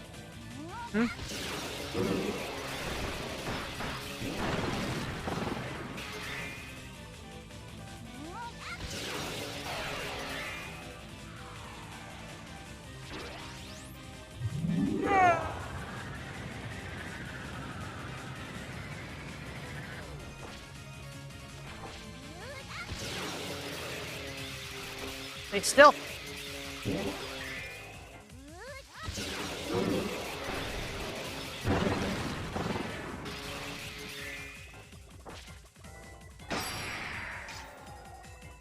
This is it. What a fitting ability that we should get as our final ability.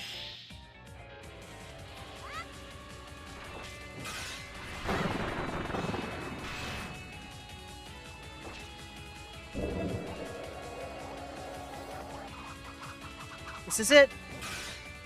Enough games.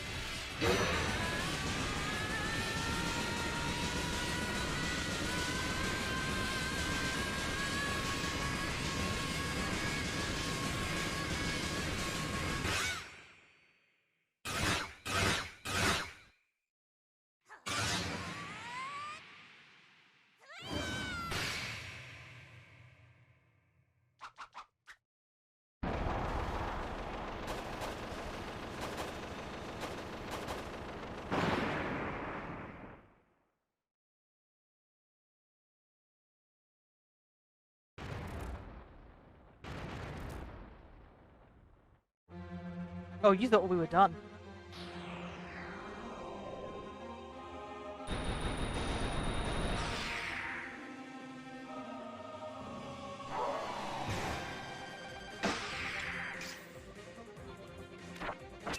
And here comes Crowned.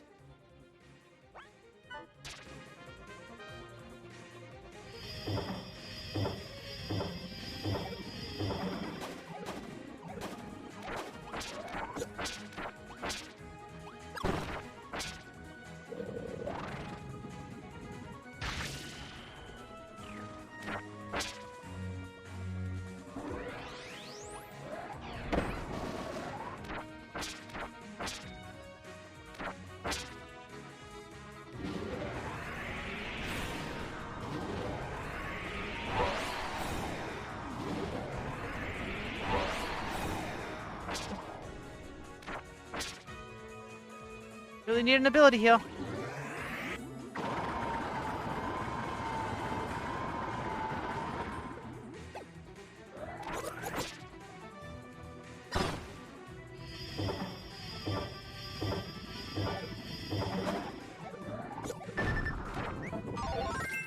That's what we want.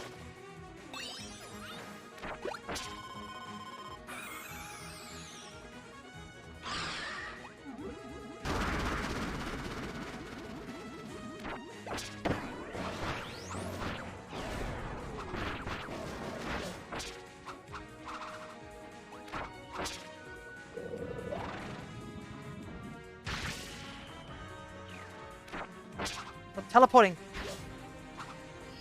His hands don't count for any damage. You have to hit his body.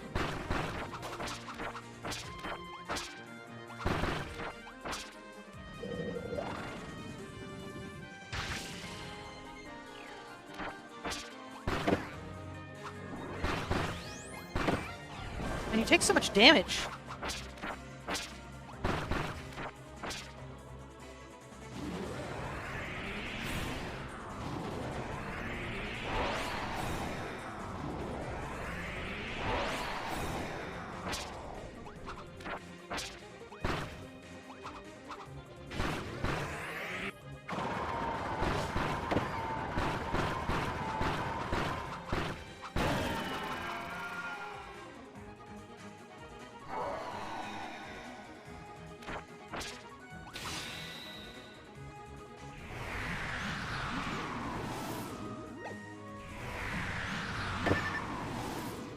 Oh god, am I gonna die? Oh no, wait, I can pick up another item. Whew. You know how Star Allies allowed you to combine some abilities? Do previous games have that? So in previous games, I'll just take a bit of a break because I need one. With that, I think back in Squeak Squad was the first time they had combined abilities. They had unique ones where you could get Ice Sword, Thunder Sword, Fire Sword, Ice Hammer, stuff like that. Crystal Shards had the whole combining thing. That was probably the biggest thing about combining. Yeah, like Double says, Squeak Squad. But yeah, when you combine two abilities together, you just basically get a random ability. Use that right now.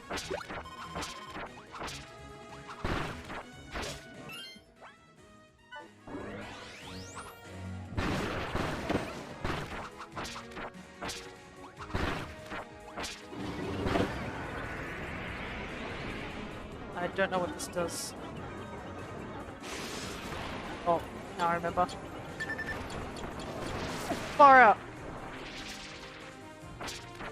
Oh my goodness, that did a lot more damage than I thought it was gonna.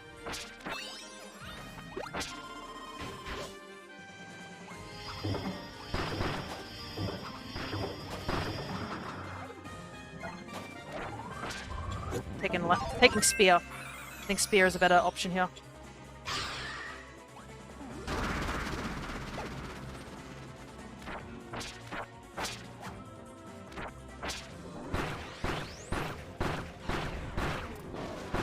Yeah, there we go. That's what we want. The power of Bandy is helping us.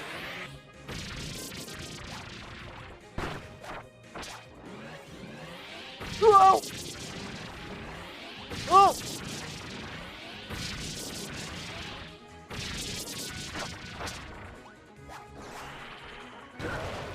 Ack, he's using our abilities against us.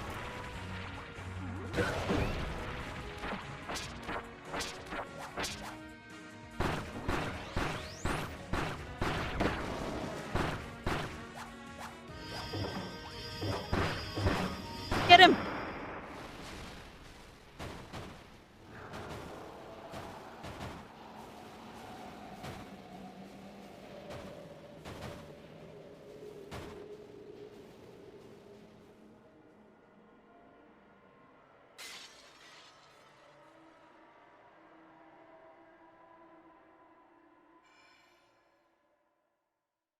And off he goes. Master Crown is no longer a threat. Though there is a slight problem. We actually don't know how to get back out of here. It turns out this dimension's also falling apart, so, you know, Landia, we could really use you right now.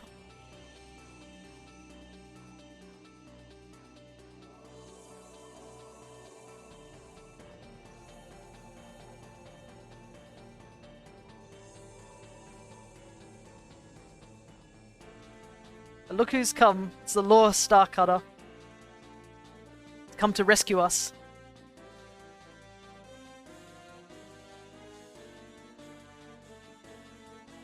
Bandana D is the savior. He's a good boy, that one.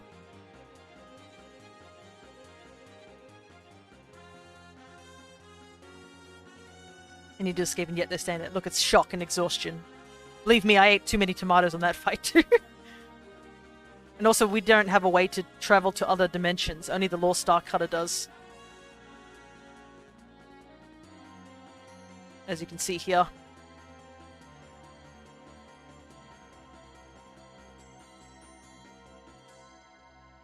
This dimension fades away.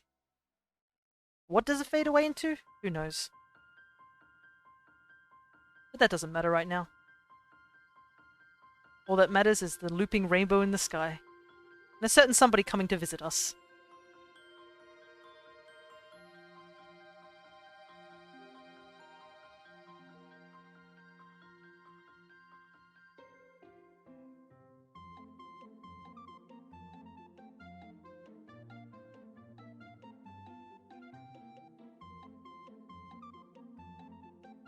Yeah, he'll be okay.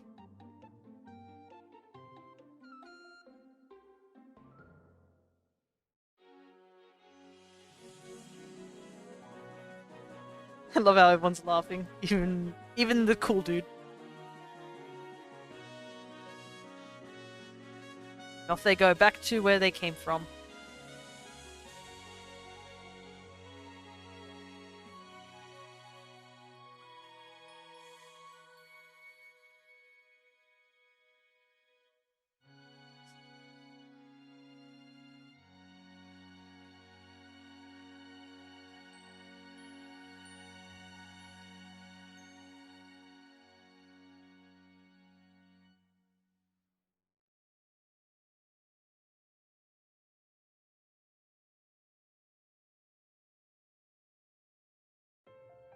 Just goes from deep and dark to peaceful instantly. Yep.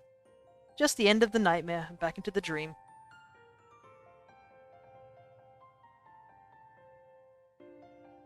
Though it begs a question. Since the Master Crown was on top of Landia's head, was Landia under its control at some point? Or did Landia really know its true power and decided to take the sacrifice to hold onto the Master Crown? Knowing what that butterfly is, if I saw it, I would run far away. Yeah, the butterfly is dangerous, but I think the butterfly won't affect most people. It seems, because you saw there, just land on DDD and it does nothing. I wish I had multiplayer, we could do the stacking thing. Stacking thing is so fun. But yeah, this was a big game, for sure.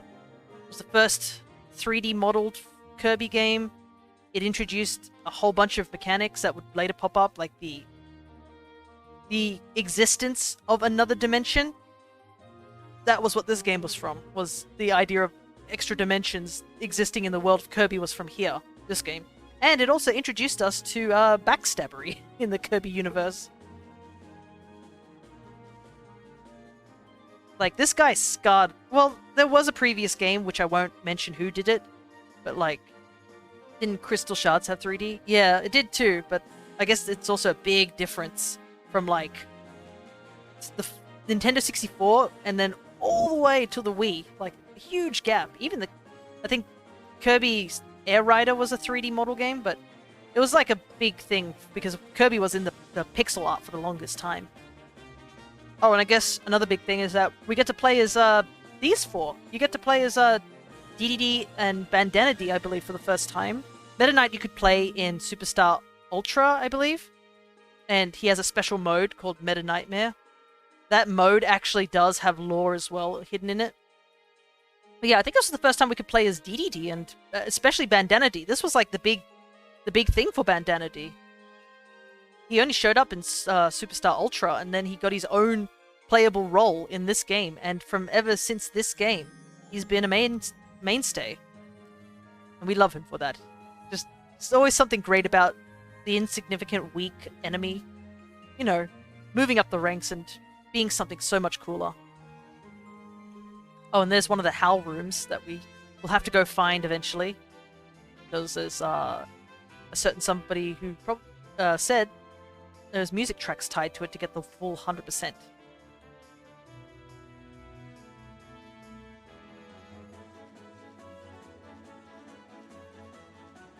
Yeah, this is a great game, and I was kind of shocked that we were getting a remake of it, but honestly, I was glad for it too, because some people might not have access to a Wii again, and it's such a great game. So putting it on the Switch where it's more accessible for a bunch of people is fun. And also gives the Kirby team a little bit of time for whatever they plan to do next.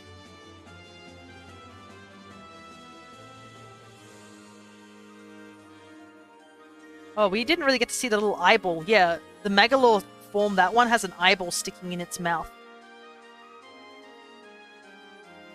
Which is creepy, obviously, based on the work of the development team from the original Wii version. The question is... big question that was never answered in the original game. What actually did happen to Megalore?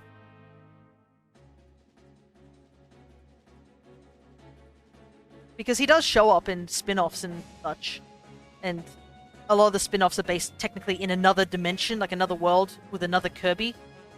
Gotta head out for school? No worries. Thank you so much for staying by. And I think this would probably be a good place to wrap up, because I think the next section is going to be a big one. But yeah, we'll be jumping back in this game, because this version of the game introduced an extra epilogue, which we will be exploring.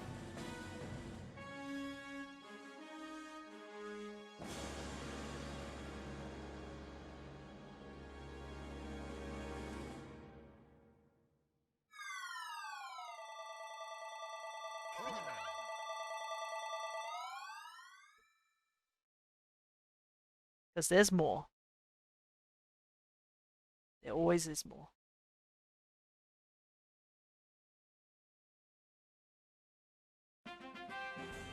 We got the Traitor Megalore mask.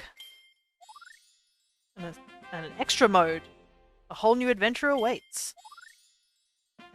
The arena is now available. Are you up for the challenge? Megalore's adventure isn't over yet. You can now play Megalore Epilogue, the Interdimensional Traveler. And we got a jukebox, which is neat. So yeah, as you can see, story's only 92% done. We are missing a couple of things. We'll jump back into the story just for a moment.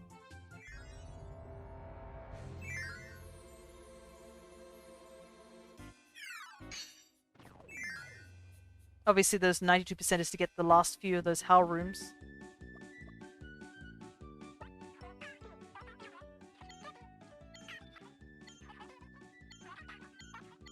He says the same thing.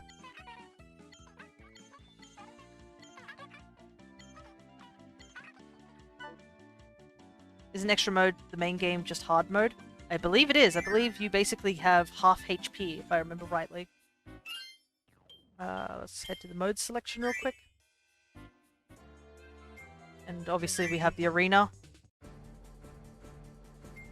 That will be a thing that we'll have to give it a try.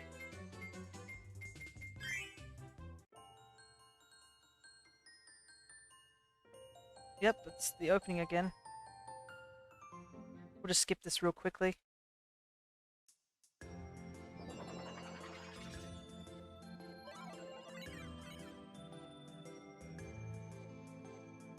Yeah, as you can see here, Kirby has only half his HP. So this... we'll probably have to come back to this a little later when we're a little bit better at the game. I'm a little slippery with it, but yeah. And obviously we have the new epilogue, which we'll be tackling next session. We won't open it now, as much as I'd like to. We're not ready to.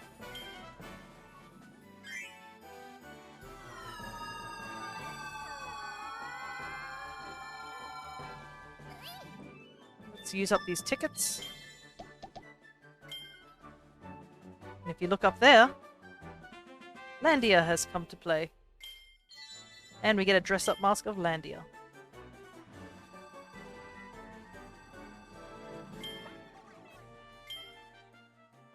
So, by the looks of it, we're still missing 1, 2, 3, 4, 5, 6, 7, 8, 9, 10, 11, 12, 13, 14, 15, 16, 17, 18, 19, 20, 21, 22, 23, 24, 25 masks so far. So we're getting there. But yeah, this place has become quite lively now that all the bosses have come and joined us.